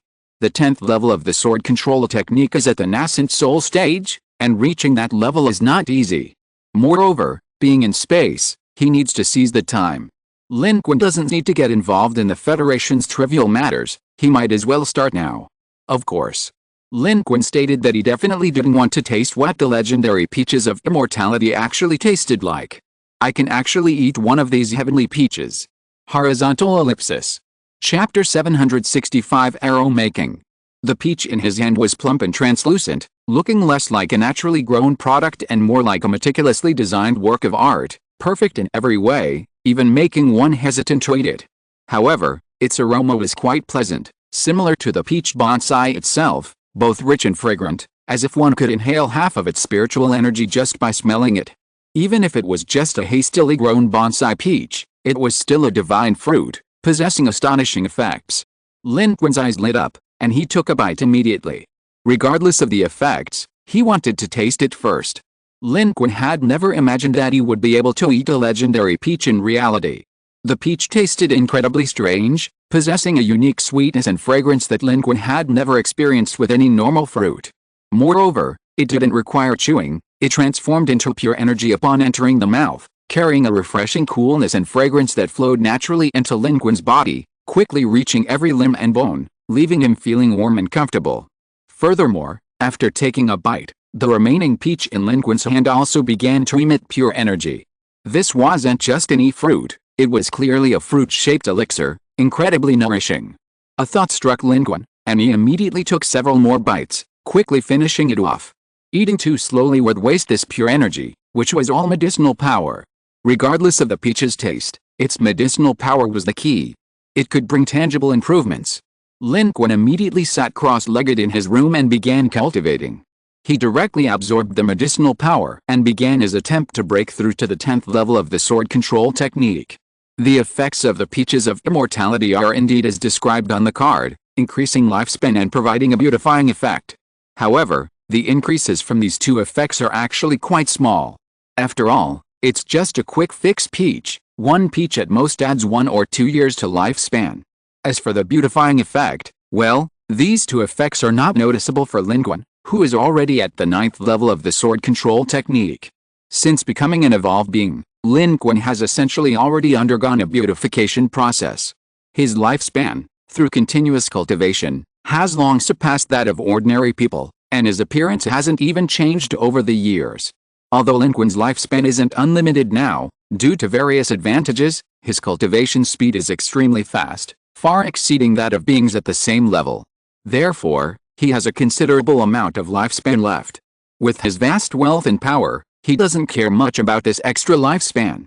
Therefore, for Lin Qun, the most crucial thing is the cultivation boost and the improvement in aptitude brought by the peaches themselves. This is the most important thing. It can directly help Lin Qun improve his cultivation level. With a higher cultivation level, not only will his combat power increase, but other aspects beyond combat power will also improve. The potted peaches of immortality bear fruit once every 3 months. Lin Qun consumed one, and judging from his experience, the medicinal power of this peach, if fully digested, would last him about 10 days. The cultivation gains from those 10 days would be equivalent to 3 years of his own cultivation. This invigorated Lin Qun. 10 days equaling 3 years, that was quite an effect. Moreover, Lin Qun discovered that although the peaches were a fast-growing version, bearing fruit in 3 months, they did indeed have some improvement and strengthening effect on his physique. This wasn't about physical attributes, but rather the innate constitution and physical attributes on the path of cultivation. Although small, if he consumed more, it could likely continuously temper and improve Lin Qun's aptitude, allowing him to continue his upward cultivation journey. Immediately, Lin Qun calmed his mind and focused all his energy on circulating his dark energy and the power of rules to digest the peach's medicinal effects. He then activated his sword control technique, attempting to break through to the 10th level. Lin Qun is currently at the 9th level of the sword control technique, in the late golden core stage. His golden core is almost solidified, and he's just one step away from reaching the nascent soul stage. But even this one step will likely require a century of effort. The peach of immortality will undoubtedly shorten Lin Qun's cultivation time. Lin Qun is already fantasizing. If he could transplant more potted peach of immortality plants, wouldn't that be incredible? If he could mass-produce them in the ecological greenhouse of Deep Sea 17, wouldn't everyone be able to eat immortal peaches? Of course, this is just wishful thinking for now. Whether it will succeed remains to be seen. Right now, Lin Qun is focusing all his energy on cultivation, digesting the medicinal effects of the peach of immortality within him. This is the first time Lin Qun has truly embarked on the path to the 10th level of the sword control technique since reaching the 9th level. Inside Deep Sea 17, human civilization is united in its efforts to explore new and unknown star systems. The massive spaceship and civilization are operating normally, navigating the star system, exploring and discovering along the way, heading towards the safer depths of the second cantilevered star system. Lin Qun focused on his cultivation, remaining undisturbed for 10 days. When Chu Yaowei and others came, they left after learning of his cultivation. After 10 days, Lin Qun opened his eyes. This cultivation session had allowed him to fully absorb the medicinal effects of the peach, equivalent to 3 years of dedicated practice. While this was still a small fraction of the time needed to break through to the 10th level of the sword control technique, it was a beginning. Lin Qun had officially taken his first step towards the nascent soul stage. The path of cultivation, whether for cultivators or for any creature in this world, becomes increasingly difficult as one progresses. Each advancement in source energy level represents a significant hurdle, requiring considerable time and effort, with no guarantee of success. Some may even fail to advance to the next level by the end of their lifespan. Take, for example, the old source energy level 3 of the Ethan civilization in the Independent Alliance. It had reached this level for a long time, almost reaching the end of its lifespan, yet it saw no further advancement. If it couldn't reach source energy level 4 and find another way to prolong its life, it would eventually die of old age. For Yuan Neng, this could be considered a natural end, which was not bad. However, as someone who had seen the world of Yuan Neng, who would truly be willing to end up stuck here? Therefore, while the medicinal power of the peaches was one aspect in enhancing cultivation, Lin Qun believed that their ability to refine and improve aptitude was equally crucial. Without aptitude, consuming any other elixirs would be useless. Although the improvement in aptitude from this single peach was limited, even negligible, Lin Qun possessed a peach bonsai. The peaches were a sustainable resource. If he continued to consume them, the accumulated effects would eventually lead to a qualitative change, which was different. This was a spiritual medicine that could fundamentally bring about a change in Lin Qun. Lin Qun's cultivation had completely refined the peaches in 10 days. Currently, those 10 days had passed, and the peach bonsai still only had one branch. At this point, new peaches had not even sprouted yet. Although the peach bonsai was lush and green, it also appeared somewhat monotonous. Lin Qun didn't continue cultivating. Instead, he stood up. He saw the Federation information on his personal terminal. The foundry he requested had been completed within the past 10 days. For Lin Qun's convenience, it was located on a lower level of his residential area. The Federation had specially designated a small area there for him as his workshop. Lin Qun's request wasn't large and didn't conflict with current human activities. There was space available, so it proceeded smoothly. Even for difficult matters, the Federation would find a way to fulfill Lin Qun's requests. His requests were of the highest priority within the Federation, even exceeding the authority of the Supreme Commander. Within the Federation, although Lin Qun didn't manage many affairs, he held the highest position and authority. However, Lin Qun clearly lacked awareness of this, nor was he one to use his power. After emerging from seclusion, his mind was focused on filing his arsenal. Seeing the workshop completed, he immediately began his arrow-making project. As the saying goes, all fear stems from insufficient firepower. Lin Qun had to quickly replenish the firepower of the Haoyu Sun shooting bow. Although Lin Qun knew nothing about forging, there were still many ways to acquire knowledge in the human world. Lin Qun plunged into the workshop prepared for him by the Federation, not immediately starting to forge arrows, but first beginning a period of learning professional knowledge. After 2 days of self-study, Lin Qun was ready to get started. He didn't learn the complex parts, nor was he in a hurry. His immediate priority was to forge new arrows for the Haoyu Sun shooting bow, and knowing how to make arrows was enough. The workshop was fully equipped, using the Federation's best materials. But Lin Qun knew that for the Haoyu bow's arrows, the materials were merely a medium. What gave them their astonishing power was the superpower bestowed upon them. And that was the key.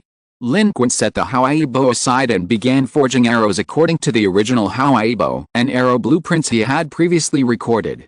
During this process, he also enlisted the assistance of several Federation cold weapon experts and forging experts. He made a few simple attempts. With the support of modern technology, this process was not difficult, and Lin Qun, being a source energy level life form, had meticulous control. He succeeded on his second attempt. Using the Federation's latest alloy materials, he crafted arrows almost identical to the original Haoyu's bow and arrows. However, only their appearance was the same. Their weight and texture were different. They could be fired from Haoyu's bow, but they weren't true arrows capable of activating the bow's full power. Lin Qun knew that what he was creating was still just ordinary arrows. During this manufacturing process, Hephaestus's assistance hadn't taken effect. Lin Qun didn't know if it was because he relied too much on modern technology and lacked craftsmanship, or if he was simply unlucky. But it didn't matter. After confirming that he had completely mastered the technique, Lin Qun directly set up an array, used the fairy set cards, and relied on luck to invite Hephaestus to assist him. Although they weren't from the same system, he should at least give the Emperor some face, right? With a blessing of good luck, it really worked. When Lin Qun was making the next round of arrows, he clearly felt something different, a rather mystical feeling. It was as if an eye had suddenly opened in the back of his head. Immediately afterward, an unknown and powerful force surged into Lin Qun's body. This force was scorching hot, filled with an astonishingly surging sense of power, yet it lacked the violence of war. Instead, it possessed a kind of unrestrained, wild shaping force. Lin Qun looked down and saw that his arms seemed to have become thicker, strange runes spreading along his arm muscles, radiating an eerie brilliance. Arrow making became simpler than ever before, as if a voice in his mind was guiding his actions. The process remained the same, but each step seemed to be a natural, effortless skill, as if Lin Qun had been born with this ability. Flowing smoothly. This was Lin Qun's feeling at that moment. He himself seemed to have become an outsider, only needing to follow the power flowing within him and his instincts. He realized that this was Hephaestus's assistance. Although the card's ability, like the fairy set, was dependent on mood, the way it worked was different. The fairy directly gave Lin Qun 2 minutes of luck, but Hephaestus appeared in a semi-divine manner, completing the creation together with Lin Qun. Realizing this, Lin Qun proactively relinquished his consciousness, allowing Hephaestus to take the lead in crafting the arrow. He wanted to leave the professional work to the professionals. During this process, Lin Qun actually wanted to try communicating, like he had with the fairy. If he communicated well, good fortune would follow every time, reducing the probability of bad luck to 0. However, Lin Qun wasn't sure if communication was possible. Hephaestus, who had descended from the heavens, immediately began working, and Lin Qun, not daring to disturb him, didn't find an opportunity to communicate. Even after the fairy's card duration ended, Hephaestus remained until Lin Qun's arrow was completed. Lin Qun felt his arm gently brush against the arrow shaft under Hephaestus's control. At that moment, The runes that grew on Lin Qun's arm with Hephaestus's assistance reached an astonishing brightness. They seemed to leap from Lin Qun's arm like living beings, jumping into the completed arrow. At this moment, the newly crafted arrow shone brightly, and the Haoyi's sun shooting bow placed not far away also trembled slightly, as if the two were echoing each other. The light dissipated in the next instant, and everything returned to calm. The arrow now before Lin Qun was almost identical to the original arrow from Haoyi's sun shooting bow that Lin Qun had used before. Not only in appearance, but also in texture and its strangely lightweight, everything was the same. More importantly, its inner essence was almost identical. This was the arrow from Haoyi's sun shooting bow. Lin Qun knew at a glance that this was a true masterpiece, a divine arrow capable of unleashing the power of Haoyi's bow. Indeed, the god of craftsmen had created an arrow that met the requirements for forging Haoyi's bow, directly crafting a brand new, authentic arrow. Lin Qun didn't immediately pick up the arrow. Instead, he quickly spoke, trying to get closer to Hephaestus. After all, if he could befriend this being, wouldn't he be able to create anything he wanted in the future? God of craftsmen, hello, this. Unfortunately, the god of craftsmen seemed completely oblivious to Lin Qun's intentions. Before Lin Qun could finish speaking, he saw the runes on his body rapidly recede, and the divine feeling he had just experienced vanished. After completing the work, the god of craftsmen quickly left, much like Lin Qun leaving get off work. Lin Qun blinked. Maybe it's because they're not familiar yet. Lin Qun's lips twitched. At this moment, his attention was completely focused on the newly forged Haoyi bow in front of him. Crystal clear and elegant, it was extraordinary, exactly the same. After being divinated, the original material was completely indistinguishable. This was the god of craftsman's ability, original replica. Lin Qun took a deep breath. Although he wasn't very familiar with Hephaestus yet, the fact that this divine intervention worked was a good sign. If not, he could use the fairy's influence to ask for help. Crafting one bow at a time was entirely worthwhile. As long as he could make them himself, it was a success, and the ammunition for the Haoyi bow wouldn't be limited, but endless. Just like a gun with finite ammunition versus a gun with infinite ammunition, the former is useless once the bullets are used up, while the latter is always a threat and always usable. That's a huge change and improvement. Lin Qun had personally witnessed the power of the Haoyi bow before. Each one he forged was a devastating weapon of the cosmos. This would be a beginning. Lin Qun was optimistic. He wasn't very familiar with this god of craftsmen yet, but what if they became less familiar over time? Wasn't that how the fairy got to know him? Once they were familiar, things would be easier. At that time, forging a divine weapon every now and then wouldn't be too much to ask, right? Lin Qun was lost in thought. Of course, that's all in the future. Right now, there are things to deal with. Lin Qun exhaled, waved his hand, and the Haoyi bow and the newly forged sun-shooting arrow both shimmered slightly before Lin Qun put them away. He then left the workshop. This place would become another base for him. Leaving here, Lin Qun headed straight for the area where the civilization of the Glacier Fleet was being interrogated. It was said that after 10 days of investigation and interrogation, humanity had obtained a considerable amount of important information from them. Wang Kezheng, Chu Yaowei, and others were also there. Lin Qun was busy cultivating his arrow-making skills, while Chu Yaowei and Wang Kezheng, among others, were also busy with official duties, handling this matter as the force responsible for ensuring the smooth interrogation of the civilization of the Glacier Fleet. Chu Yaowei had previously sent him a message, inviting him to come and visit when he had time, but Lin Qun had been too busy to come, as it wasn't his primary concern. Now that Lin Qun had time, he went to find out what was going on with the second cantilever. The actual condition of the second cantilever will determine the future direction of the forest and human civilization.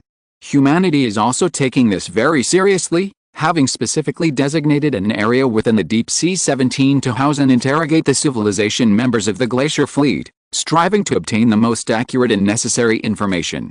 And they have already made some progress. Chapter 766 The Goal of the Divine Kingdom.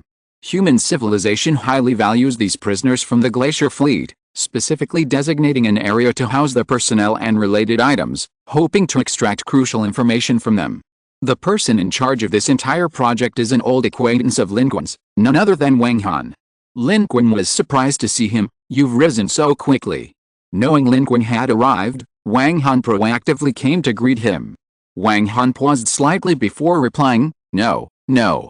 It's just that I happen to be in charge of this clerical work now. Because I did a good job previously, I was given an exception this time, and my authority was expanded, which is why I came here. Besides, rather than being the person in charge, the highest authority here is the Supreme Commander, the elderly gentleman. I'm just acting as the coordinator and handler. There are other responsible parties. And, no matter how capable I am, I still have to cling to Mr. Lin's coattails. Mr. Lin, come this way. Wang Han had changed a lot. He was no longer the same as before, much more mature and composed, and his age had already entered middle age. If it weren't for the latter half of the joke, Lin Qun would have had to completely change his opinion of the person before him. However, things were different now. Lin Qun remembered the two men who seemed to be bodyguards with a man when they met him at the human advance base on the surface of Deep Sea 17. They were still by his side, clearly having risen in status alongside Wang Han, and had chosen the right person to follow. These two men were more reserved with Lin Qun than Wang Han was, avoiding eye contact. This wasn't fear, but rather reverence. After this interception by the Super Civilization Alliance, Lin Qun's name once again resounded throughout humanity. People of all ages and backgrounds felt the Lin Qun awe once more. Lin Qun's status and position had reached unprecedented heights. Those around Wang Han were from the earlier Federation era, and while they knew of Lin Qun, they had rarely interacted with him. Now, they carried a different kind of emotion. Especially since the gap between them and Lin Qun was now greater than it had been in Shanghai, this difference naturally led to a different way of interacting. Only Wang Han remained polite, yet subtly friendly, leading Lin Qun inside.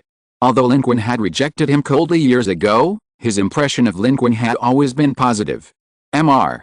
Lin, you possess the highest level of authority in the Federation. You can directly learn whatever you want to know or understand. You can do whatever you want within this entire area. Moreover, this is what the Supreme Commander wants you to know and understand, he said as he led the way. Those who saw Lin Qun and Wang Han, and heard these words, all paused slightly, revealing expressions of concern and complexity. This wasn't just because Lin Qun's superiors were present, but also because they had overheard Wang Han's words. Currently, everything here involved classified information. Few people could know everything here, let alone do whatever they wanted. But Lin Qun could. This is the Federation's #1. What do you know? Didn't you hear? It was already said that this is what the Supreme Commander wants Mr. Lin to know and understand. This proves that even if Mr. Lin doesn't want to know anything, he still has to know. This is immense power in his hands, but it's also something he absolutely must know.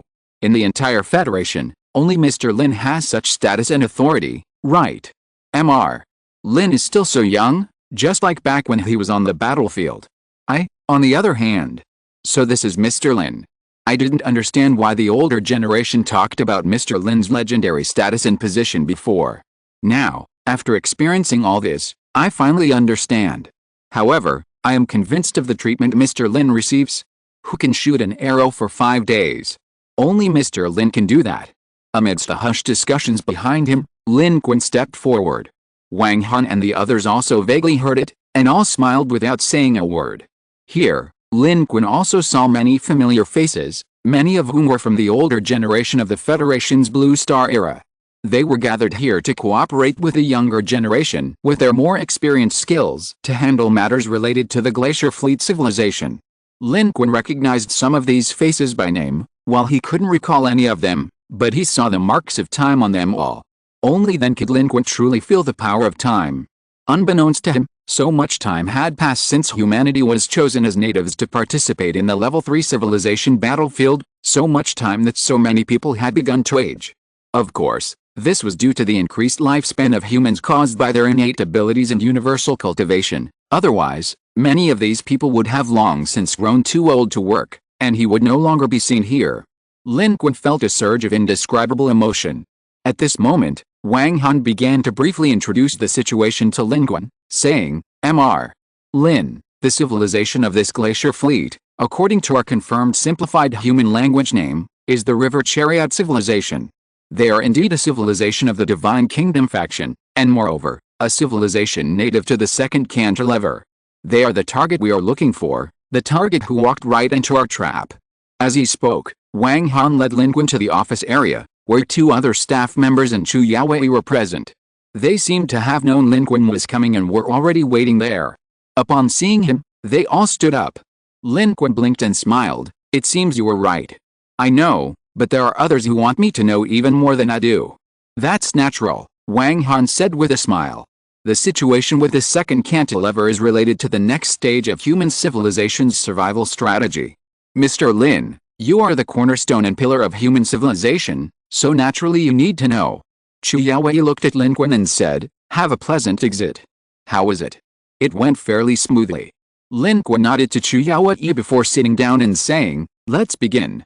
Lin Qun's main purpose in coming here was to hear the report and summary, that is, to understand what humanity had gained from the river raft civilization these past few days.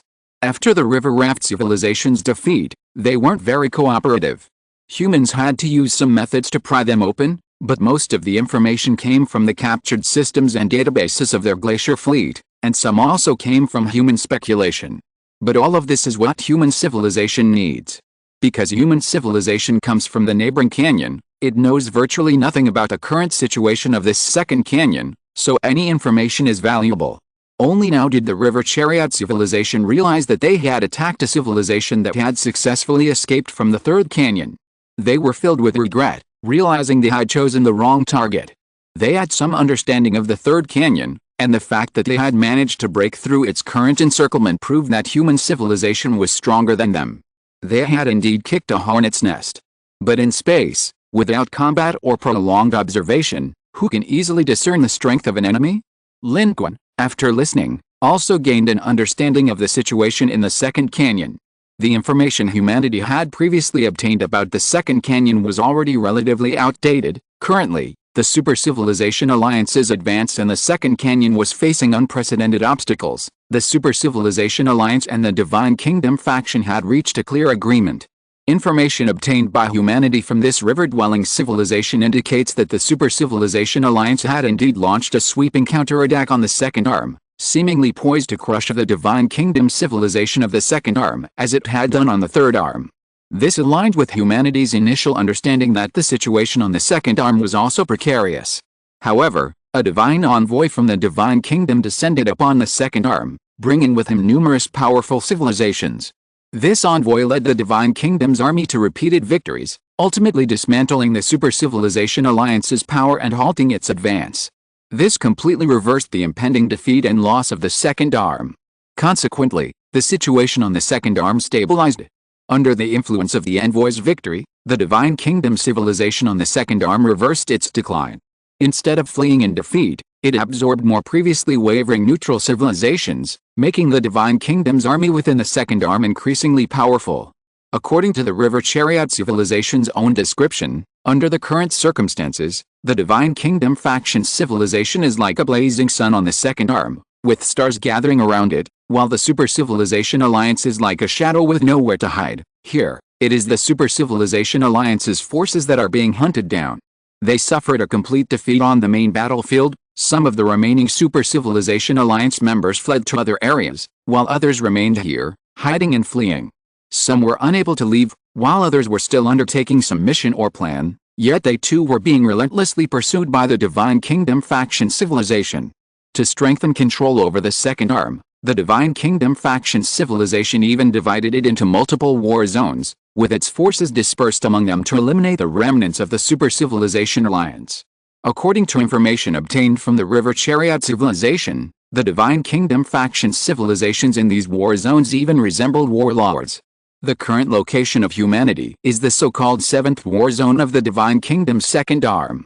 Currently, the situation of the Divine Kingdom faction civilization on the second arm has actually stabilized, and the situation is completely under control.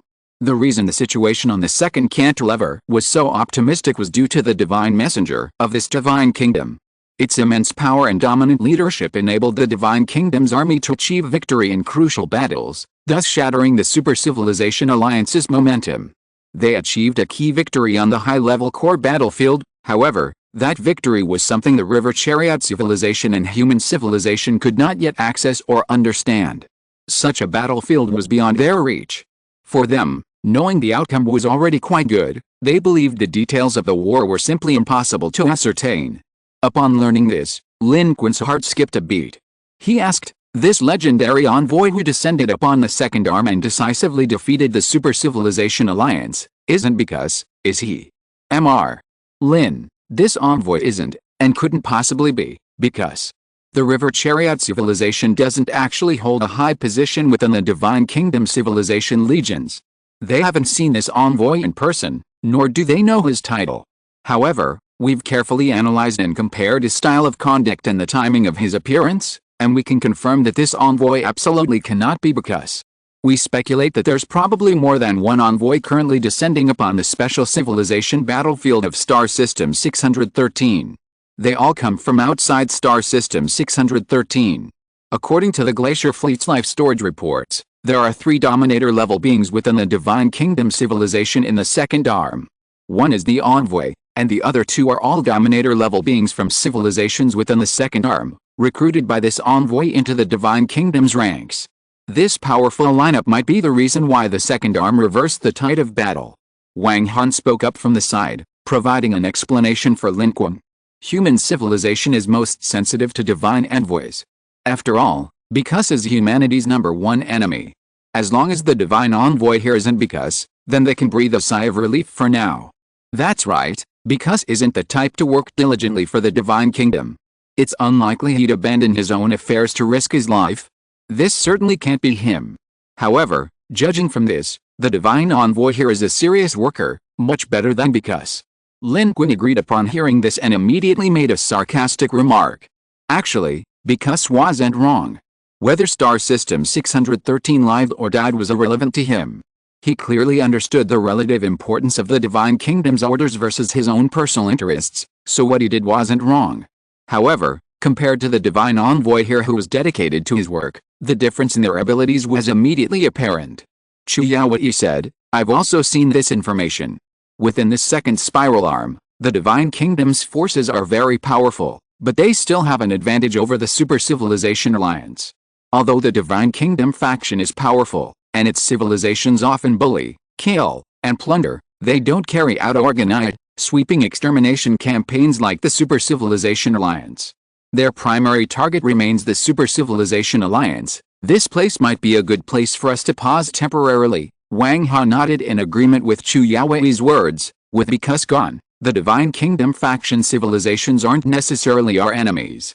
However, it's strange that while we judged the Divine Kingdom faction wouldn't do anything about our conflict, let alone actively seek us out, they consistently believe the Divine Kingdom won't let it go. The Divine Kingdom faction civilizations, which often plunder everywhere, usually don't pose much of a threat to us. Instead, they're practically offering themselves up as resources. Lin Qun looked up and glanced outside.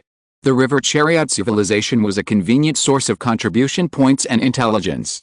They had brought a considerable amount of information and contribution points. The situation on the second arm was relatively optimistic, which eased Lin Qun's mind somewhat. This meant that human civilization could temporarily slow down its pace here.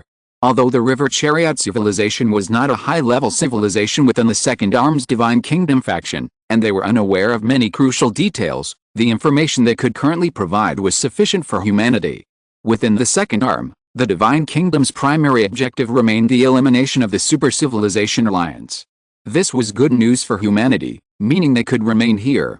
Furthermore, Wang Han and others explained that through the River Chariot civilization's spaceship information, humanity had successfully drawn a new star map of the surrounding area.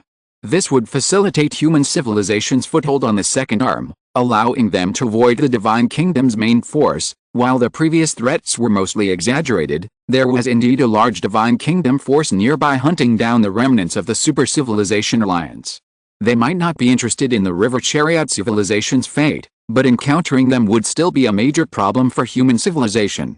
They wouldn't deliberately attack, but if they encountered each other, given that they weren't from the same civilization or faction, and the Divine Kingdom here was powerful, it would likely be a life-or-death situation. Lin Qun sighed, including this Divine Envoy. The Divine Kingdom faction's civilization in this second canyon has 3 rulers. It's likely that all the rulers in this canyon have already been brought under the Divine Kingdom's control. The defeat of the Super Civilization Alliance here is not unjust. Rulers are extremely rare in space. 2 in a canyon are already quite a lot. By the time the 3rd canyon reached that point, only 2 rulers had appeared. the Third Canyon Overlord and a Little Ang ruler. The latter might not even be a native ruler of the Third Canyon, highlighting the rarity of rulers. At this moment, Wang Han said, Mr. Lin, among our prisoners is a top-tier evolver from the River Chariot civilization. We speculate that it possesses some kind of information and has been hoping to negotiate with our source energy lifeforms. Perhaps you could go and meet it. A top-tier evolved being, that's an unconventional prisoner. This is also the most significant prisoner of war humanity has captured so far. Lin Qun pondered for a moment, then nodded, preparing to meet this top-tier evolved being prisoner of war from the River Chariot civilization and see what other bargaining chips it had. The prisoner was imprisoned deep within a heavily guarded secret chamber, where Wang Qizheng and Xia Qing, two evolved beings, were on guard. They were in one group, while Chu Yaowei and Li Ji were in another, taking turns watching over him. Upon seeing Lin Qun, Wang Qizheng's eyes lit up, and he said, Lin Qun, you've finally arrived. This guy inside claims to possess the secret of some divine kingdom's further objectives, but he won't tell anyone. He's acting all high and mighty, not like a prisoner of war at all. Even the Supreme Commander, an elder, wouldn't listen. He insists on seeing Yuan Nen. Go in and teach him a lesson. Chapter 767 No one dares to oppose the divine kingdom here. Wang Qizheng's face showed obvious dissatisfaction. He was clearly very unhappy with the prisoner of war he was guarding. Lin Qun had heard Wang Han's introduction on the way here. Apparently, the prisoner was still very tough and a troublemaker. Wang Qizheng was easygoing with his own people, but as an elder from the Blue Star era, he had an innate hostility towards alien civilizations. If it weren't for the fact that the prisoner was still useful, Wang Qizheng would have even wanted to kill him. Xia Qing explained, this guy is very tough. Part of his toughness might be because he possesses certain information, but most importantly, it's probably his background with the Divine Kingdom. He thinks we should release them to win the Divine Kingdom's forgiveness. They believe we won't exterminate them. In normal space, where would a civilization like theirs, neither here nor there, dare to have such confidence? This faction formed on the battlefield of civilizations will just let them bully others. A staff member chimed in with a complaint. Lin Qun nodded in agreement. This complaint was indeed valid. The River Chariot civilization wasn't particularly powerful. Under normal circumstances, living in space, they would be extremely cautious. How could they be so defiant after being captured? This was because, in the current special civilization battlefield, they had a powerful backer they couldn't have before. With the backing of a divine kingdom, the divine kingdom's camp was relatively reliable. Given the current situation in the second arm, they naturally had to be more assertive. However, Lin Qun didn't necessarily see it that way. The divine kingdom's camp was a powerful backer, but not for a worthless civilization like the River Chariot. At this moment, the room was completely isolated from the outside world. The conversation inside couldn't be heard at all. Moreover, humans had used technology to limit the other side's strength. Therefore, although it was only separated by a door, it was still very safe, and their conversation wouldn't be overheard. They weren't worried about the prisoners inside overhearing their conversation. But the prisoner inside was an evolved being. Although human technology had improved, it hadn't reached the point where it could force an evolved being to speak. Therefore, this evolved being was defiant and remained silent on key issues, leaving humans helpless. Killing it was easy, but capturing it was for information. I'll go in and take a look. Lin Qun paused only slightly before nodding and stepping inside. Only the other party was in the room. It was a strange fluid life form, but Lin Qun had already seen similar life forms in the cloud pattern star system, so it wasn't anything special to the River Chariot civilization. The moment he entered the room, Lin Qun's power of rules and dark energy surged forth, filling the entire room. Before this, Papa Du, Wang Han, Chu Yaowei, and the Federation's negotiation experts had all come here to speak with it, but hadn't obtained any useful information. Now, with Lin Qun's arrival, the power surged forth. Its attention was instantly drawn, and it slowly rose from its position. It was you. You killed our source energy expert. The person I'm looking for is you. Facing Lin Qun, it didn't show much fear. It was already a prisoner, and there was nothing to fear. Lin Qun, without bothering with pleasantries, went straight to the point. I heard you possess information about the Divine Kingdom's further objectives and want to discuss it with me? But I must remind you, the Divine Kingdom's further objectives are of no value to us. We are not beings of the Super Civilization Alliance, We are merely a neutral civilization. What you consider valuable may be utterly useless. As Lin Qun entered, the others also went to a side room to watch the footage on the monitor. Wang Qizhang asked, "Do you think Lin Qun will also return empty-handed?" Chu Yaowei, arms crossed, replied, "Probably not. Mr. Lin is stronger and has more diverse methods. Moreover, these alien civilizations highly value source energy. Since it actively sought to speak with Mr. Lin, it's unlikely to remain silent this time." Meanwhile, inside the room, the river chariot civilizations being remained remarkably defiant. "And new people, I don't want to talk to you, I want to make a deal with you. Now let our people leave, and I can give you all the information I have. Most importantly, we can let you go, and you don't need to worry about becoming enemies of the Divine Kingdom." Lin Qun was slightly taken aback, almost thinking he was the prisoner. This guy was indeed a bit of a troublemaker. Lin Qun, however, was unmoved. He even sneered, saying, "I must remind you, you need to understand your identity and situation. Moreover, your civilization isn't particularly powerful within the Divine Kingdom's camp, and you're probably not an important player. Your opposition to us is suicide. We are not an ignorant civilization. We know very well that even if the Divine Kingdom knew your situation, they probably wouldn't stand up for you. I think you understand this, so you don't need to pretend to be tough. Cooperating with us is your best option." "No. You don't understand. You come from the Third Arm, you are fugitives from the Third Arm. Where you are, the Divine Kingdom's camp is defeated like a candle in the wind, but here, everything is different. The Divine Kingdom protects us, no one dares to oppose them here. We have already paid the price for attacking you, but you should let us go. Otherwise, we have already spread your information. And new people, you are now on the Divine Kingdom's blacklist. I acknowledge your strength, but you are no match for the Divine Kingdom. Soon, you will pay the price." The top-tier evolver of the River Chariot civilization was extremely defiant. At this moment, it was under the dual constraints of Lin Qun's power of rules and dark energy. Lin Qun could easily annihilate it with a mere thought. Yet, it seemed completely unconcerned, continuing to speak its own mind. Lin Qun frowned. He had assumed this creature was merely feigning superiority, that human civilization was ignorant of the situation, but he hadn't expected it to be so genuinely confident. But where did its confidence come from? Was the River Chariot civilization inherently this kind of blindly confident civilization? This wasn't impossible. Civilizations in space were incredibly diverse, with their own unique personalities and cultures. Behaviors and logic that humans couldn't understand might be perfectly normal in other civilizations. And regarding the situation of the second cantilever of the Angry Coin, humanity didn't know much. Whether this was blind confidence or something that humans were still unaware of, Lin Qun didn't know, but he knew that alien civilizations were not to be trusted. Therefore, seeing this scene, Lin Qun stopped wasting words. Since communication with other civilizations was impossible, and it seemed impossible, he chose to use his force. Lin Qun directly raised his hand. The light of the touch of uselessness burst forth from Lin Qun's fingertips. Lin Qun was now at the source energy level, so using it on an evolved being was instantly effective.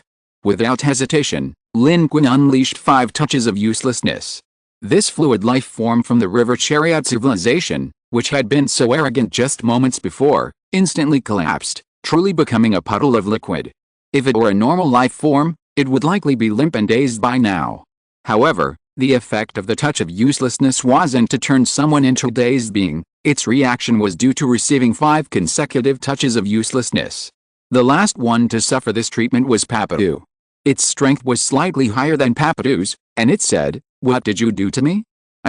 Without another word, Lin Qun unleashed 2 more touches of uselessness skills. This time, the evolved being from the River Chariot civilization was completely bewildered, its fluid life form spinning around. Lin Qun approached it, his power surging forward. "Answer my questions, tell me everything you know." Reason retreated, fear triumphing over rationality. This time, its stubbornness was completely crushed by fear. Under the influence of so many useless touches, its normal thought process had been disrupted. It no longer hid, stammering in terror, I'll talk, what did you do to me?" "No. I'll tell you everything. Actually, I have no secrets left. The ultimate goal of the Divine Kingdom is said to be to prevent the Super Civilization Alliance from finding the Stark Path. The Super Civilization Alliance is looking for the Stark Path. It's said that something went wrong within them, and their star path has broken into multiple parts. Its life form twitched slightly, appearing extremely frightened. This information stirred something in Lin Qun's heart, but as they had expected, it seemed to have almost nothing to do with human civilization. This was a matter between the Divine Kingdom and the Super Civilization Alliance. Lin Qun moved closer. What else? As Lin Qun spoke, his power pressed forward further. Source-level life forms can exert life pressure on lower-level life forms, similar to that of a tiger against a mouse. Under normal circumstances, this wouldn't have much impact on intelligent life forms, but in the current situation, the opponent has already been affected by the touch of the useless, making this biological deterrence highly effective. That's all I know. The primary goal of the Divine Kingdom faction is to eliminate the Super Civilization Alliance. Your judgment is correct. Our status within the Divine Kingdom faction isn't high. But you don't understand this place. The Divine Kingdom faction's warlords in the 7th War Zone have Divine Kingdom faction civilizations here. You attacked us, and we've sent you a message. And new people, the Divine Kingdom faction won't let you go. You. Its voice gradually weakened, sounding somewhat dazed. This was all the information it knew. The Federation's technological methods had little effect on life forms at the evolver level, but Lin Qun, as a source-level life form, was effective. Lin Qun exhaled, and the next moment, golden light shone in his eyes. Immediately afterward, the entire space was illuminated by golden light.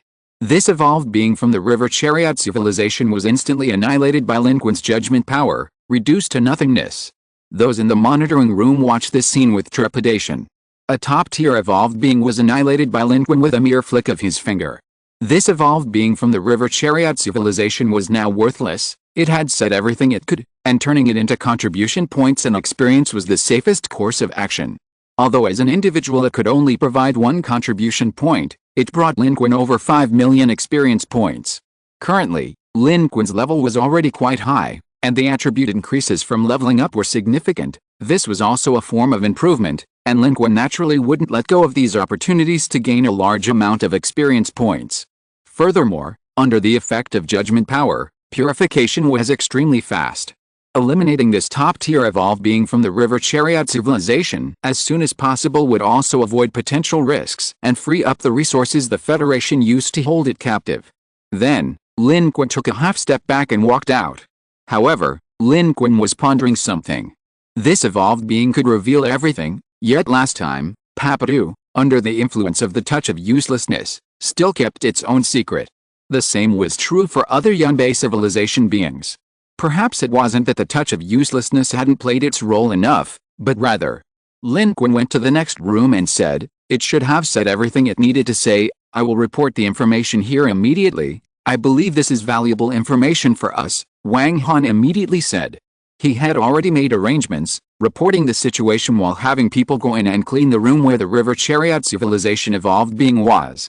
Chu Yaowei frowned. The Divine Kingdom faction warlords. This is information they haven't mentioned before. Lin Qun's expression turned serious. Perhaps they aren't bluffing, their warnings are genuine.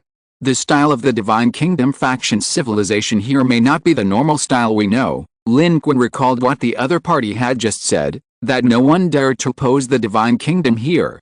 After a moment, he shook his head and said, anyway, from their perspective, we are the Anu. Even if they know roughly what our warships look like, the starry sky is vast, and we are constantly moving. Even if the Divine Kingdom civilization here operates differently from the Third Arm, they won't be able to find us. In any case, their number one enemy is the Super Civilization Alliance, not us. Lin Qun and Chu Yaowei also left. Currently, the Deep Sea 17 has penetrated deep into the Second Arm, but according to the Second Arm Divine Kingdom faction's power distribution information obtained from the River Chariot civilization, their current location is still within the 7th War Zone designated by the Divine Kingdom. However, during these 10+ days of travel, human civilization has not encountered any other civilizations, nor has it discovered any trace of them. The starry sky here seems normal, with most areas quiet. Human civilization has also chosen a new destination after this period. It's a star system 1 light-year away from the current location of the human fleet. There, the star system's structure is similar to Earth's, and it also has habitable planets for humans, making it the best place to settle. This journey from the third to the second canyon resulted in significant losses for humanity, though the overall fleet suffered substantial damage. The Deep Sea 17's outer armor was damaged to varying degrees, with its weapon systems suffering the most severe damage, exceeding 80%. Given the Deep Sea 17's size, rebuilding it during its initial escape from the interception was impossible, lacking sufficient resources. While the Deep Sea 17 carried a large amount of resources, these were intended for the human fleet, its own critical modules, and living supplies, not for surface repairs. Now, having reached the second canyon, humanity's immediate priority is to continue forward and find a place to settle the entire civilization. This target star system is now humanity's first destination. The threat from the River Chariot civilization has been eliminated, and while humanity doesn't know the true nature of the Divine Kingdom warlords, they currently pose no threat. The situation on the second canyon is relatively optimistic for humanity, meaning they can implement their development strategy there. With all this confirmed, these objectives were also fully announced to the entire human civilization aboard Deep Sea 17. Everyone had the right to know, and already knew, the situation of the second cantilever and the next goals of human civilization.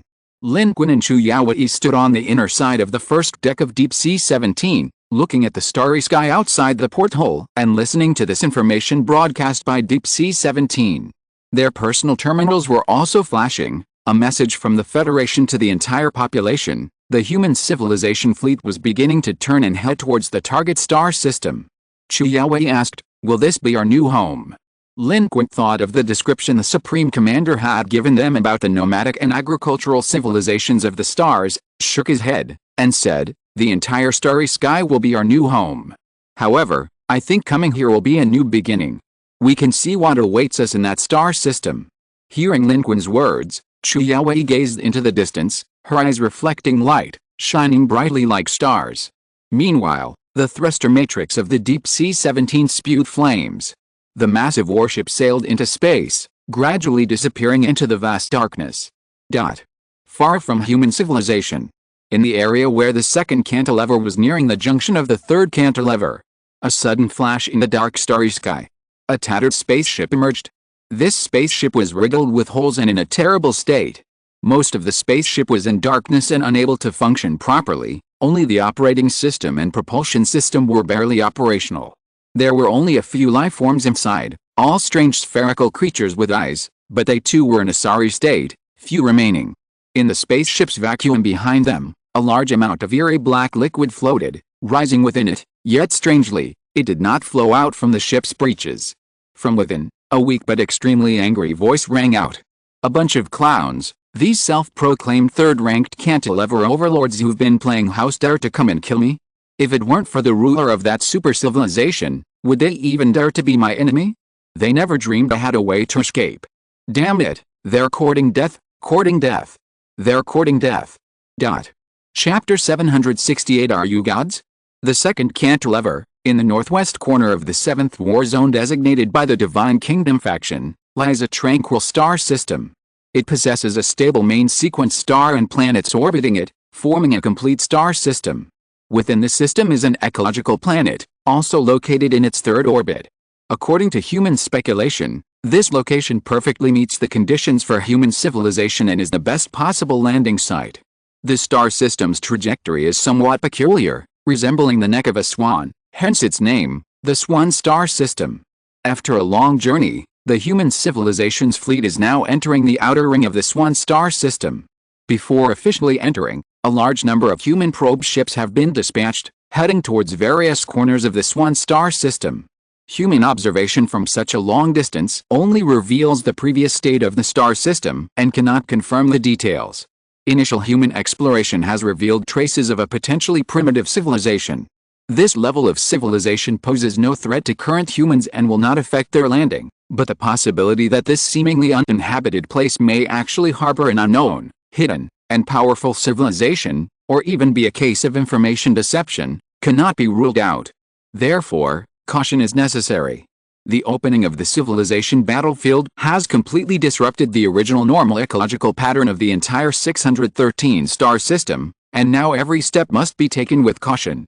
Humanity's ultimate destination in the Swan Star System is the ecological planet located in the third orbit of the Swan Star System. Therefore, this is also the core of the exploration. Lin Qun assembled a small team, departing from Deep Sea 17, and took the lead towards this ecological planet. His team members included Papadu, Chu Yaowei, Li Ji, and a group of Federation technical experts. They boarded a fast spaceship, traversing space, and flew straight towards the orbit of the third planet. Most of the third orbit planet was shrouded in clouds, making long-distance observation impossible. Sending an advanced team to assess the situation was the best and safest option. To avoid potential exposure, they did not perform a jump, but instead moved forward rapidly. Li Ji, somewhat excited, exclaimed before even arriving, "Wow, an unknown galaxy, an unknown planet. Brother Lin, what do you think awaits us ahead?" Before Lin Qun could speak, Chu Yaowei calmly replied, "Preliminary observations have revealed some traces of civilization. There might be a primitive civilization here. Perhaps you'll be surrounded by a group of primitive people." Li Ji blinked. Lin Qun smiled and shook his head, "I don't think there will be any man-eating monsters." Chu Yaowei glanced at him. At this moment, their spaceship was passing through a region of asteroids and ice belts located between the fourth and fifth orbits of the Cygnus star system. The light from the stars was refracted here. From a distance, it looked ordinary, but up close, it resembled a shimmering world. Everyone's attention was drawn to it.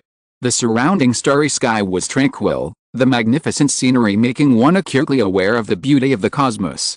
Is civilization beautifying the starry sky, or is it disrupting the already magnificent starry sky? An expert stood by the porthole, watching this scene, and uttered a philosophical reflection. Meanwhile, Lin Qun took advantage of a break during the journey to interrogate Li Ji about his cultivation progress. Lin Qun was always busy, and being an extremely idle person in his work at the Federation, he had little interaction with Li Ji, so this was a good opportunity to supervise him. Li Ji, since becoming an evolver, had become noticeably lazier, and was still stuck at the early stage of evolver. Li Ji grinned sheepishly. Lin Qun said, "You're getting a little smug, kid. Being an evolver isn't the end, you should at least become a source energy level, right? Source energy level is too far off, Brother Lin. I'm thinking of waiting for science to advance further so I can quickly reach source energy level. Besides, Sister Chu hasn't even become a source energy yet, so I don't dare break through so early." Li Ji joked around, even though he was already a prominent figure outside, but to Lin Qun and Chu Yaowei, their relationship seemed to remain the same as it was back in Shanghai. His words successfully drew a glare from Chu Yaowei. Lin Qun said with a hint of helplessness, "Then when will you be able to go?" Actually, Li Ji's rapid ascension to the evolver was largely due to the Federation's advanced science and technology. His aptitude was mediocre, and his attributes and strength weren't particularly powerful. He had only just reached the threshold of becoming an evolver. If he relied on his own exploration, it would take an unknown amount of time to reach that level. Going beyond that would be even more difficult for him, almost impossible on his own. Only continued reliance on external forces would make it possible. However, given the state of source energy, the Federation couldn't help him. Lin Qun hadn't actually made Li Ji much stronger. He simply hoped Li Ji could reach the source energy level. Being an evolver was manageable on a planet, but in space, to control one's destiny, at least a source energy level was required. If Li Ji could reach the source energy level, even without Lin Qun's presence, he would be able to protect himself in any future situation in space. Li Ji chuckled, seemingly unconcerned, and said, "If you ask me, Brother Lin, you should take a closer look at Sister Yaowei's cultivation level. And that kid Ho Yan, that cultivation maniac, is said to be on the verge of becoming an evolved being, soon to become the newest evolved being in human civilization." After being glared at by Chu Yaowei, Li Ji became much more obedient and stopped calling her that. Li Ji knew his own limitations. He understood Lin Qun's expectations, but he also knew that with his own aptitude, it would be difficult. Becoming an evolved being was practically the ceiling he could reach. Further advancement would require far too much time, and success wasn't guaranteed. Therefore, he preferred to enjoy life. Lin Qun, of course, understood Chu Yaowei's situation. Although Chu Yaowei had used the demonic pill, and her cultivation path was currently blocked, it only affected that direction. Other paths remained open. It wouldn't truly hinder Chu Yaowei's progress. After all, in this world, Lin Qun's cultivation path was truly cheat-like. In particular, Chu Yaowei herself possesses considerable talent, and following the normal path, she has progressed rapidly, now almost reaching the late stage evolver realm. Currently, among human evolvers, only Wang Qizhang can rival her. While Lin Qun follows the path of cultivation, most evolvers in the Federation did not achieve their status through this path. Lin Qun's cultivation path, leading to his status as a source energy user and evolver, does not correspond to these specific realms. His strength does not stem from these aspects but from multiple sources. Therefore, foundation establishment does not equate to evolver status, and golden core does not equate to source energy level. In fact, Lin Qun himself speculates that if compared solely by cultivation path, his evolver level should be above the nascent soul stage. However, these are fundamentally two different paths, making direct comparison difficult. Lin Qun simply used his breakthrough in cultivation path, coupled with his multiple enhancements, to unlock and simultaneously advance his normal realm. Among humans, the only one on the same path as Lin Qun is the cultivation fanatic Huyan. He has been working hard, but started later and at a relatively slower pace. However, he has already touched the threshold of evolver status, and his opportunity is within reach. His aptitude was the best Lin Qun had ever seen, perfectly suited for this path. Compared to Li Ji, it was like heaven and earth. Of course, Lin Qun had given him a lot of guidance. He hadn't had time for a while, but after arriving at the second cantilever, Lin Qun specifically met with him and imparted a great deal of knowledge, especially guiding him on his future cultivation path. Lin Qun naturally wouldn't be stingy with someone so talented and hardworking. The strength of individuals and the strength of humanity as a whole were only beneficial to him. Lin Qun also reminded Huyan that relying solely on cultivation might not be smooth sailing. He needed to combine multiple approaches, especially leveraging humanity's greatest advantage as an indigenous civilization, innate abilities. This, combined with the participant attribute system of the civilization battlefield, would allow him to achieve evolved status at a lower level. In fact, while the new generation of humans no longer possesses the innate abilities unique to indigenous civilizations, there is no shortage of exceptionally talented individuals. Many gifted newcomers are emerging like bamboo shoots after a spring rain. They are all powerful and talented, with promising futures. Under the nationwide cultivation system provided by Lin Qun, including the Yijinjing and basic cultivation techniques, everyone has the opportunity to showcase their talents and none will be wasted. However, compared to Lin Qun, they haven't fully matured yet. They don't have Lin Qun's advantages and must rely on their own efforts to grow, which naturally takes much longer. But that's only in comparison to Lin Qun. According to Lin Qun, many have become pillars of their respective fields, and some older individuals have been surpassed by younger generations. After such a long period of nationwide cultivation, the results are truly evident. Furthermore, the Federation's cultivation research institutions are playing an increasingly important role, able to tailor scientific cultivation and advancement plans for geniuses, allowing them to progress even faster. This is something the older generation of Earthlings could never have imagined when they were figuring things out on their own, and it's the reason why this new generation of humans is progressing so rapidly. This is a good thing, a sign of civilization's flourishing and continuous renewal. As someone who has been through it all, Lin Qun felt a mix of emotions, but also a sense of joy. Sometimes, Lin Qun even had a strange feeling about the development of his own civilization. Human civilization was growing stronger little by little, catching up with Lin Qun's pace. Now, humanity, whether in terms of technology or the strength of its members, was far more powerful than when they first left Earth. With the addition of the Deep Sea 17, human civilization could now be considered a civilization that had entered the stars, no longer the half-baked civilization it was when it entered the Cloud Pattern Level 2 civilization battlefield. Looking back, he felt gratified. At this moment, for Lin Qun, this mission to explore the unknown planet ahead, while carrying unknown risks, was also as relaxing as a vacation. He joked around with Chu Yaowei and Li Ji, occasionally cultivating, and thus approached the target planet on its third orbit. The appearance of this ecological planet was quite different from what humanity had expected. Except for areas shrouded in clouds, most of the region presented a heavy, dark gray color, looking like a dirty glass ball from starlight. Our previous detection was correct. There is indeed a civilization here, but they are not powerful.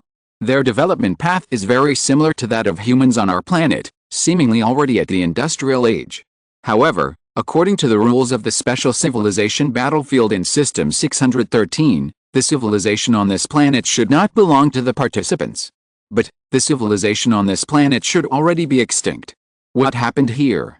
At this moment, their spaceship had not yet fully entered the atmosphere, but based on their initial observations, the experts had already drawn a series of conclusions. The land on this planet was gray, presenting a desolate, apocalyptic feeling. But the gray land was not a continuous industrial city, but the ruins of cities. It seemed that a disaster had occurred here, and the already weak civilization had been submerged, leaving only wreckage. Lin Qun and the others also perked up. They were also full of curiosity about the unknown planet, especially a world similar to Earth. At this moment, their spaceship was descending. The exterior of this third-orbit ecological planet had been confirmed to be safe, with a high safety factor, so there was nothing to pay attention to. The spaceship quickly descended and entered the atmosphere. A completely new world rushed towards them. Seeing this scene, Lin Qun couldn't help but frown. The expected picture hadn't appeared. This planet wasn't filled with cities, nor was it vibrant with life. Instead, it was a wasteland. The desolate world they saw from space was the ruins of this civilization. Ruins and debris were everywhere, and craters from nuclear explosions were ubiquitous. As Lin Qun's probe flew overhead, this was the scene they saw: forests withered, cities reduced to ruins, and strange mutated creatures few and far between, appearing only occasionally. Everywhere was desolate and deathly silent. Half of the hemisphere was even shrouded in poisonous clouds. This was another part of the desolate world that humans hadn't seen from the outside. Mr. Lin, the preliminary conclusions have been reached. The development of civilization on this planet was indeed similar to ours, but their civilization also ended during the Industrial Revolution, likely due to a world war. They destroyed each other with nuclear weapons, ending their own civilization in the process. This cataclysmic war that swept across the planet has likely been going on for over a century. The Western Hemisphere was least affected by the war. The toxic clouds have dissipated. The Eastern Hemisphere, however, is shrouded in toxic clouds formed by poisonous gases. Currently, we have not found any life here. This place should be safe for now, the expert reported to Lin Qun. After Lin Qun nodded in approval, they used quantum communication technology to transmit the information to the Deep Sea 17 Bridge Command Center outside the Swan Star system. Currently, with the advancement of human quantum communication technology, the human fleet has begun to upgrade the quantum communication equipment across the entire Federation during its previous voyages to achieve real-time communication between human civilizations in space. This plan is now 30% complete. This batch of human spaceships exploring the Swan Star system are all equipped with the latest quantum communication equipment, enabling real-time communication with each other and with the Deep Sea 17.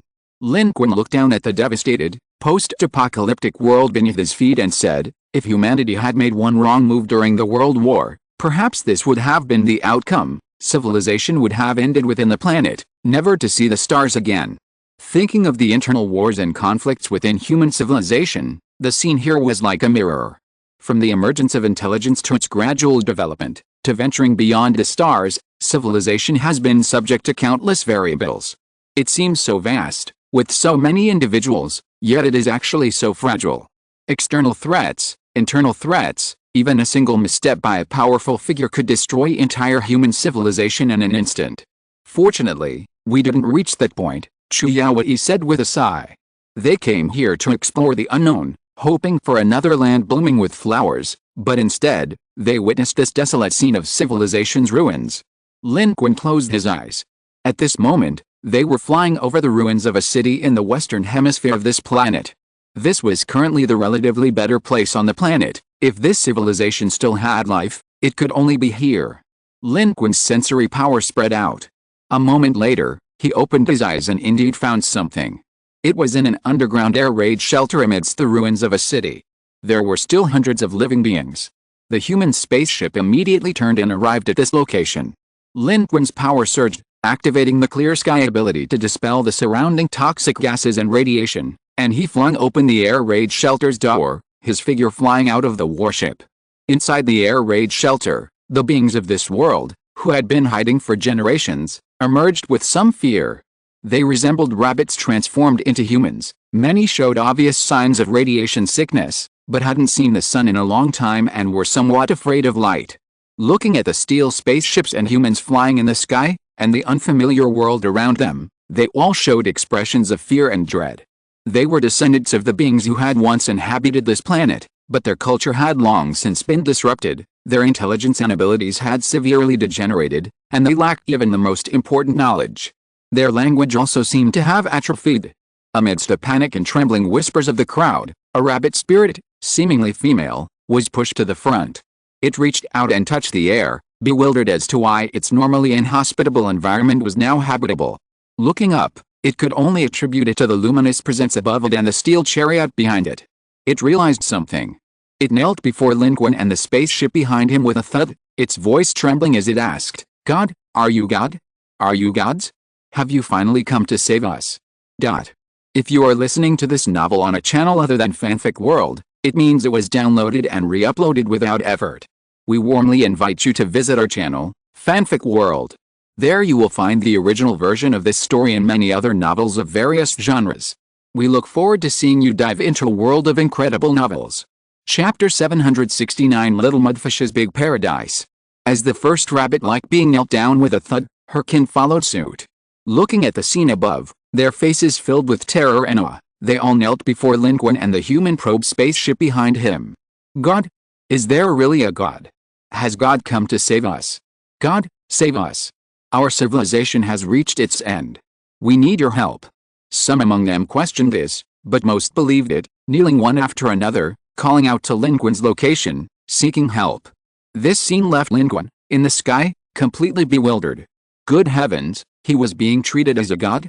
Perhaps, in the primitive era of human civilization, when aliens arrived in spaceships, it was the same scene. Perhaps this is how the inexplicable, divine figures revered in human history and culture came to be. Many thoughts raced through Lin Qun's mind in an instant. But he didn't respond to these beings' answers. Finding the natives here was merely to confirm the safety of the place. These life forms, though remnants of the planet's civilization, were undeniably utterly degenerated. They were slightly stronger than primitive humans, but not by much. Looking at them, Lin Qun felt a profound sense of sorrow for civilization. Having finally reached a certain level, only to experience the apocalypse of civilization overnight, regressing to this state, how tragic for intelligent life, for a proud civilization. Lin Qun glanced at them from the sky, offering no response, and simply turned back to his spaceship. Their mission was now complete. Lin Qun said, "Tell Commander-in-Chief that this planet is safe, we can proceed." The spaceship quickly relayed Lin Qun's information and transmitted the collected data. The probe then began its ascent. Li Ji, looking down at the natives through the porthole, couldn't help but ask, "What should we do with these natives?" "Leave it to the Supreme Commander," Lin Qun replied, taking no further action. "The remaining natives here are the last remnants of this planet's former civilization, now completely degenerated. According to the rules of the Special Civilization Battlefield of Star System 613, they are not even considered participants. Killing them is pointless, yielding no experience or contribution points." Looking at this civilization, Lin Qun felt a pang of sorrow and refrained from attacking. They hadn't been attacked externally, nor were they affected by the current Star System 613 civilization battlefield. Clearly, something had gone wrong in their own civilization's development, leading to their current state. The degenerated native civilization below was bewildered. Watching the rising divine spaceship, they didn't know what was happening, and could only kneel and kowtow, showing no disrespect to their god. Even though their god had already vanished, they still hoped he would return to help them escape their current predicament. "We've even become gods in other people's eyes now," Chu Yaowei remarked, her voice more like self-mockery. The fate of this planet evoked a similar sentiment in every civilization that had experienced a similar phase. The self-destruction of a civilization is more tragic than destruction from the outside. That civilization itself destroyed its own path forward, relegating both its individuals and the entire civilization to a primitive and degenerate state. The remaining inhabitants of this planet, these few individuals, are almost certainly incapable of developing a new civilization. Whether humanity comes or not, they will reap the consequences of their own actions, ultimately perishing in the hellish world they created. Meanwhile, on the bridge command center of the Deep Sea 17, a colossal ship located outside the Swan star system, information from multiple probes has been transmitted back and compiled into a detailed report presented to the command center. "Your Excellency, we have confirmed that the current situation in the Swan star system is safe, and we can enter. Many planets in this star system possess the resources we need, and 2 planets have been confirmed suitable for building shipyards and industrial bases. However, the situation on the 3rd orbiting ecological planet in the Swan system is not as optimistic as we expected. We may not be able to fully colonize this planet, but with our current technology, we can handle the harmful gases and radiation on it to a certain extent, which will not affect our plans. After summarizing the information, the relevant experts immediately reported to the Supreme Commander, the elderly man, and also proposed an alternative plan. Of course, Your Excellency, we can also choose the second option. 33 light-years away from the Swan system, in a binary star system, there are some planets. We don't know the situation there either, but perhaps there could be a place for us to settle down. Currently, human civilization is located inside the second spiral arm, surrounded by many stars and galaxies. Around the Swan system, there are numerous galaxies scattered in all directions, a dazzling array of stars. This area can be described as a rich land. The elderly Supreme Commander pondered for a moment, then said, I've read the report from that star system 33 light-years away.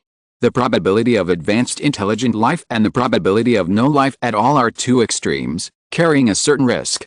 Now that we're here, there's no need to move anywhere else. Deep Sea 17 is habitable.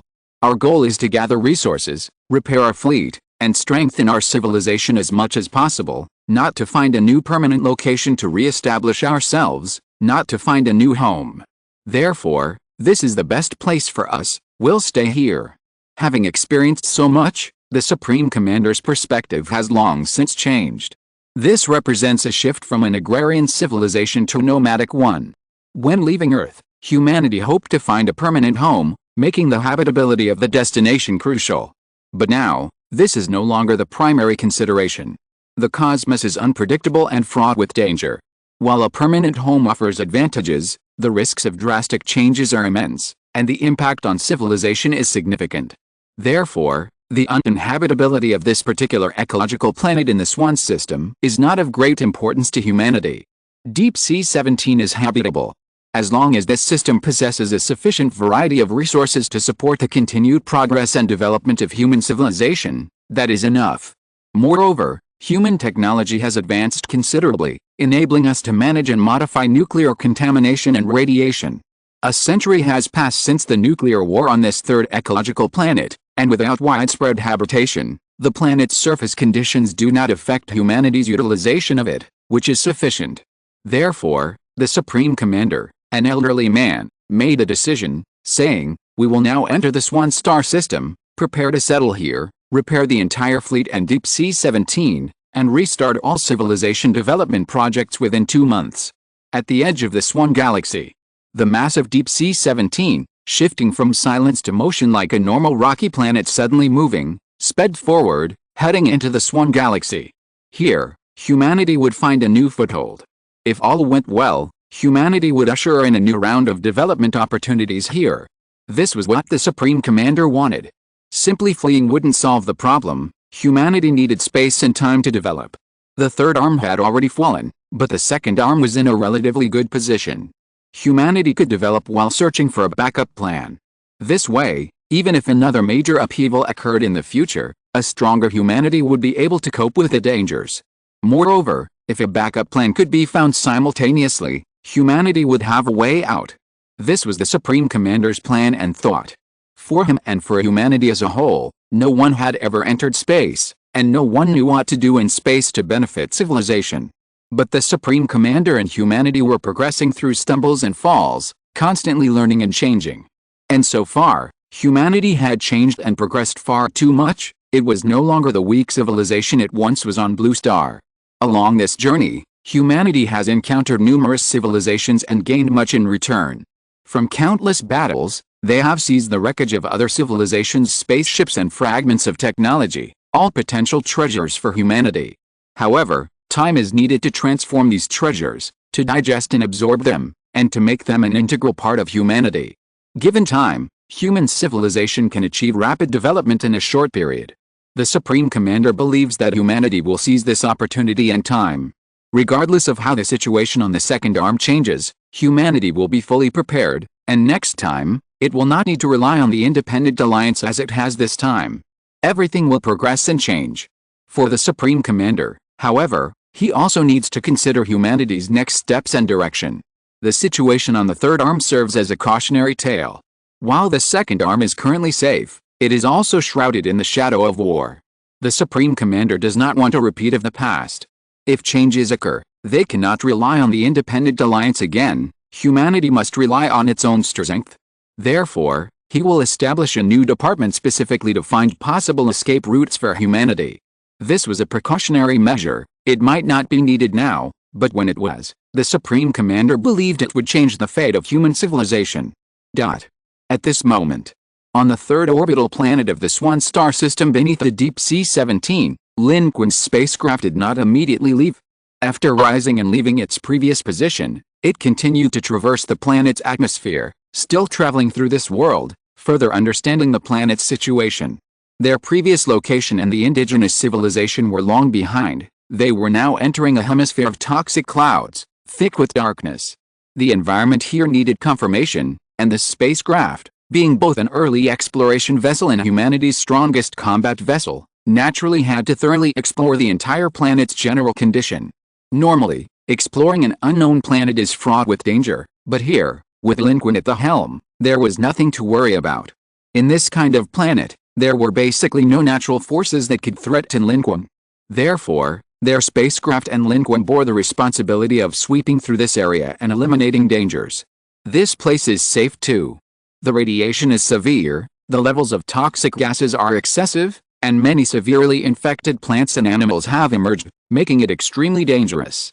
But this no longer poses any threat to our current civilization.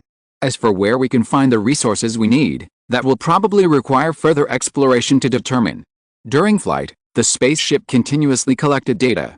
Experts drew preliminary conclusions based on this information and then uploaded all the data and images to the Deep Sea 17, which was approaching. In fact, in Lin Qun's view, the current situation here was practically another apocalypse. If humanity hadn't left Earth and hadn't encountered the battlefield of civilizations, but instead had broken out into World War III, this would likely have been the situation. And in that case, wouldn't it have been another kind of apocalypse for humanity? However, now, humanity's progress is unprecedented. We no longer need to be confined to a single planet. Arriving in space, these apocalypses that once plagued humanity and caused endless crises are no longer a big deal. Modern human civilization even has the ability to modify such an environment to some extent. Moreover, not only human civilization, but even Lin Qun himself can modify the environment. It's not just Lin Qun's source energy level combat power, but also the cleansing heaven ability he previously extracted, all of which are very useful for modifying this environment. But it's unnecessary. The Federation and human civilization have no plans to remodel this place. That would consume too many resources. This is not and will not be humanity's new home planet. Humanity is merely a passerby. But looking at the scene outside, Lin Qun suddenly had an idea. Perhaps at this moment, there was a creature that could thrive here. That was little mudfish. This creature could eat anything. Things that were deadly to humans and conventional life forms were not the same for little mudfish. On the contrary, everything here was food for little mudfish. This was definitely making the most of waste. Therefore, Lin Qun stopped the spaceship.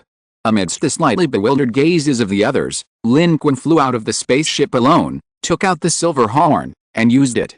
Seeing the silver horn, Chu Yaowei understood what was going on. She blinked, revealing a look of anticipation. She hadn't seen little mudfish for a while.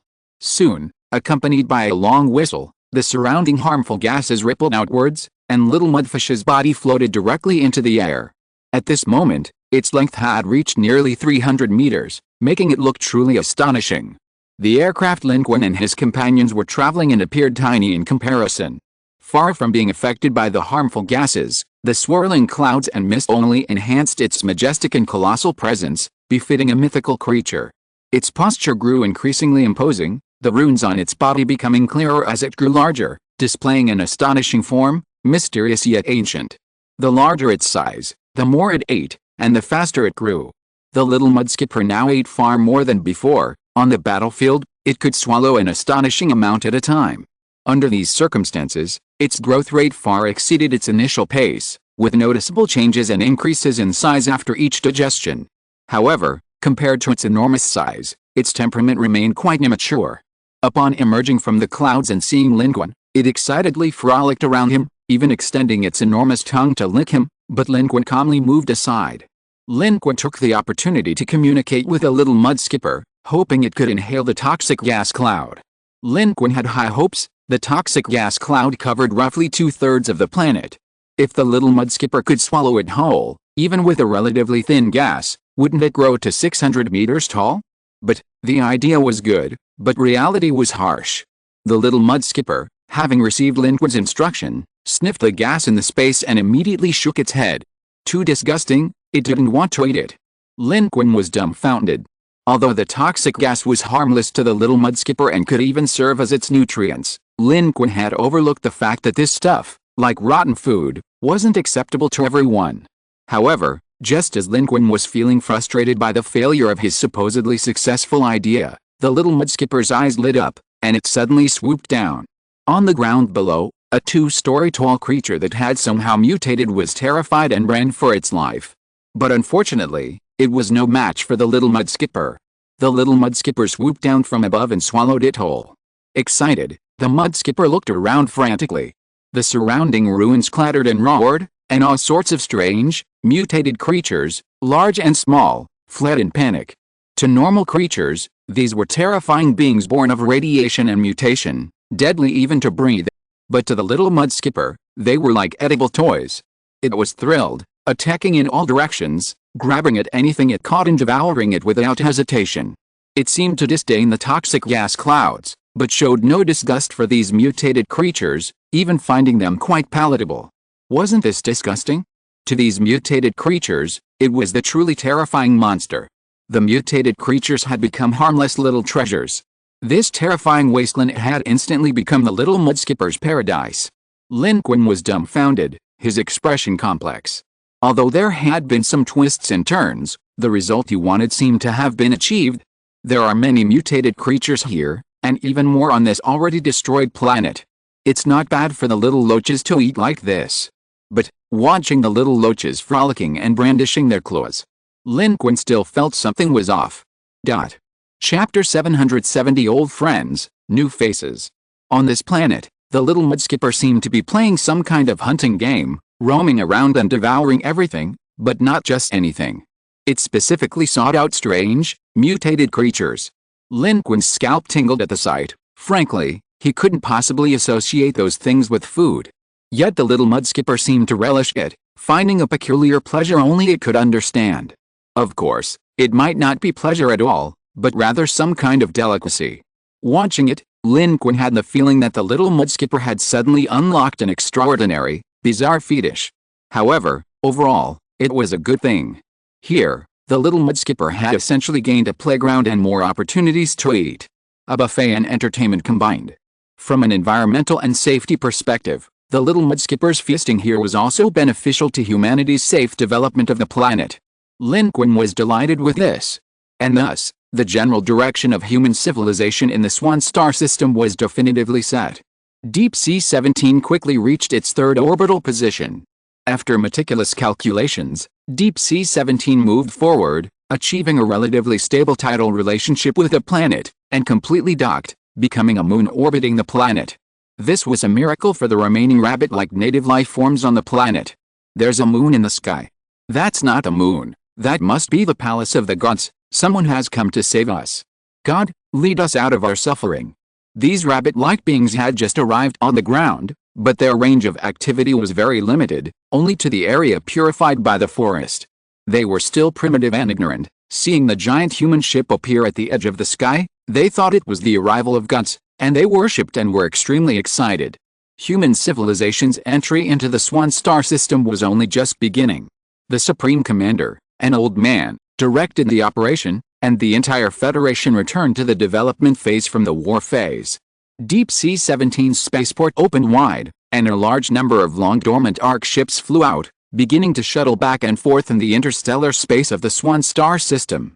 Meanwhile, the Supreme Commander, the Elder, once again organized a large contingent of human exploration troops, deploying them outwards in large numbers to act as the ears and eyes of human civilization on the second cantilever, gathering as much useful information as possible.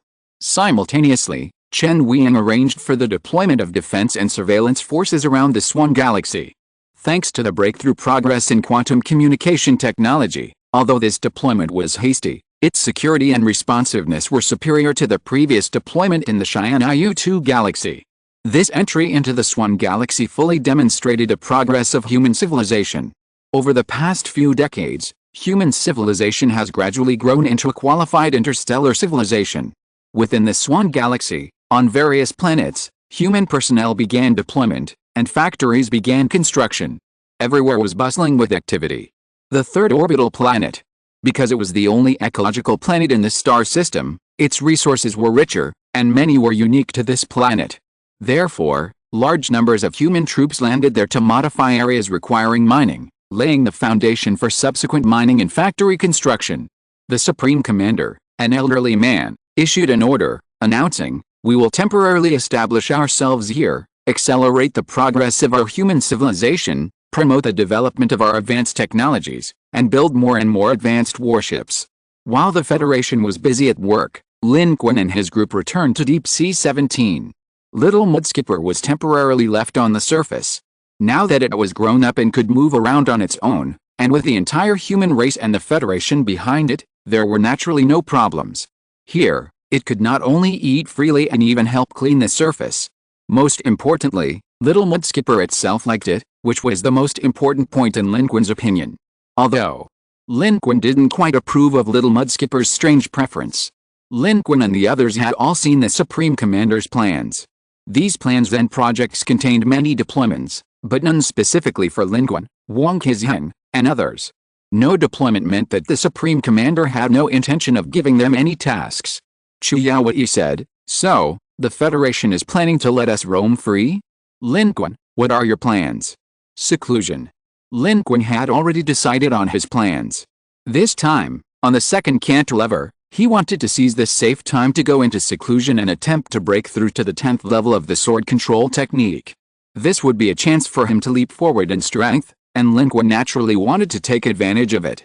Previously, Lin Qun might not have been very confident about breaking through to the 10th level of the sword control technique, but now it was different.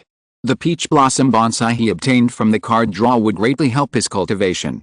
It wasn't just a simple aid in cultivation, it could refine and improve Lin Qun's aptitude, which was also a crucial part of it.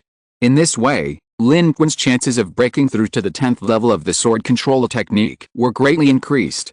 And once his strength had made a breakthrough, human civilization would have almost recovered, and he would have a general understanding of the situation on the second cantilever.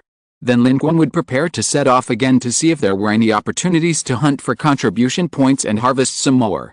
The situation with the second cantilever is still uncertain. A hasty attack could easily backfire. It's better to stabilize and consolidate first, waiting for the Federation's exploration team to understand the situation before taking action. In any case, given the current situation, the battle in System 613 can only escalate. There will be plenty of war in the future, but little time for quiet cultivation. Lin Qun is not in a hurry. Chu Yaowei said, "My path is different from yours, but I will also strive in a way that suits me." A bright light shone in the woman's eyes. She was different from others. What she wanted was to improve her strength and become stronger.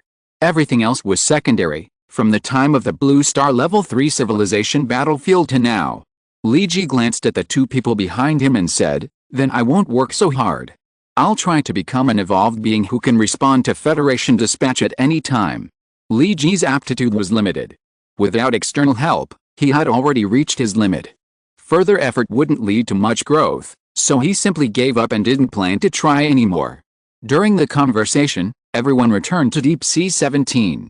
There weren't many beautiful places in the Swan Galaxy, so Lin Qun's best, or perhaps only, choice for seclusion was his home on Deep Sea 17. Of course, Lin Qun didn't plan to go into seclusion immediately. Humanity's development plan in the Swan Galaxy was only just beginning, and Lin Qun wasn't going to rush things. He first discussed his plan with the Supreme Commander, then spent a few days focusing on his various tasks, such as forging arrows for the Hao-Yi-Sun shooting bow. The Fairy Set card and the Hephaestus Assist card both had a 12-hour cooldown, and Lin Qun was afraid of displeasing the god of craftsmen by using them too frequently, so he usually used them once every 24 or 48 hours. These past few days, Lin Qun had run out of cards to draw, so he used them to combine and forge arrows. One arrow at a time. Over this period, Lin Qun had accumulated a full 10 arrows for the Hao-Yi-Sun shooting bow. The clean, elegant, pure white arrows lay quietly in Lin Qun's storage bag. They were all matching divine arrows. This was more arrows than the initial amount given when the card was drawn. Lin Qun knew there would be even more in the future. With the God of Craftsman's assistance card in hand, arrow making was only a matter of time. Lin Qun immediately felt arrogant. Next time facing an enemy, he could almost freely draw the Hao-Yi-Sun shooting bow. The Hao-Yi bow was incredibly powerful, while its overall capabilities might not match the immortal execution sword or the Vajra bracelet. Its single-point explosive power was truly astonishing. It was perfect for sniping enemies on the battlefield, achieving a single, decisive blow.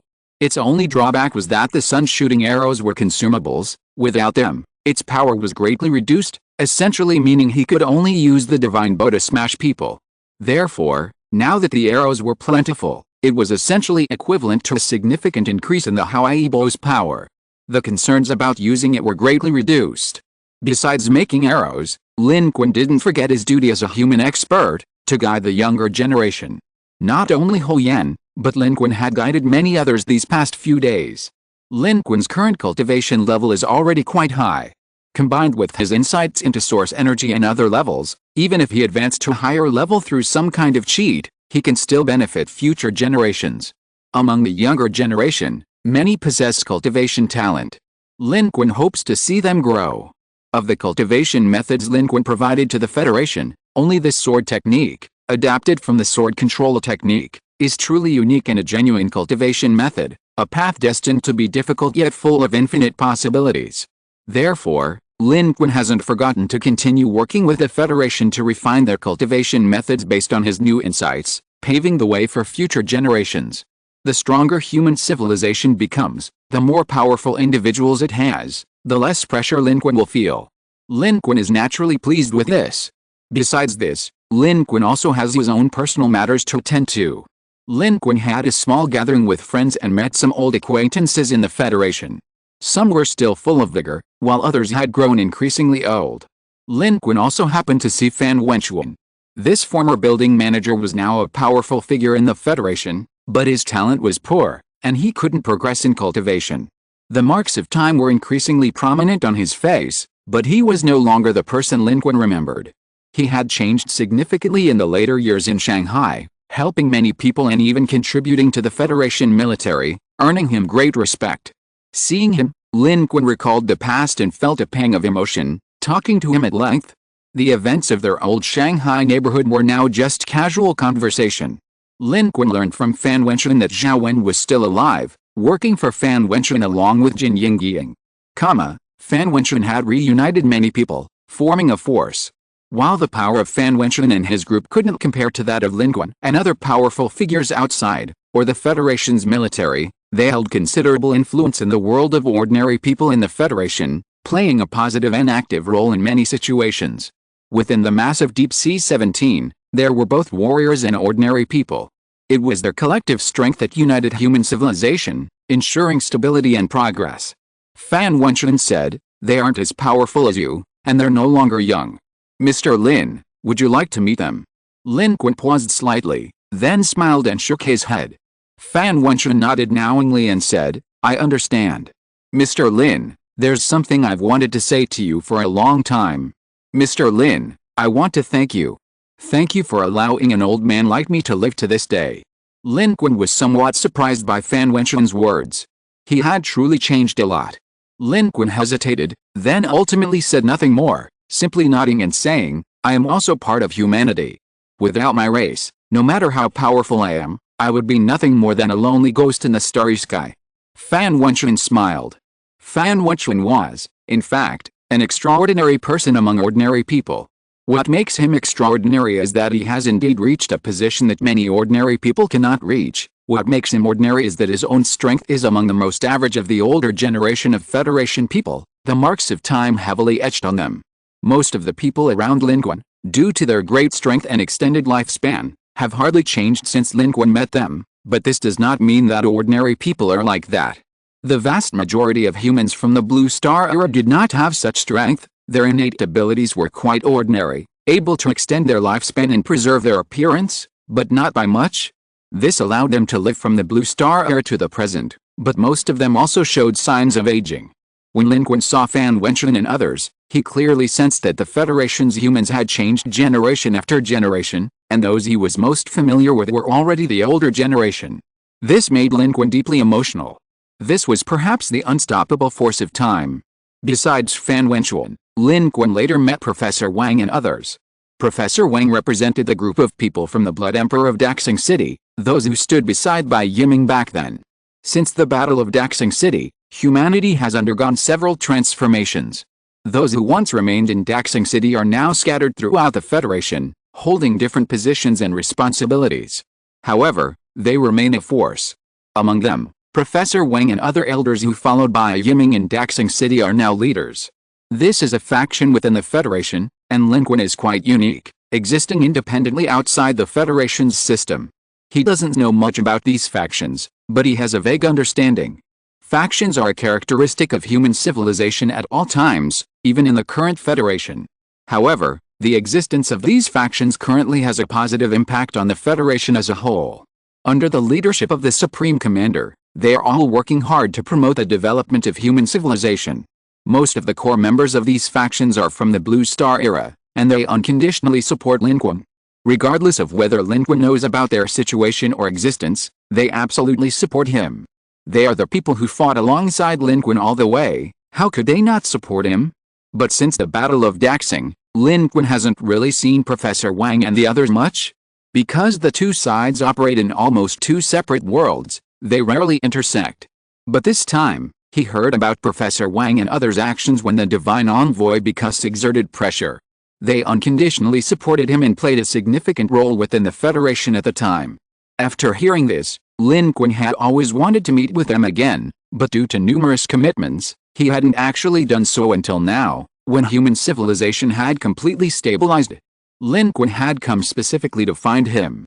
Unlike ordinary people like Fan Wenchun, Professor Wang possessed considerable strength.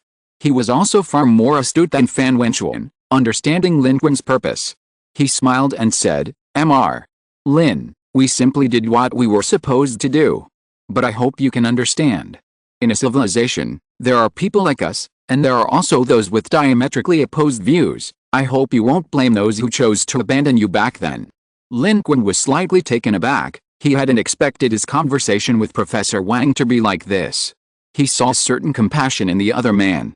This color permeated Professor Wang and all the Blood Emperor's followers, yet it exuded a calm and tranquil aura, like a gentle breeze. Lin Qun couldn't help but think of that person in Daxing City. Lin Qun took a breath and said, "I know. I understand. I've seen the choice of civilizations.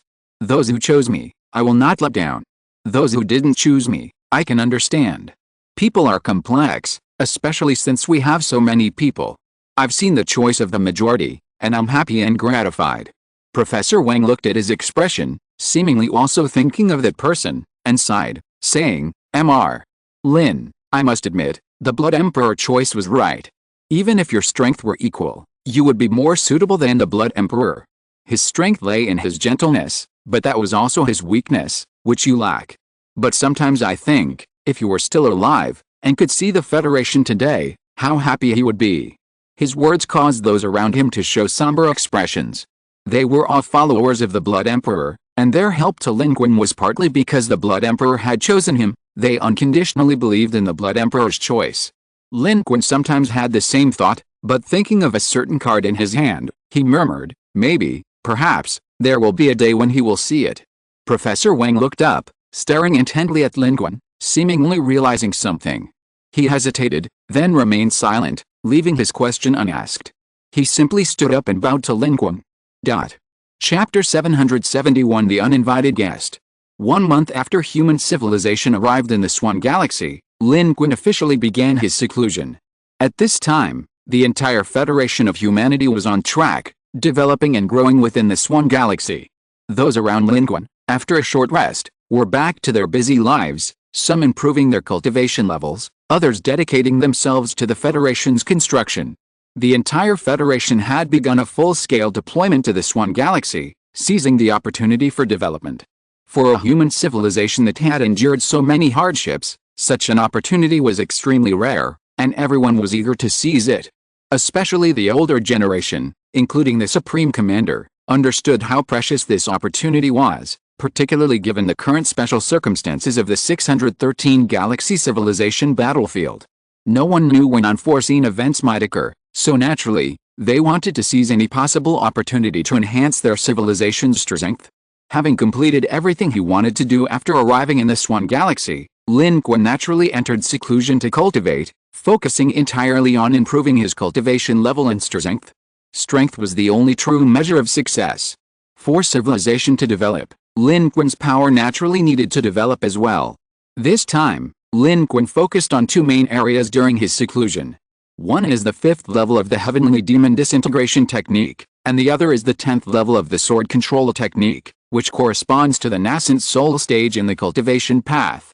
The most important of these is the nascent soul stage. Lin Qun needs this breakthrough to elevate his source energy realm. It's a crucial step. After explaining his seclusion to his superiors, Lin Qun returned to his room and began meditating. This seclusion will last for 3 months, with him waking up once every 3 months. All for the purpose of consuming a peach of immortality. In his room, the peach bonsai emitted a faint fragrance, filling Lin Qun's room, secluded deep within the deep sea 17, with a natural and vibrant feeling, almost indistinguishable from being in nature. Lin Qun's first skill during his seclusion is the Heavenly Demon Disintegration Technique. Lin Qun has used the Heavenly Demon Disintegration Technique multiple times recently. No matter how much time he spent cultivating and experimenting with the Heavenly Demon Disintegration Technique, nothing beats the effect of using it directly. Therefore, after using it several times, Lin Qun's understanding of the Heavenly Demon Disintegration Technique deepened. Now, striking while the iron was hot and attempting to break through to a higher level of the Heavenly Demon Disintegration Technique was a natural progression. While the Heavenly Demon Disintegration Technique might be a suicidal act of unleashing one's full potential for others, it wasn't like that for Lin Qun. The better the skill's effect, the more it combined with the all-secret technique would boost Lin Qun's combat power. It would be immense. Lin Qun, as a source energy level 1 cultivator, could fight against source energy levels of higher levels, even overwhelming the source energy level 4 cultivators from the River Chariot civilization before, all without even using the Heavenly Demon Disintegration Technique. In the past year, Lin Qun successfully broke through to the 5th level through abstaining from grains. Now, using the Heavenly Demon Disintegration Technique would directly increase his combat power 5-fold. Combined with the all-secret technique and the newly acquired Vajra Realm divine power, this is far more than just a 5-fold increase. Furthermore, cultivating the Heavenly Demon Disintegration Technique doesn't require the aid of peaches of immortality. In 1 year, Lin Qun accumulated 4 peaches of immortality, and adding the time from before, the 5th peach was almost ripe. Lin Qun didn't leave his room, immediately beginning the next round of cultivation. He focused on mastering the Heavenly Demon Disintegration Technique and specializing in the 10th level of the Sword Control Technique. Actually, Lin Qun had many other paths to choose from. For example, the Golden Bell Shield and the Great Evolution Technique were all very useful techniques. However, compared to these, the 10th level of the Sword Control Technique and the Nascent Soul Realm were the most fundamental and crucial boosts to combat power. Although humanity's situation on the second arm was relatively stable, no one knew what unexpected situations might arise. Therefore, Lin Qun preferred to spend his time on more urgent and important cultivation, such as breaking through to the 10th level of the Sword Control Technique. Even if he couldn't break through, laying a foundation would still be good. With the aid of the peaches of immortality, 1 peach, digested in 10 days, is equivalent to a year's worth of cultivation. 4 peaches would take a full 4 years. Lin Qun, of course, didn't stop. He consumed the 4 peaches separately to aid his cultivation. The 5th peach also bore fruit, but Lin Qun didn't consume it immediately.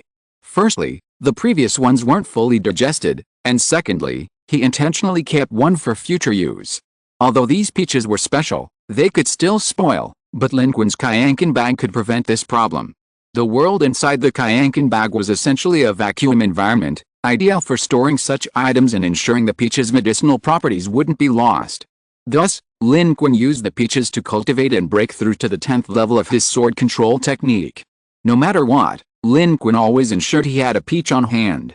He would eat any peach that appeared in the peach bonsai as soon as it was ready. 2 years passed in the blink of an eye. Lin Qun's seclusion went undisturbed, proving that the situation in the Federation outside was relatively stable. In the past 2 years, Lin Qun had consumed 8 more peaches, bringing the total to 12 during this seclusion period. 2 years of cultivation was equivalent to a full 14 years. This also brought results to Lin Qun's attempt to break through to the 10th level of the sword control technique. He had taken a solid step, reaching a point where he could use contribution points to directly level up. However, Lin Qun didn't do that because he now needed too many contribution points to upgrade his sword control technique. It would be better to use those points for card draws. Of course, he didn't have that many contribution points anyway. This was a solid step forward. The peach bonsai proved invaluable. 2 years of cultivation were equivalent to 14 years of effort. Moreover, the peach bonsai had also changed. 3 years have passed since Lin Qun obtained the peach bonsai. The bonsai, which originally had only one branch, has now sprouted a second branch, growing vigorously and lushly, echoing the first branch and making the once somewhat bare bonsai appear abundant. Next time, in 3 months, it will bear 2 peaches at once. Thinking of this, Lin Qun felt a surge of excitement. This peach bonsai is truly useful. Moreover, its usefulness to Lin Qun is actually relatively small, given his already considerable strength. The effects of the peaches are naturally less significant for him, but if used on others, its effects would be remarkable. Therefore, the more fruit it produces, the better. Ideally, it could be replicated and mass-produced, which would propel humanity forward. But right now, Lin Qun's peach bonsai only has 2 branches. Such things seem premature. Lin Qun took a deep breath and returned to his position, sitting cross-legged to continue his seclusion. Lin Qun wanted to see if he could continue his cultivation journey, taking a few more small steps to finally see the door to breaking through to the 10th level of the sword control technique. That was Lin Qun's true goal. While Lin Qun was in seclusion, outside, the Federation's human civilization had been developing at a breakneck pace for the past 3 years. The war had briefly ended, and the Supreme Commander, the Elder, personally issued orders to launch one development plan after another, tackling scientific research and striving for breakthroughs in key technologies. At the same time, multiple factories were under construction, and the repair project of the Deep Sea 17 officially began. During the 3 years, the damage previously suffered by the Deep Sea 17 had almost completely healed, its outer armor had been repaired, and its cannons had all been restored and rebuilt. The defense and weapon systems would be further enhanced, strengthening the weaknesses shown by the Deep Sea 17 during this interstellar journey.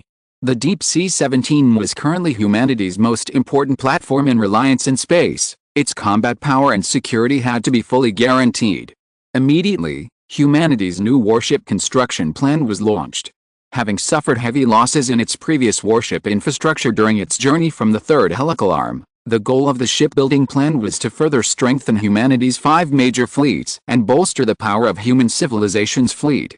The Supreme Commander, an Elder, issued an order, with Chen Wiang, in conjunction with the Academy of Science and Technology, to lead the design of new warships based on humanity's latest technology.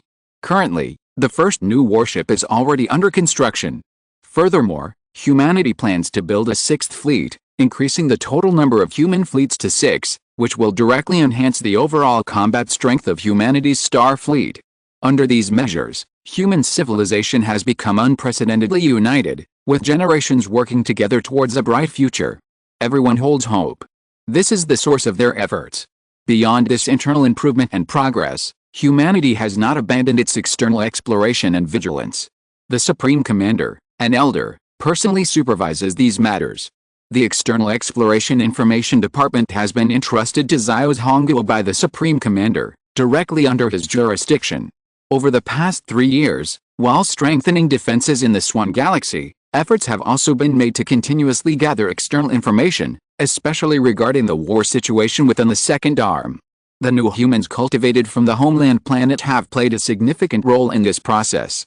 Their unique growth model and the targeted training previously provided by Brunt have made them highly suitable for interstellar exploration and information gathering. They are now playing a vital role for human civilization, collecting a wealth of valuable information. Human civilization is gaining a deeper understanding of the second arm, including the strategies of the Divine Kingdom faction civilizations and information about the powerful warlord civilization in the 7th war zone of the Divine Kingdom within the second arm. However, this information is top secret, held only by a select few within the Federation, as it is not yet necessary for the Federation to utilize it. The elderly Supreme Commander was more concerned about alternative escape routes. However, Xiao Zhongguo was also clueless on this point. He approached the elderly commander and said, "We've gathered almost all the information about our surroundings, but information about our location and beyond the second spiral arm is very difficult to obtain. Our people can't be deployed that far in a short time, and even if they were, the situation in those locations is unknown. Our people might not even have the opportunity to relay information back. Therefore, we can't find any other way out. Currently, apart from the second spiral arm and the third spiral arm we came from, we don't know much about the situation in other areas. If the second spiral arm also encounters problems, we still don't know where to go or what direction to take." Xiao Zhongguo seemed somewhat worried as he spoke. He paused for a moment and said, "The starry sky is too vast. According to the information we've obtained, the second spiral arm is also engulfed in war, but because the starry sky is so vast, even amidst the chaos of war, we can remain safely here." The Supreme Commander, an elderly man, had previously established a relevant team to study other possible escape routes and even considered the worst-case scenario of leaving System 613. However, so far, there have been no substantial results. System 613 is now a battlefield of civilizations. Surrendering would mean losing eligibility for the battlefield, but it would also prevent escape. Under the Divine Kingdom rules of the battlefield, there seems to be no other way to leave. The Supreme Commander, an elderly man, also showed a worried expression. After a moment of silence, he said, "We must find a way, no matter how difficult. Zhongguo, from the third spiral arm to the second pendulum, we suffered greatly from the lack of information and escape routes. If it weren't for the Independent Alliance, it's questionable whether we could even reach the second pendulum. But if we encounter such a situation again, we may not encounter such an Independent Alliance again. Even if we do, I don't want us to rely on others. We should rely on ourselves to ensure the safety of our civilization and firmly grasp the initiative in our own hands based on the information we've gathered so far. With the Super Civilization Alliance and the Divine Kingdom fighting, nobody knows what the situation will be like on the second arm. Even if the Divine Kingdom civilization wins here now, based on our current understanding, they'll likely do the same things as the Super Civilization Alliance. Not to mention, the Super Civilization Alliance might retake this place. If that day comes, we can't keep acting hastily as before. We must have choices, we must have a way out. We need a plan. If we can't stay on the second arm either, where will we go?" The Supreme Commander's eyes revealed determination. Everyone has their own busy schedules and goals, and no one knows that at this moment, while the Supreme Commander seems most concerned with the development of civilization, what he truly desires is a way out in the event of a crisis. No matter how powerful a civilization is, it cannot withstand prolonged warfare. War will ultimately destroy everything, especially in a special galaxy-level battlefield like this. Even if contribution points can be exchanged, it is insufficient to support the operation of the entire civilization, let alone its development, during a prolonged war.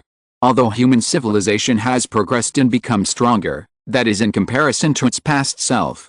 In the face of the Super Civilization Alliance and the Divine Kingdom, human civilization still appears insignificant, only able to linger on the edge of their advanced battlefields.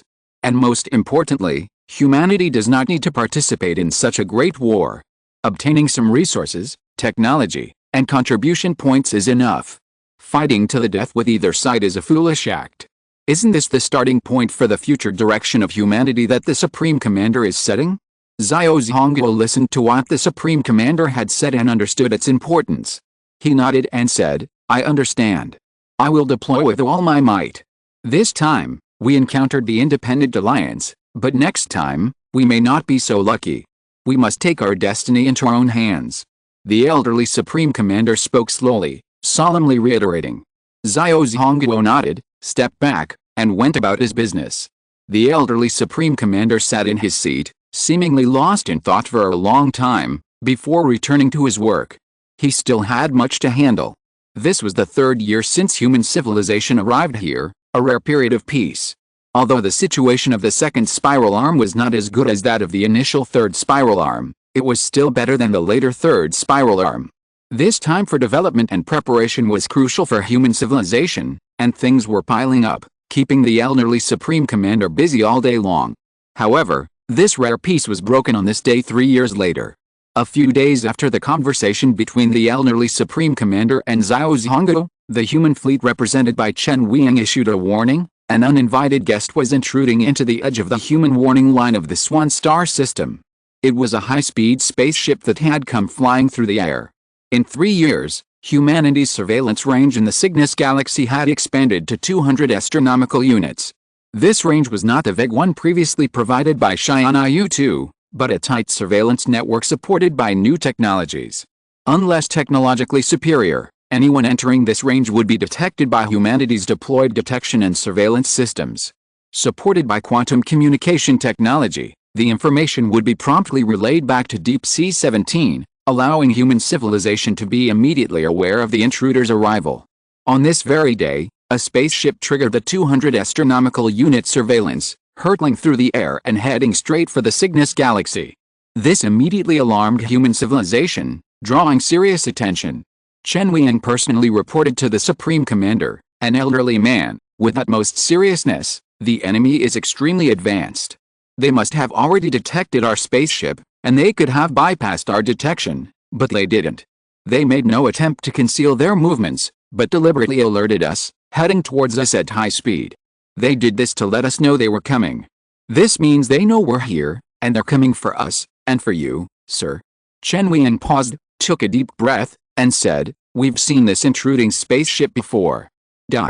Chapter 772 You have something that belongs to us. Chen Weiying's words were not unfounded. This uninvited guest was an old acquaintance of human civilization. The Supreme Commander, an elderly man, stared at the crimson, egg-shaped spaceship speeding past on the screen, falling into a long silence. He certainly recognized the spaceship. Back when humanity and the Independent Alliance were crossing the third line of defense, the pursuing forces of the Super Civilization Alliance formed an overwhelming encirclement and killing formation.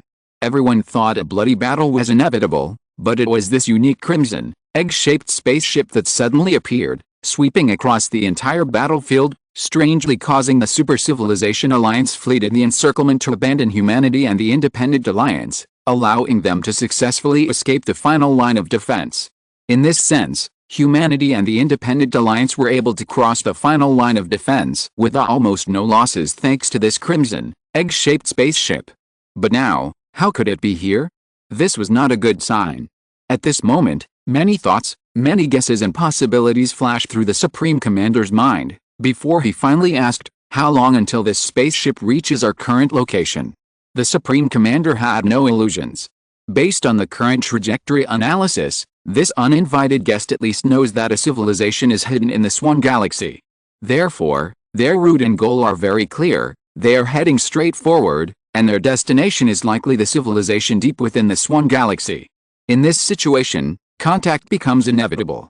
Judging from their speed, it could take 2 or 3 days at the fastest, or perhaps a week at the slowest. If they approach via jump, they could arrive immediately. Chen Weiying replied, "Your Excellency, although this spaceship is not large, it belongs to a super civilization. It cannot be judged by its size or shape. Moreover, there is a high probability that there are high-energy life forms on this spaceship, and there may be other forces from the Super Civilization Alliance behind it." Chen Weiying's expression also showed some worry. If it were a spaceship from an unknown civilization, that would be one thing, but this is a spaceship from a Super Civilization Alliance, and it's such a coincidence. "I know. We need to move out, make contact with them in advance, and send them messages." The elderly Supreme Commander made his deployment after a moment of contemplation. He said, "We need to awaken our fleet. If the enemy's intentions are hostile, we must be able to retreat immediately. Mr. Lin and the others need not disturb us for now. Let's confirm the situation first." Chen Weiying nodded and said, "I understand what to do. But, Your Excellency, do you think it's a coincidence that this scarlet egg-shaped spaceship has reappeared here?"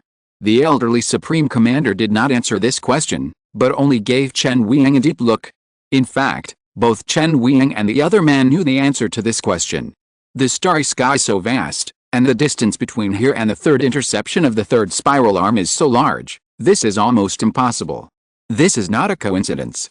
Especially now, the enemy's actions are clearly aimed at human civilization. They may very well be coming for humanity, or they may have been following behind human civilization all along. But what is the purpose? The Supreme Commander, an elderly man, felt that the actions and behavior of this crimson, egg-shaped spaceship seemed different from what they knew about the Super Civilization Alliance. They had to find out why they were there. This concerned the fate of humanity and the decisions made at this moment. It was extremely important. To deal with this sudden, uninvited guest, the upper echelons of the Human Federation began intensive preparations. A forward probe proactively sent a message to the other side. This was a signal for communication. On this day, the Supreme Commander, an elderly man, personally witnessed the message being sent.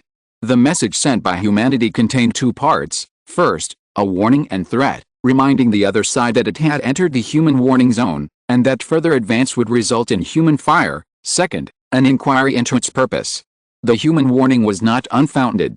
This was an order issued by the Supreme Commander, an elderly man. If the other side did not respond and continued to approach, humanity would fire first. They must not allow the other side to enter the safe zone. As for how advanced this egg-shaped spaceship was, whether there were super powerful beings inside, or whether there was a large army of the Super Civilization Alliance behind it, they would deal with that first. Unable to communicate, it meant war. Why wait for the other side to fire first? No one knew for sure if the other would respond. Everyone was tense. Judging from the most common scenarios, no response was more likely. Human civilization had gone through a lot and was prepared for all possibilities. If the other side didn't respond, it clearly meant there was no possibility of communication, and without communication, only war was possible. But if they did respond, then the situation might be different. However, only about half a minute later, the scarlet egg-shaped vessel actually responded. Your Excellency, the information is being processed. But their speed has just slowed down. They heeded our warning. This was completely unexpected.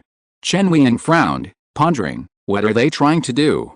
They want to communicate. They're willing to halt their advance, which means they're not here for war, at least not yet. In the second spiral arm, the Super Civilization Alliance is weakened. Even if they wanted to act, they probably wouldn't have the confidence, and they'd be afraid of being discovered and hunted down by the Divine Kingdom camp. But wasn't this scarlet egg-shaped spaceship in the third spiral arm before? Why did it leave their territory and come here? A high-ranking military officer also expressed his confusion and doubt.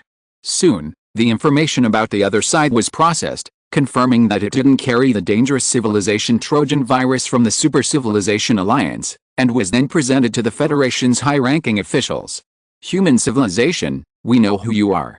You come from the third spiral arm. We brushed past you in the third spiral arm, and we helped you. And now, we've come for you again. But we have no ill intentions, nor do we intend to start a war. I think we already showed this when you passed through the third interception. And in your hands, there is something that doesn't belong to you but to our super civilization. We came for it. This message surprised the Federation's high-ranking officials present. Li Zhang frowned and said, what does this mean? Does it mean that during the third interception, they weren't just passing by, but were helping us? That's a bit far-fetched, isn't it? And what could we possibly have from them? On the side, the elderly Supreme Commander remained silent. Looking at this information, he suddenly realized something. Perhaps they, humanity, really did possess something belonging to the Super Civilization Alliance, that mysterious metal sphere whose purpose was still unknown. At this moment, the communications technician at the front said, Sir, another message has arrived. A second message from the scarlet egg-shaped spaceship quickly appeared. The previous message was polite and stated their purpose, but this second message was a display of force. We know that you occupy the current star system and possess a large population and fleet. But our spaceship is advanced enough, and we have a top-tier source energy and a large-scale source energy level.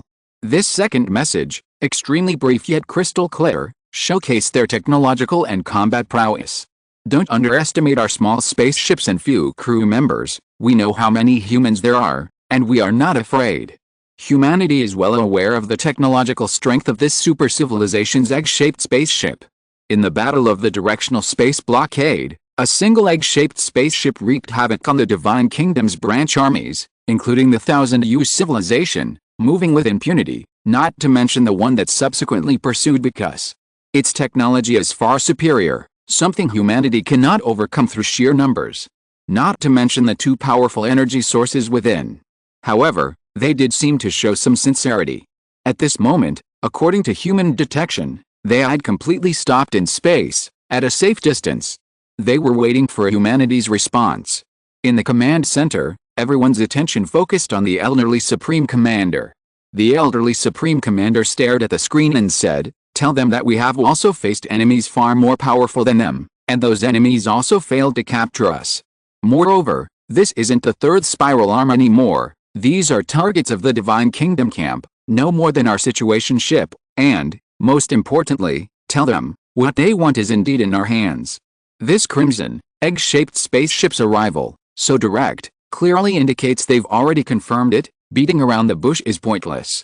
The fact that they haven't immediately opened fire means they want to negotiate. They genuinely don't want direct combat, but the reason for this remains a question.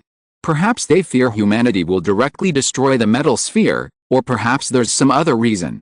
But whatever the reason, the Supreme Commander has realized that they must send a more powerful voice to communicate with him. Negotiating with top-tier powerhouses requires top-tier powerhouses. An equal relationship is the beginning of negotiations, and also the foundation of confidence. They're not even on the same level. What's there to negotiate? Who would tell you? But, what exactly is that metal sphere? Why are they coming here to find it? Many doubts also arose in the Supreme Commander's mind. He also wanted to figure it out, to find out the purpose of the crimson egg-shaped spaceship from the Super Civilization Alliance, to find out what secrets the metal sphere held. If this thing was so important to the Super Civilization Alliance, then if humanity could utilize its value, wouldn't it also help human civilization?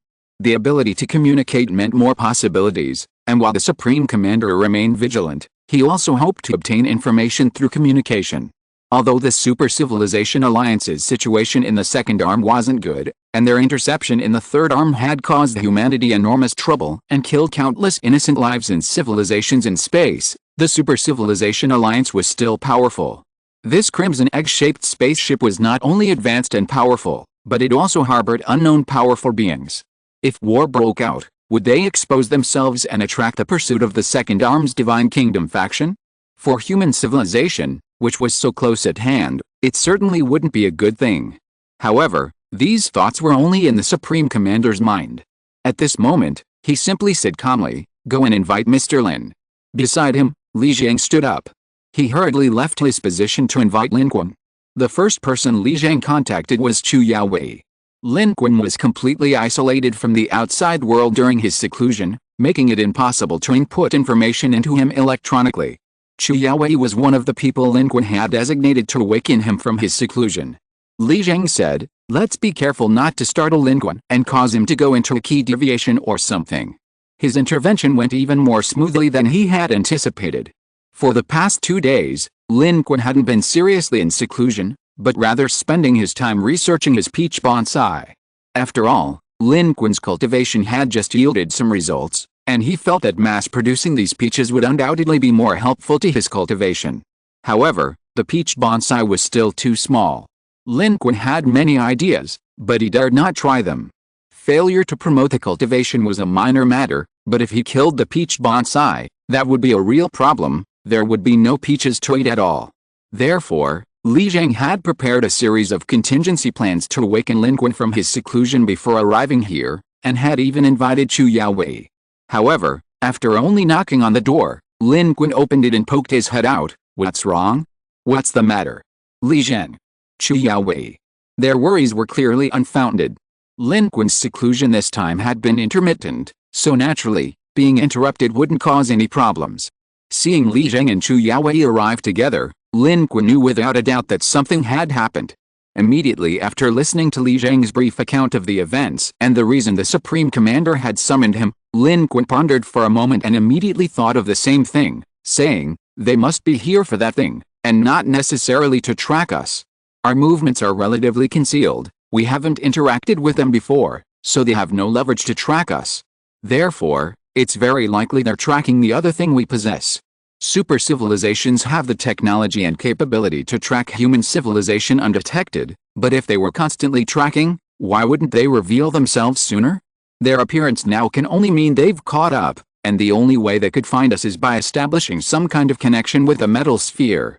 It seems the metal sphere isn't safe enough. There's even this follow-up. However, upon hearing this, Lin Qun's thoughts were strikingly similar to the Supreme Commander's. They wanted to know what secrets the metal sphere held and whether it could bring tangible benefits to human civilization. Therefore, Lin Qun immediately stood up and said, "Let's go to the command center now." Without even exchanging pleasantries with Chu Yaowei and the others, Lin Qun headed directly to the command center under Li Zhang's guidance. On the way, Li Zhang explained the entire situation to Lin Qun in detail. Lin Qun said, "They are civilization from the Super Civilization Alliance. No one knows better than themselves what situation the Super Civilization Alliance is in on the second arm. They don't want to fight us here. Of course, unless absolutely necessary, we'd better not fight them. The other side only has a small spaceship, and it might even contain highly powerful beings. Winning a battle would be pointless and a waste of resources." Lin Qun's assessment aligned with that of the Supreme Commander, the old man. It was best not to take action. When Lin Qun arrived at the command center, the third message from the other side had already arrived. "We want to see what you have." Lin Qun's appearance instantly made him the center of attention. Lin Qun was the military force of human civilization, a symbol and representative of strength. The fact that he was invited to directly communicate with the beings of the super civilization in the scarlet egg-shaped spaceship spoke volumes. The elderly Supreme Commander's gaze shifted, meeting Lin Qun's with a glance. Without much exchange, they understood each other's intentions. Therefore, the Supreme Commander said little, simply stating, "Mr. Lin, you speak," and strangely, they haven't mentioned wanting what we have. Lin Qun nodded. He stepped forward and said directly, "Tell them I am Lin Qun, the strongest being in human civilization. Their threats of force are useless against me. This is no longer the third arm. Furthermore, they can try to use the two source energies. Their combat power is comparable to because. If they don't know this, I don't mind explaining the four-star system war to them. As for their claim of helping us, we don't believe it, nor do we need to. They can see what we have, but first, tell us what it is and what its purpose is." Lin Qun's attitude was extremely firm. Human civilization could have issued the same information, but the weight of that information varied depending on identity and strength. If others had spoken, it would have only ignited war, leaving everyone speechless. But Lin Qun's words carried immense weight. The other side would have to think twice before acting. Because he is humanity's strongest. This is also the significance of the Supreme Commander bringing Lin Qun here. The Supreme Commander also said, "Pass on Mr. Lin's words, and also upload some information about the Four Stars War." This toughness stems from confidence and strength. Today's humanity is not the same as before. Today's Lin Qun is no longer the same Lin Qun. Lin Qun and humanity's attitude invigorated everyone else, giving them a sense of pride and self-esteem in their civilization. They immediately relayed the information, passing humanity's response to the egg-shaped spaceship. "Your arrogance and domineering attitude are useless against us. If you want what you have, you'll have to listen to us first." Chapter 773 Star Path and Metal Sphere. Humanity's response swiftly traveled from Deep Sea 17, transmitted via quantum communication equipment, and arrived rapidly aboard the crimson egg-shaped spaceship. At this moment, this crimson egg-shaped spaceship of the super civilization was located outside the Swan star system, at the critical point of the safe distance for human defense and reaction. It had completely decelerated to zero and come to a stop here. Upon receiving news from humanity, a moment of silence fell over their spaceship. After a brief pause, one of the most powerful voices spoke. They were indeed one of the forces that severely injured Because in the battle. It seems our intelligence was correct. However, what exactly does Because want from this human civilization? The other, slightly weaker voice replied, "I don't know, but whatever Because wants, isn't that normal for the God Kingdom? It's none of our business. However, it seems this human civilization is quite powerful. What should we do now?" A hint of apprehension surfaced in the powerful voice. "We didn't come for war, nor do we need to provoke one. They aren't a civilization within the God Kingdom's camp. This human strength is somewhat strange. We'll tell them what they want, and we'll say we want to talk." The other, Slightly weaker voice fell silent, seemingly acquiescing to this decision. Once the two voices finished their exchange within the crimson, egg-shaped spaceship, their reply was quickly sent back to the human civilization's deep space probe. The information they transmitted surprised Lin Qun. Human civilization. We know your capabilities, and as we've said, we come with sincerity. Believe our help if you wish, don't if you don't. You want to know what that metal sphere is? We can tell you, it's part of a star path. To be precise, a quarter of a star path. You may know what a star path is, or you may not. A star path is a backdoor to a special civilization battlefield at the galaxy level, a necessary passage within the Divine Kingdom civilization battlefield system. Find the star path, follow it, and you can safely leave the galaxy civilization battlefield directly without incurring any punishment from the Divine Kingdom for leaving. Star paths only exist in special galaxy civilization battlefields. Normal civilization battlefields below them don't have them. Regarding star paths, humanity had already amassed considerable information. This time, through the words of the Super Civilization Alliance, they confirmed once again what a star path truly is. It became even more specific. In the command center of the human Deep Sea 17, the humans exchanged bewildered glances at the other side's readily provided information of such crucial importance.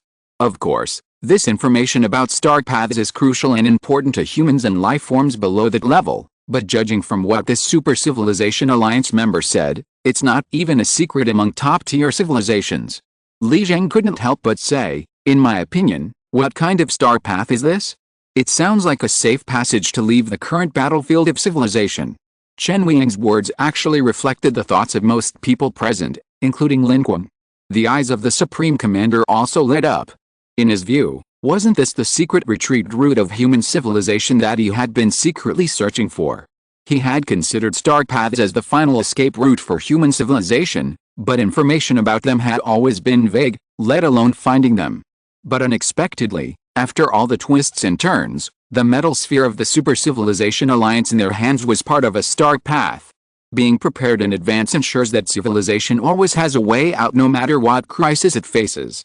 This was the direction the Supreme Commander had been secretly working towards since arriving in the Swan Star system. After experiencing so much, if we can obtain the exact location of this star path, and if we can no longer stay in System 613, we can leave directly through the star path. That way, no matter how the situation here changes, our human civilization will be invincible. Xiao Zhongguo's eyes gleamed as he couldn't help but speak. Lin Qun hadn't expected that, after all this, they actually already possessed a portion of the star path. Lin Qun said, send them a message back. How do we use this metal sphere? Where is the remaining 3/4 of the star path map? This time, facing the human's message, the scarlet egg-shaped spaceship remained silent for a long time before finally saying, we want to talk to you face to face, bringing 1/4 of the star path you possess. We can only continue the discussion after confirming it is still intact. They had released some information, now it was their turn to negotiate. After this message, while the humans hesitated, they sent a second message, I must remind you, in the third spiral arm, Because is not dead. This news slightly surprised Lin Qun as well. In his previous risky divination, he pointed out that the heavily wounded Because, instead of shaking off the pursuit of the Super Civilization Alliance's overlord, was ambushed and killed by the third helical arm's overlord on the way. Under such circumstances, how could it still be alive? Truly worthy of being a supreme life form. Truly worthy of being chosen as a divine messenger. This is truly a scourge that lives on for 1,000 years. In that situation, how could it still survive? Lin Qun's first reaction was to divine again to see what situation this guy was in and where he was now. But he held back. If Because wasn't dead, and the Super Civilization Alliance still knew about it, then this proved that Because had most likely successfully passed through the Super Civilization Alliance's interception and was now on the second helical arm. Last time, Lin Qun's divination was already extremely risky. Divining a supreme life form could be discovered.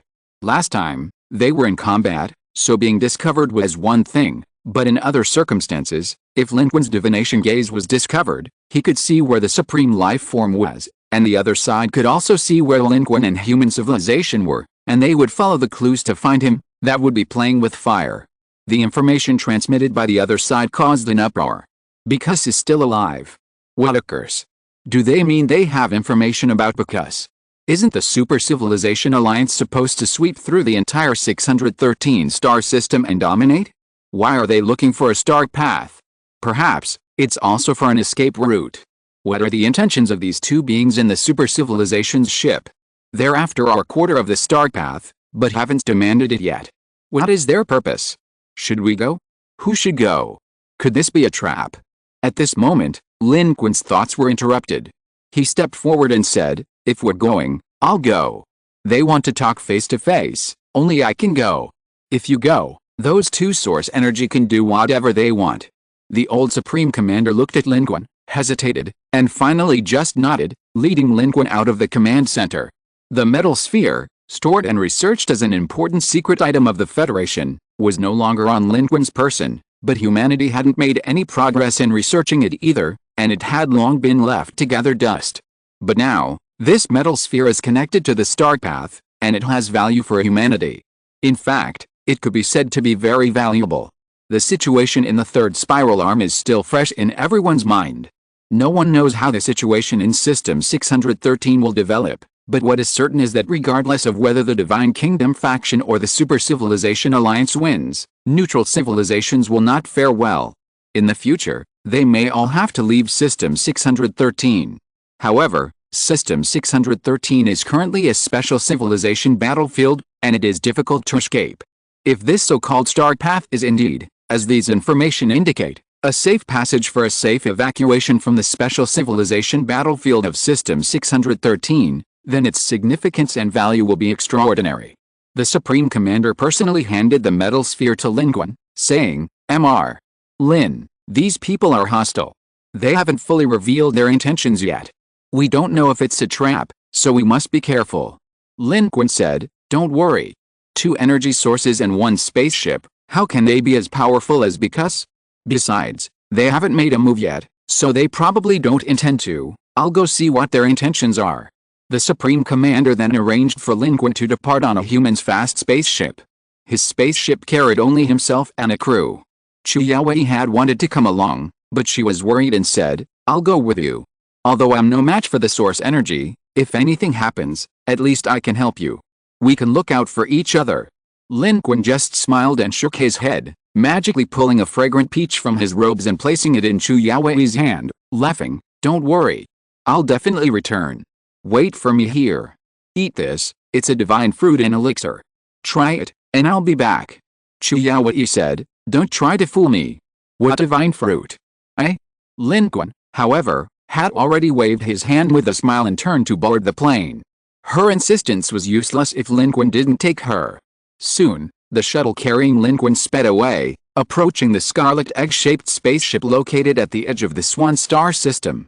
Inside the spaceship, Chu Yaowei was somewhat annoyed, taking a bite of the peach as if venting her frustration. But the next second, her expression turned strange, because after just one bite, she sensed the peach's unique properties. This really is a peach with special effects. Meanwhile, Lin Qun had already ventured deep into space. His spaceship's location was continuously tracked and displayed on the large screen in the Deep Sea 17 Command Center.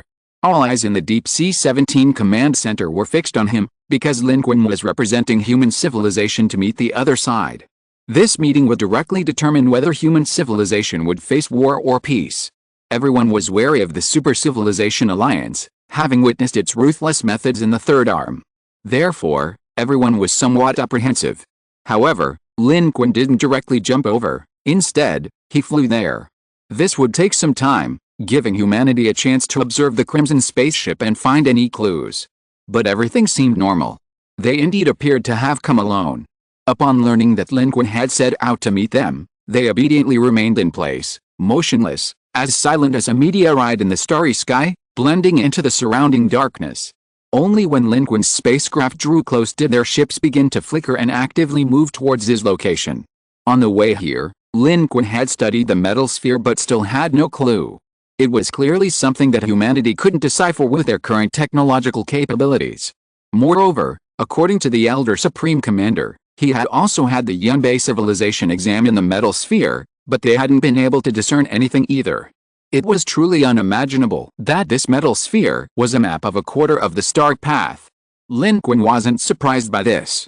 Star maps in the cosmos are enormous, because they are constantly changing and moving. They are more like algorithms than maps. This star path map, involving the 613 star system outside the Divine Kingdom's blockade, was complex and vast, making it entirely possible for it to be divided into 4 parts for preservation. And it was also very important to the Super Civilization Alliance. Lin Qun had carefully considered this problem along the way. The battlefield of the civilization in Star System 613 is currently under blockade. If they are defeated, they will have to flee. Other neutral civilizations might have the option of temporarily joining the Divine Kingdom's camp, but for the Super Civilization Alliance, the only way to survive is to leave Star System 613 as soon as possible. But even if the Super Civilization Alliance wins, what if the Divine Kingdom continues the blockade or deploys more resources to deal with them? If the Super Civilization Alliance cannot resolve this issue, even if they win, they will likely still have to leave. Therefore, the Star Road is their only escape route, and it is indeed crucial. The Divine Kingdom may be trying to cut off this route for this very reason. However, based on the behavior of this crimson egg-shaped spaceship, which differs from the Super Civilization Alliance fleets he has seen before, Lin Qun has a feeling that the arrival of this crimson egg-shaped spaceship may not represent the entire Super Civilization Alliance, but rather the choice of a portion of the civilizations. He knows the least about the Super Civilization Alliance. The first time he saw the Super Civilization Alliance army was in the 3rd Helical Arm Divine Kingdom's directional space blockade battlefield. At that time, they did not attack humanity. But later, the Super Civilization Alliance swept through the 3rd Arm, yet it seemed so frenzied. And now, the behavior of the crimson egg-shaped spaceship is different from the style of the Super Civilization Alliance at the end of the 3rd Arm. Could it be that there are also divisions within the Super Civilization Alliance? Lin Qun didn't know. He only guessed there might be different factions within the Super Civilization Alliance. Just like the Super Civilization Alliance army Lin Qun encountered in the directional space blockade area, they could have attacked but didn't, while the Super Civilization Alliance forces that swept through the 3rd Arm later were extremely frenzied, seemingly not caring about any escape route. Perhaps they are 2 sides with different roles within the Super Civilization Alliance, or perhaps they are simply 2 factions. This is a reasonable explanation. And in these thoughts, Lin Qun's spaceship rapidly approached the other side. Lin Qun threw all these useless thoughts to the back of his mind, calmed his mind, and became vigilant. The crimson egg-shaped spaceship had already appeared in Lin Qun's field of vision. And the scene was also transmitted back to the human command center of Deep Sea 17 in real time. Everyone's attention was focused. In the Swan Galaxy, humanity's 1st and 2nd fleets are ready to depart immediately to support Lin Qun should the situation change. Today, a new figure from the Yunbei civilization has appeared in the command center, Papadu. However, it's tucked away in an inconspicuous corner, unnoticed and with a very low profile. But as it watches the scene unfold, seeing Lin Qun's spaceship gradually approaching the crimson egg-shaped vessel ahead, a meaningful expression appears on its face. What is it thinking? Meanwhile, in space, humanity is on the edge of the Swan Galaxy's defenses. Lin Qun's spacecraft gradually slows down and comes to a complete stop when it's within 3 kilometers of the enemy. This is a sufficiently close and extremely dangerous distance for both sides. At this moment, from the opposing spaceship, without a hatch opening, a tall figure floated out. Like a ghost, it flew out of their crimson egg-shaped spaceship with incredible agility, seemingly passing through walls. During this process, its body became ethereal before solidifying outside the spaceship, its aura gradually becoming more pronounced, subtle yet extremely powerful, a top-tier source energy. This was the top-tier source energy within the crimson egg-shaped spaceship. The instant it appeared, a voice resounded in Lin Qun's mind, the strongest of humanity, the representative of human civilization, you have finally arrived. We have been waiting for you for a long time. The figure that emerged from the crimson egg-shaped spaceship was exceptionally tall, enveloped in a ball of light, giving it the feel of a giant of light. A strange holiness emanated from its majesty. Even from a distance, the oppressive aura seemed to be overwhelming. At this moment, the voice it rang in Lin Qun's mind through the power of the source energy took on a breathtaking quality. The being claimed to possess 2 source energies. One is a top-tier source energy source, and the other is a high-tier source energy source. The high-tier source energy source hasn't shown itself yet, but the top-tier source energy source has immediately stepped forward. This can be interpreted as showing importance, or it can be seen as a deterrent. Based on his experience dealing with source energy sources, Lin Qun judged that the opponent's strength was unfathomable, belonging to the top tier among the top-tier source energy sources Lin Qun had encountered, probably exceeding source energy level 11. Such a display of power would naturally affect lower-level life forms, but it was almost useless against Lin Qun. Lin Qun took a step forward and flew out of his warship, activating his judgment power, which immediately enveloped him in pure light. This wasn't just for show, it was also to prevent the opponent from using any underhanded methods. The special nature of this judgment power could block most dark tactics. Only then did Lin Qun respond, getting straight to the point. I'm here. You said because isn't dead. How did you know? Do you know where it is now? Chapter 774 Olive Branch. In the starry sky, the two opposing energy sources stood facing each other, a tense and oppressive scene. Behind Lin Qun, however, lay the gaze and attention of the entire human civilization. At this moment, Lin Qun stood here, representing the entire human civilization. While he couldn't provide real-time support for the top-tier energy sources dialogue with the crimson egg-shaped spaceship, Lin Qun's words and attitude were enough to convey his message. This was also what the elderly Supreme Commander had said before his departure. Mr. Lin, go ahead and do it. Don't worry about anything. You can adapt to any situation. Your attitude and your words are the voice of our human civilization. At this moment, in response to Lin Qun's question, the other party's top-tier source energy quickly replied, I know it's still alive, and it's in the second arm, but we don't know its exact location yet. Because was seriously injured in the second arm and will definitely not dare to show itself in the short term. Even if it does, we will take action. The divine envoy of the divine kingdom is also our target. We can increase the priority of hunting because, as long as it shows itself, we will surround and block it. In this way, it will no longer be a problem for you and your civilization in Star System 613. For a top-tier source energy to speak so frankly about something that governs life would seem somewhat comical under normal circumstances, but behind them is a super-civilization alliance, which carries heavy weight. You wouldn't be so kind as to help us again out of goodwill, would you? Lin Qun retorted. Last time at the third interception, we were searching for the lost star path. We found it nearby based on the signal, but at the time we couldn't pinpoint its exact location, and we didn't know it was in your hands. So, we left immediately, but we did help you. Whether you believe it or not, that's what we did, the tall, top-tier energy source said. But that's not important. I want to see if the quarter-star path map you have is intact. Sure enough, the metal sphere could be located. It was just that the technology was far inferior. Humans were completely unaware, even believing they had completely sealed it away with their own technology. That was why they could find it by direction. These thoughts flashed through Lin Qun's mind, and then, Lin Qun slowly raised his palm. The metal sphere appeared in his hand. Under Lin Qun's power, it rose slightly, hovering in midair. In front of him, as Lin Qun took out the metal sphere, the aura of the top-tier energy source clearly changed. Its body moved forward, and after gaining Lin Qun's consent, it emitted a beam of light from a distance. The light posed no threat. It seemed to be triggered by some mechanism, arriving from afar, cautiously bypassing Lin Qun's power, and precisely striking the metal sphere in his hand. Inside the Deep Sea 17 Command Center, Li Zheng said, it seems extremely cautious. Chen Wiang, intently watching the screen, added, they know very well what Mr. Lin did in the quadruple star system. Just as they said, the top-tier energy source within this crimson egg-shaped spaceship was very cautious and wary of Lin Qun. Although Lin Qun's current aura was only at the first level of energy source, it acted as if facing a formidable enemy, fearing a sudden attack. Clearly, it fully understood the gap between the human's true combat strength and his outward appearance. And at this moment, with this touch, Lin Qun, standing close at hand, clearly felt that some kind of power seemed to be injected into the metal sphere. The metal sphere, which humanity had been unable to alter, suddenly shone with light. Spreading along the sphere, a portion of its surface rose, revealing its inner structure, a deep red luminous body. Like some kind of core. This seemingly activated state didn't last long. It quickly returned to normal, becoming a sealed metal sphere with no apparent opening. It's it. It's actually in your hands. A hint of excitement flickered in the voice of the top-tier energy source. But Lin Qun simply flipped his hand, and the metal sphere vanished into thin air. The inspection was complete.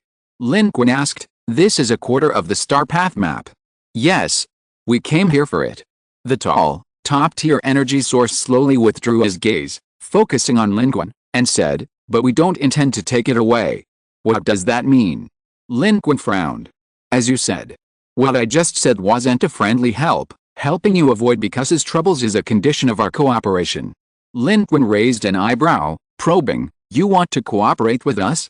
"No, the Super Civilization Alliance wants to cooperate with us." Lin Qun's question was very pointed. He wanted to confirm his suspicions from his journey there. "It is us, and also the Super Civilization Alliance." The answer from the towering, top-tier source energy wasn't a direct response, but for Lin Qun, it was still a kind of answer. Lin Qun remained calm and rational, saying, "This surprises me greatly. Compared to the Super Civilization Alliance, our human civilization is not powerful, our cooperation is not on equal footing." The towering, top-tier energy source seemed to have anticipated Lin Qun's questions and doubts, and immediately replied, "We believe it exists, therefore it exists. As you can see, our situation in the second arm is not good. The star map we possessed was originally divided into 4 parts, each held by one of the 4 civilizations. This was part of the alliance for evacuating Star System 613, but our situation is not optimistic.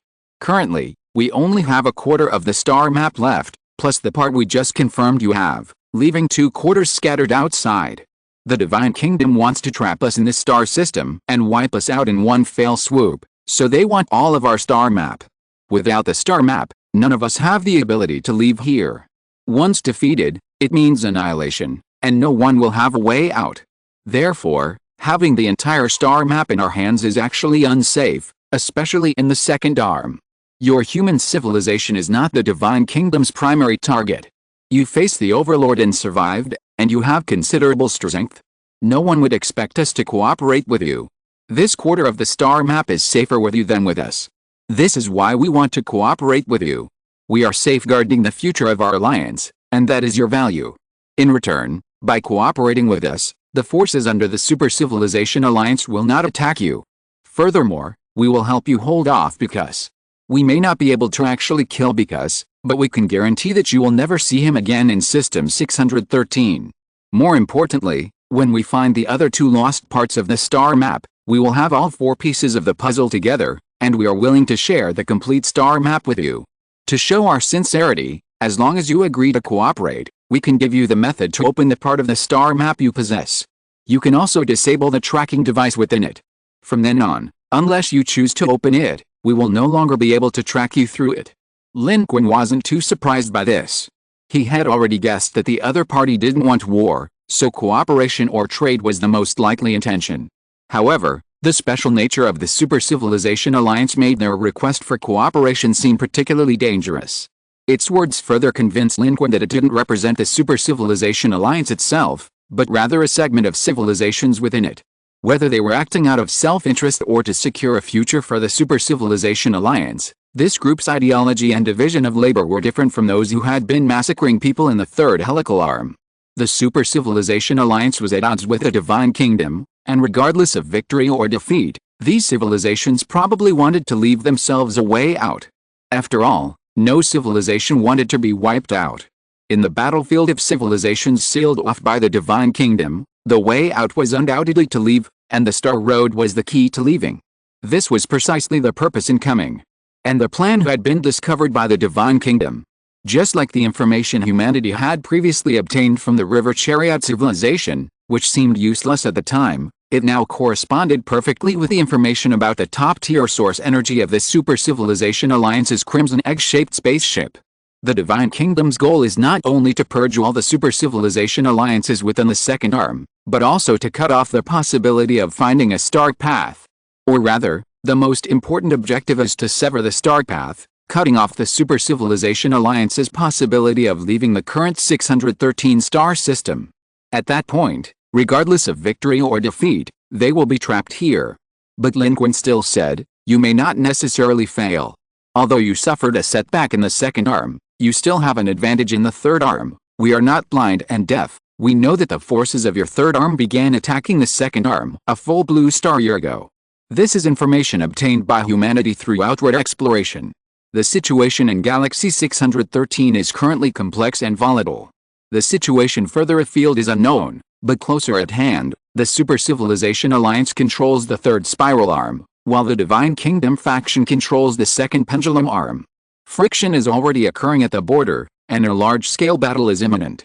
At that time, the situation in the second pendulum arm will also change. Either the Divine Kingdom will sweep through and reclaim the third spiral arm, or the Super Civilization Alliance will conquer the second pendulum arm. Given the presence of the Civilization Trojan virus, if the Super Civilization Alliance can find a way to deal with the three dominant forces of the Divine Kingdom faction in the second pendulum arm, their chances of victory are extremely high. Of course, all of this is based on the premise that the first and fourth pendulum arms and the galactic core region remain unchanged and do not radiate outwards. Therefore, Lin Qun's question is very important and also very pointed. If the Super Civilization Alliance has a significant advantage, their efforts to prepare for the future of the star path will seem somewhat unfounded.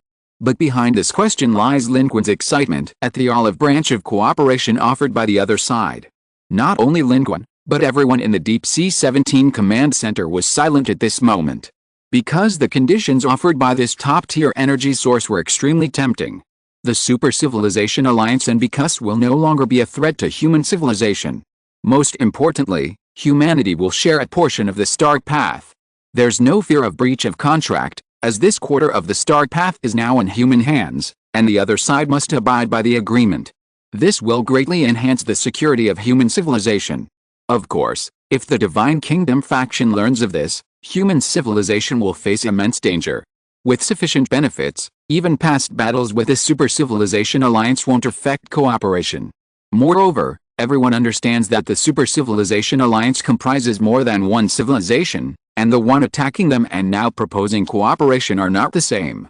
The top-tier source energy of this Super Civilization Alliance is completely unfamiliar to humanity, and its inhabitants are also unknown to humans. But, can the Super Civilization Alliance's olive branch be trusted? The Super Civilization Alliance's frenzied slaughter on the third arm is still fresh in our minds. Who knows if they don't harbor ulterior motives? Therefore, while everyone is tempted, they are all high-ranking officials of the Federation and remain rational, no one readily expressing their opinion. But the towering, top-tier energy source seemed somewhat conflicted by Lin Qun's question. After a moment's thought, it said, "You just asked me whether we want to cooperate with you, or the Super Civilization Alliance. I can say this. The power of the Super Civilization Alliance in the third arm is not the same as ours. Think about it, the third arm is already our domain, so why would we come to the second arm controlled by the Divine Kingdom? We understand your concerns, but the starry sky is a dog-eat-dog world.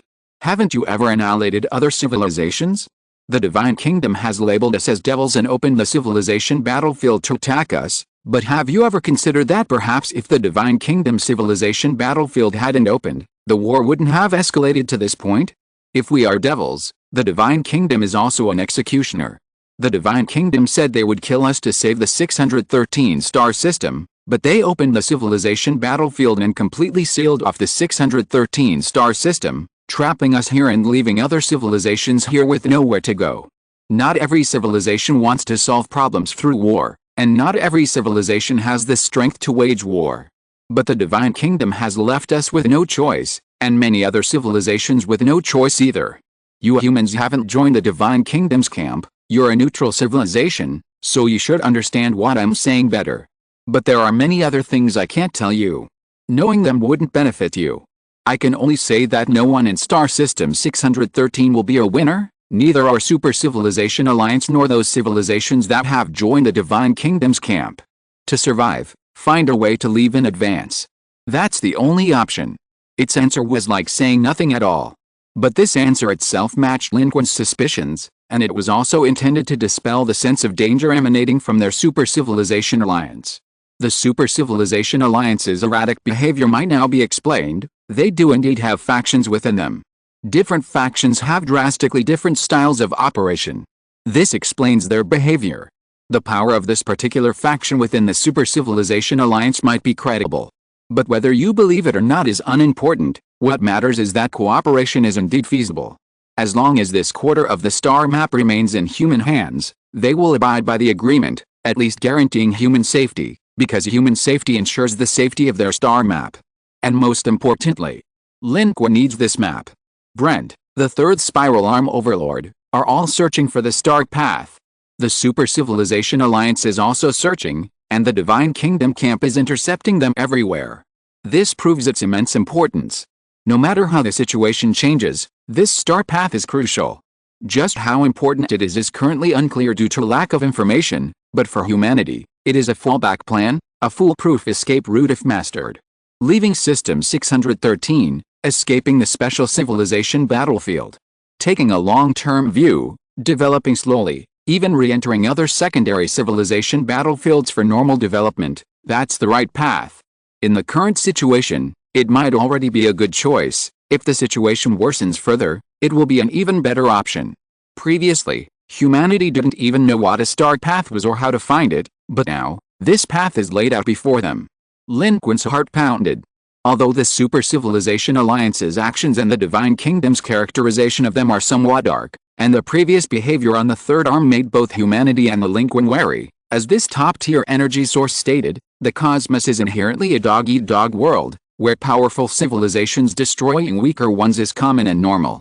Extinction can only be attributed to one's own lack of caution and strength. Blaming others for being too cruel or evil is meaningless and even self-deceptive. While the Divine Kingdom defines the Super Civilization Alliance as villains, from an objective perspective of other civilizations in space, their actions were not problematic.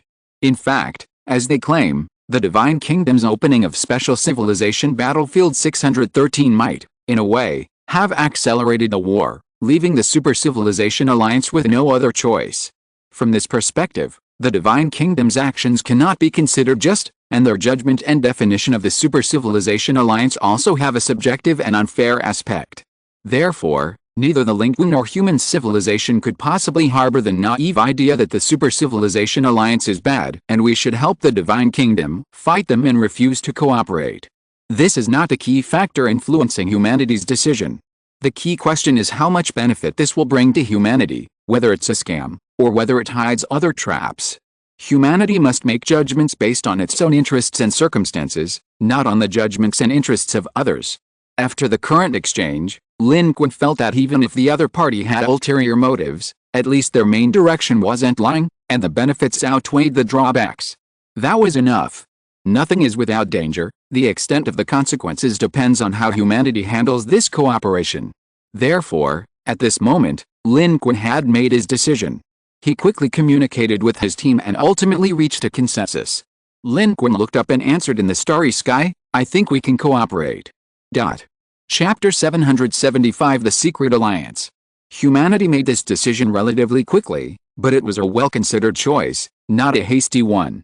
Lin Qun and the Supreme Commander shared the same thought: the possibility of a star path should not be missed. Brent had been searching, and the third helical arm overlord had also searched but to no avail, both emphasizing the importance and tangible existence of the star path. This star path was something that current human civilization could not find on its own, and now the Super Civilization Alliance had brought it to them. Humanity could not afford to give up this opportunity presented to them. The Supreme Commander said, "If we can find a star path, perhaps we can travel to other star systems sooner. Our escape route will then be available." Currently, the benefits that the Special Civilization Battlefield of Star System 613 could offer to the civilizations within it were diminishing with the changing situation, and the future prospects of Star System 613 were becoming increasingly bleak, causing unease among the civilizations remaining there. Under these circumstances, leaving if there was an opportunity might be a viable option. It didn't have to wait until they were forced to leave. Of course, interstellar travel was not easy. Even if a star path could lead out of the battlefield's blockade, where to go after leaving Star System 613 and how to get there remain questions. In astronomical observation, galaxies appear very close to each other, much like the distance between cities in the human world. However, in reality, in the vastness of space, these distances are immense. Regardless, the importance of the star path is self-evident. Whether to take it or not is a matter for later.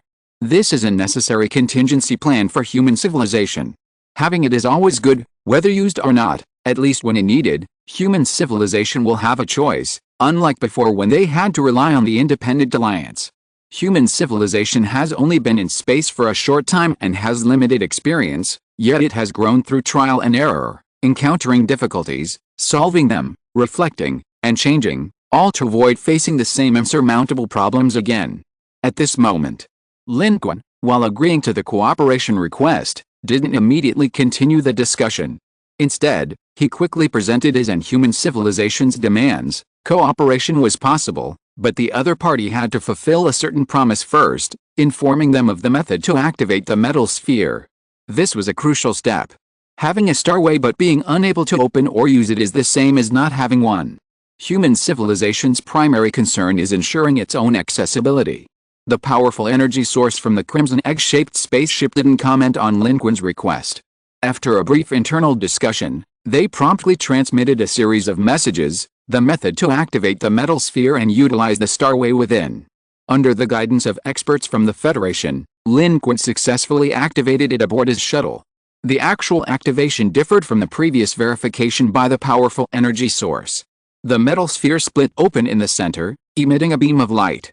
It couldn't connect to conventional devices. According to the powerful energy source, it was itself a supercomputer, and operations could be completed on the metal sphere. And indeed, what appeared on it was an unknown map of the starry sky. Humans couldn't immediately discern or confirm whether this was truly a starway. However, the star positions on this map were unknown locations that couldn't be matched to any human astronomical blueprint at the moment, and the map itself was extremely unique. The starry sky in this area changed rapidly, and the projected map from the metal sphere was constantly changing as well. The towering energy source also sent a message: humans, I must remind you, this device was built by a super civilization within our alliance. You can use it to gather all the star paths and then activate them simultaneously. They will automatically connect to form a complete star path program. Of course, that's something we'll do then. What I want to say is, do not attempt to transfer the star paths to other devices or transmit them to other people. That's impossible. With your capabilities, you can't do it. It might even trigger the internal safety mechanisms, causing damage to the star paths. In that case, we'll all have worked for nothing. This warning was confirmed by human scientists. This wasn't alarmist, it was indeed true. This metal sphere looked small, but its technology far surpassed human advancements. Humans couldn't copy or transfer the information and data within it, they could only use it through the metal sphere. Of course, without the other parts of the star path, it would be useless. This is only a partial star path, and the complete star path is needed to activate its function. Immediately, Lin Qun manually deactivated the positioning device inside. This way, the Super Civilization Alliance would no longer be able to track humans through the star path in their possession. Of course, this was only Lin Qun's initial remote operation. Further confirmation and research from scientific experts within the Federation would be needed. But this metal sphere was definitely not ordinary, as humans had thoroughly verified and confirmed. Lin Qun stored the metal sphere in his Kayankin bag before flying out of the spaceship to continue confirming the cooperation details with the other party. The towering, top-tier energy source said, following your human naming conventions, you can call me Chai. Inside this spaceship is my fellow energy source, which you can call Zin. Our cooperation is now complete, and this must be conducted in secrecy. Your role in this cooperation is simply to protect the map you possess, hide it, and prevent others from discovering that you control the star path map. Also, don't let anyone know that you've secretly formed an alliance with us. Later, we will provide you with a more advanced identification system within the Super Civilization Alliance. This will allow any civilization within that alliance to consider you an ally, but it's best not to use it in front of the Divine Kingdom.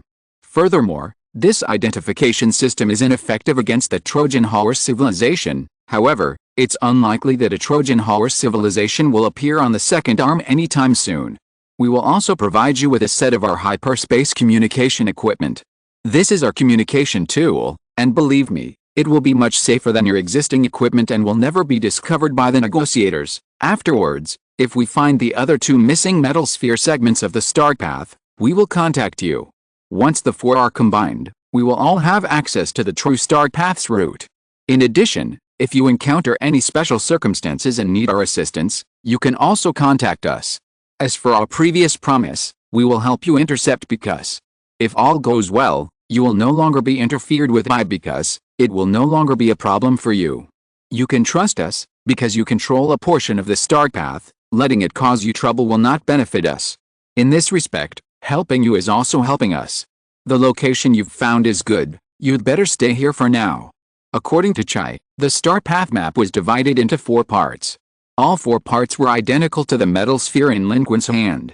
One was in human hands, one was in the hands of Chai and Xin civilization, and the other 2 should have been in the hands of other civilizations within the Super Civilization Alliance, ready to be merged to obtain the true star path. However, they were lost, their whereabouts unknown. What Chai, Xin, and their civilization needed to do was find these remaining 2 parts. Lin Qun didn't ask the foolish question of why it was initially divided into 4 parts. He simply asked curiously, if things go smoothly and you synthesize the complete star path, will you immediately leave Star System 613? This question surprised Chai slightly. They were a different civilization from humans. Although highly intelligent, they never asked irrelevant questions. Lin Qun's question exceeded its expectations. It hesitated slightly before replying, no. We are part of the Alliance, and we will not leave until the very last moment. They might not be as brutal as the Super Civilization Alliance of the Third Arm, but they were not traitors within the Super Civilization Alliance either. I've always had a question. Alliances of civilizations in the starry sky are difficult to form. As far as I know, the alliances of civilizations within the God Kingdom camp are based on battlefield cooperation and the backing of the God Kingdom. The overlords of the Third Helical Arm directly conquered and enslaved people. What about you? How did your Super Civilization Alliance manage to bring together different civilizations? Although I don't know much about it, I've observed that your internal opinions are not unified, right? And you've even become enemies of the God Kingdom because of this. Lin Qun's second casual question followed closely behind. He was still wary of Chai and his group, and remained in a wait-and-see attitude towards the current cooperation. However, these were the relatively high-level Super Civilization Alliances that Lin Qun had peacefully contacted so far, and he had long harbored doubts about these issues. Super Civilization Alliances have always seemed terrifying and mysterious, especially after the Third Helical Arm. But Chai and his group's behavior was quite different. Lin Qun was genuinely curious about the situation within the Super Civilization Alliance. Chai was slightly taken aback upon hearing this, but this time, it only gave Lin Qun a complicated look and said, civilization and life always want to see the end. It's a desire etched into their bones, just like the continuation of life and the continuation of civilization. This answer left Lin Qun somewhat stunned. The other person seemed to be answering seriously, yet the answer itself seemed unrelated to Lin Qun's question. This scene was also transmitted back to the command center of Deep Sea 17. Everyone was pondering the meaning of this. The duality displayed by the Super Civilization Alliance's civilization before and after also intrigued them, and they wanted to know the answer to their question. Only in a corner, Papandu, hearing these words, stared blankly at the screen, lost in thought, his expression indescribably melancholic and sorrowful. Lin Qun's third question immediately followed, do you really want to sweep across the entire galaxy and wipe out all civilizations? Chai said, some of us do, but some don't. It's just that right now, it's these civilizations in this galaxy that want to wipe us out. Including what we're doing in the third spiral arm. While I don't entirely agree, we can't guarantee that the civilizations of the third arm won't one day become our enemies. Lin Qun sensed the unspoken implication and his heart stirred slightly. You mean, the Divine Kingdom instigated these civilizations? That seems unrelated to our cooperation. Lin Qun said, then let's get back to the point. You mean you'll be searching for the remaining 2 lost metal spheres? That's right. Chai said, leave this to us, don't interfere. The Divine Kingdom believes the star paths are all in our hands, therefore, it's most appropriate for our Super Civilization Alliance to search for them. If you interfere, it's likely to draw the Divine Kingdom's attention to you, and the portion of the star paths you control will be insecure. You only need to ensure your own safety. You don't have to trust us, but we have no reason to lie to you. Our civilization isn't merciful, but we respect contracts and value the star paths. Hearing this, Lin Qun almost completely understood. The significance of human civilization in this cooperation was to help Chai and his group safeguard the portion of the star path map held by humanity. In fact, Chai could have chosen to seize this portion of the map from humanity, but for various reasons, perhaps fearing Lin Qun's combat power, or fearing that starting a war would attract the attention of the Divine Realm, they didn't do so. Instead, they chose to cooperate, intending to use humanity's neutral stance to confuse the situation and ensure the safety of this portion of the star path held by humanity as much as possible. However, Lin Qun felt that Chai's actions might not be based on these reasons, but simply on the simplest principle: don't put all your eggs in one basket. This way, even if Chai and his group didn't find the other parts of the star path metal spheres and their own were taken, humanity would still have a portion, and they wouldn't lose everything. Lin Qun had just asked to see the portion of the star path held by Chai, and Chai neither refused nor showed it to Lin Qun, because it hadn't brought it with it. This was both a sign of vigilance towards human civilization and a demonstration of not putting all their eggs in one basket. Of course, this is in contrast to humanity's wariness towards them. Their wariness towards humanity is actually quite low. Because of the relationship between humanity and because they have no reason to worry about humanity siding with the divine kingdom or betraying them, that would be tantamount to humanity courting death. Following this line of thought, they should also have realized that this starway out of the battlefield of civilization is a huge temptation for humanity. Thinking of this, Lin Qun suddenly became wary. Chai's conspiracy and calculations had actually begun from the very beginning, only their calculations weren't violent, but rather a win-win strategy. None of these alien civilizations are fools. The more advanced and powerful the civilization, the more shrewd they are. The more Lin Qun thought about it, the more he felt that they might have already considered everything when they arrived. All humanity had to do was make a choice. Even humanity's choice was part of their plan. Because the plan they proposed was one that humanity couldn't refuse. Even now that he understood this, Lin Qun still felt that the current cooperation was beneficial to humanity. Humans don't need to intervene, they only need to safeguard the metal sphere in their hands to enjoy the benefits of cooperation. Not only will they have someone help them avoid because, but they may also reap the rewards of the remaining pieces of the star path puzzle collected by Chai and his super civilization alliance, thus completing the star path. This is practically a free lunch. Because is a major thorn in Lin Qun's side, and it's impossible not to worry about it suddenly reappearing. The star path, on the other hand, is the escape route that human civilization has been desperately seeking, and it's a safe escape route that can be achieved once and for all. Humans simply cannot refuse such a good deal, unless they are foolish. Lin Qun believes that Chai's goal regarding the star path is genuine, so the benefits Chai is promising Lin Qun at this moment are also genuine. If there were any problems, they wouldn't occur before the star path puzzle is complete.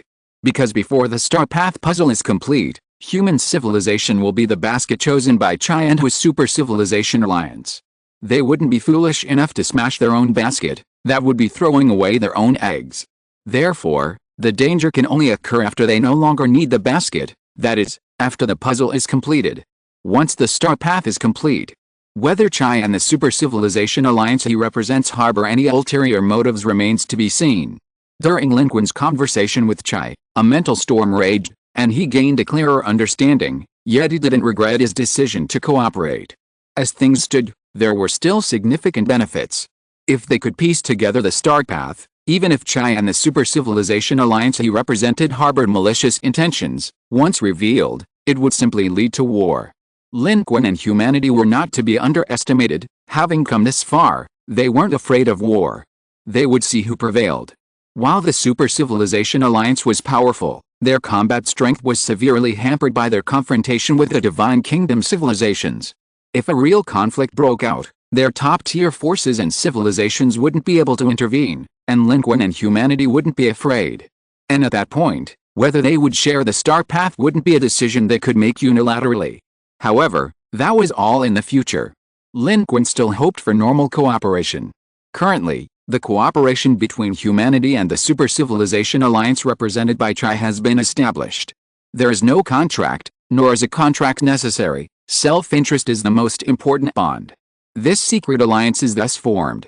Chai left behind the corresponding items and technology and prepared to leave. It glanced at Lin Qun and said, "Did you really withstand the Dominator life?" Lin Qun was slightly taken aback, but replied calmly, "You can try." Chai glanced at Lin Qun again, but said nothing more, turning to board its spaceship. The scarlet egg-shaped spaceship quickly rose and sped away from the Swan star system, soon disappearing from Lin Qun's sight.